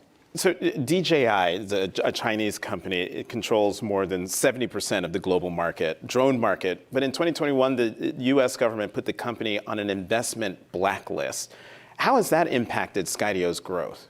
So I would say that there's two big themes in the market that we think are really important. The first is the transition to AI and autonomy. And with a lot of organizations, drones have reached a point where they've proven that they can be really valuable. Energy utility might have stood up a drone program. They've got somebody who's an expert drone pilot who started bringing their drone to work. They're proving that they can capture useful data. But then the question is, how do you scale that? And training everybody to be an expert pilot or hiring expert pilots is very difficult. And so AI and autonomy makes these things more useful to more people. The other big trend, I think, is cyber and national security. And most of the drones in the market today are made by Chinese companies, and I think it's just become clear over time that that's sort of fundamentally untenable for a lot of critical industry applications to have drones that at the end of the day are going to be beholden to Chinese national security policy, which is mostly in opposition to our national security. And so, there's a very strong need in the market for secure alternatives, and that benefits us, but I would say more than that, we feel a responsibility to deliver because it's important for our customers, and I think it's important for our country. Mm-hmm. So right now, your drones are being used in real world situations. In fact, there are hundreds of your drones in Ukraine right now, and we have some photos that were taken from a Skydio drone in Ukraine. I don't know which monitor right behind us. Can you explain what we're looking at? Yeah, so this is work that we've done with USAID in collaboration with Ukraine's Office of Prosecutor General. And it turns out over the last few months, Skydio drones have really become a critical tool for documenting Russian war crimes. So we have a product called 3D Scan, where you basically just tell the drone, here's the thing that I want to create a digital copy of, and it will go off and do it. And at this point, they've scanned over 100 civilian structures that have been attacked by the Russians, and they're using it to basically gather evidence and make a case. And within the last couple of weeks, they've gotten a couple of indictments in the International Criminal Court based on evidence collected with our drones. So this is just one application, but I think that I was actually in Ukraine 2 weeks ago. It's really a window into the future when it comes to drone use, and I think it's very clearly the future of conflict and war, but I think that it's also the future for other industries because the stakes are so high there. They have to use drones, and they don't do, on the front lines, they don't do anything without putting a drone in the air. They're using them to find targets. They're using them to keep their own troops safe. They're using them at just massive scale, consuming 10,000 plus drones a month. So as we were showing the pictures there, everyone noticed that we stopped on this one particular picture, and this one looks very different from all the other ones. Can you explain what we're looking at here? Yeah, I mean, so this was a civilian structure that was attacked by the Russians, and basically this is a 3D model that was created. So the drone went out and captured hundreds of photos of the structure, and then there's a software process called photogrammetry where those photos are stitched together to create a metric 3D model that you can use to take measurements, you can use to capture different angles, and so in their case, they're using it to figure out what kind of munitions were used, which angle those munitions came in from as part of building a case. And it's actually worth noting that this kind of thing is a major use case for public safety agencies in the US. They use these things for crime and accident scene documentation. This is just a very, very high stakes and really tragic example. So as you just mentioned a moment ago, you were in Ukraine. What's your takeaway after having seen the front lines and how your drones are being used in person?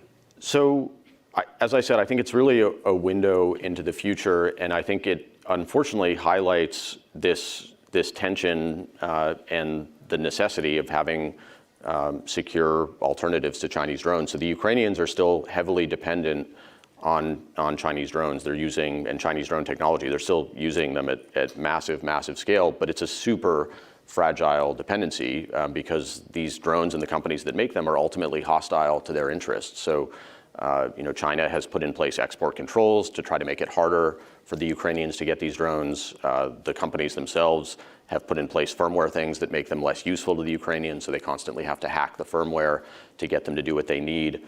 I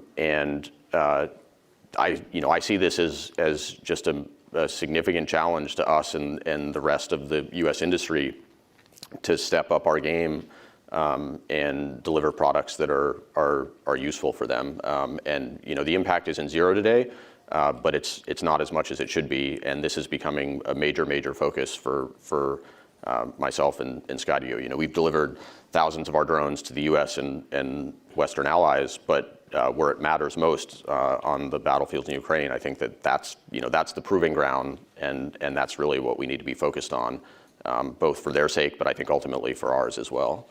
So this drone here and the drones that are being used in Ukraine are, as you mentioned before, being used to, in addition to all the other things you talked about, document war crimes. But there are other drones that are being used as weapons of war. And America has a storied history with the use of armed drones to kill enemies in foreign countries. How do you reconcile the products you're developing with the moral and ethical concerns of drone warfare? Yeah, it's a great question, and something that we think a lot about. So the Ukrainians are using all different kinds of drones. I mean, they have like wing drones, quadcopter drones, multi-rotor drones, surveillance drones, decoy drones, and then they also have a category of, they call them FPV kamikaze drones. So FPV means first-person view. It means you fly the drone by wearing goggles that show you what the drone sees.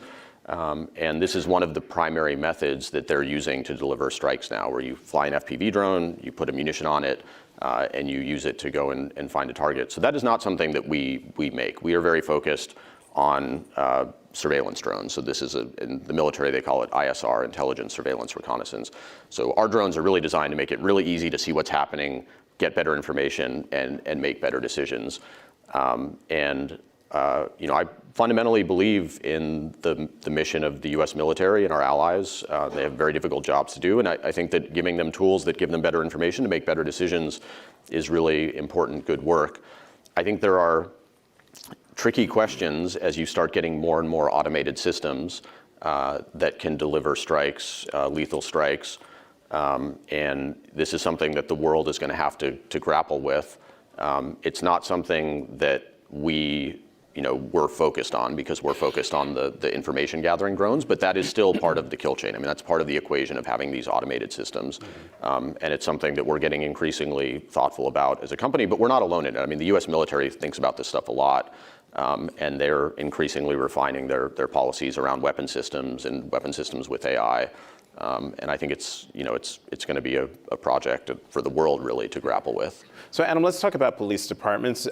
You work with police departments across the United States. Explain how drones are being used in those departments. So they're used for all kinds of things. I mentioned crime and accident scene documentation. If you have a crash on a highway, it could take 3 or 4 hours using conventional methods for somebody on the ground to walk around and perform all the measurements that they need to gather the evidence that they care about. With a drone, you can do that in 20 minutes. You can clear the crash scene faster. It's just, it's a phenomenal thing for everybody. They're used for search and rescue missions. I think we're seeing a search and rescue mission sort of training exercise here with Oklahoma City PD using one of our drones. Hold on. Are those voices coming from the video, or is something happening outside? Okay, it's coming from the video. Yeah. We could probably turn off the audio on the video. Go ahead. Sorry, Adam. But they're also used in the highest stakes scenario. You might have a situation where you have an armed suspect loose in a neighborhood, and conventionally you'd have officers on an 8-hour manhunt going door to door, guns drawn, looking for somebody that could be dangerous. And we have examples in our customer base increasingly on a daily basis where you put a drone in the air, you can find the person, you can see if they're armed or not, you can guide the officers in.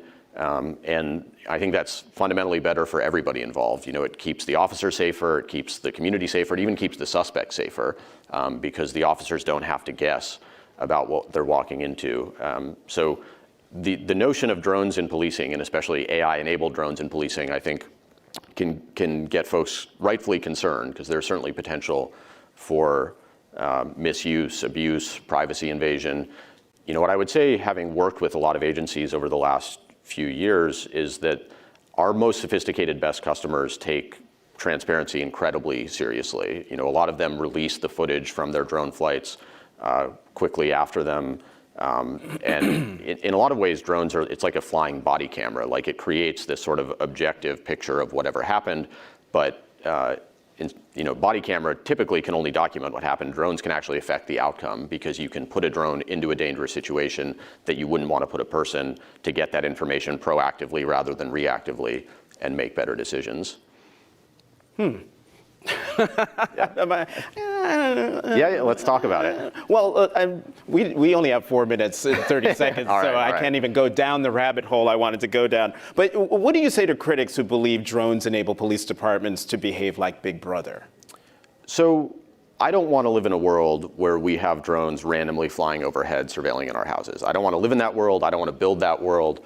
And we have been very proactive on this front. We've engaged with public safety community organizations to release a set of principles that we think lead to the best outcomes for their communities. Things like transparency, protecting privacy, and there's a lot of things you can do from a technology perspective to help with this. I mean, the drone knows where it is, it knows what it's filming, it can not point its camera at things that it shouldn't be pointing its camera at, it can focus on whatever task the officer cares about. So I think there's some technology things that can be done. I think there's practices and best practices within public safety agencies that can be set up and followed. And ultimately, these agencies are accountable to the communities that they serve. There's always some democratic chain up through that, and I think that's a really important mechanism. And the best agencies, I think, really lean into the transparency element of it, which I think is really the best answer. And what we've seen is that the more that a community understands what their officers are doing with drones, in general, the more supportive of it they become, because they can see the impact on community safety. When you say democratic change, you mean small d democratic change, meaning people have a say. Yeah, I mean, like who they elect, like the sheriff. Right. We sell to a lot of sheriffs, county sheriffs, who are elected directly. So you likened it earlier to sort of like a body cam. And we've seen instances where we thought body cams were going to be the thing that solved everything, until we had police-involved shootings where, oh my God, the body cam wasn't working, or the body cam wasn't turned on. Yeah. So in the end, who controls the footage that the drone picks up? And is there any possible way that we could see the drone wasn't recording, in a high-profile situation? So this is a newer product, but I think it's going to become the dominant operating paradigm. We have a capability with X10 called remote flight deck, where the drone has a LTE modem in it. It can be flown remotely. So you can have an officer, it gives some time and distance between the person who's like in the heat of the moment on the ground. You've got somebody who's removed from that, who can be more objective and be a guide to the people who are actually on the ground.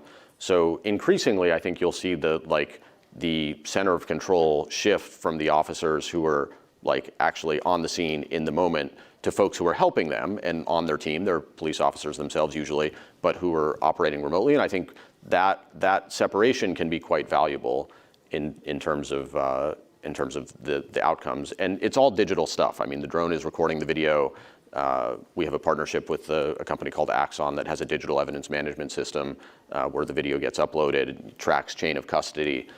So there's good controls in place. And I think that the availability of this objective aerial video is fundamentally a good thing for transparency and accountability of police officers. Don't be fooled by the clock, because it says we have 45 seconds, but I've got 2 questions. So we're going to go over time, and you've touched on AI technology, and I want you to expand a little bit in reaction to something that retired Admiral James Stavridis recently wrote in the Wall Street Journal. Yeah. And I'm quoting here: "The winning side will be the one that's developed the AI-based decision-making that can outpace their adversary." This is using AI technology in drones. My question is, what happens when the country that's developing those AI drones en masse is Iran or China? Do you believe the U.S. is currently outpacing other countries in that space?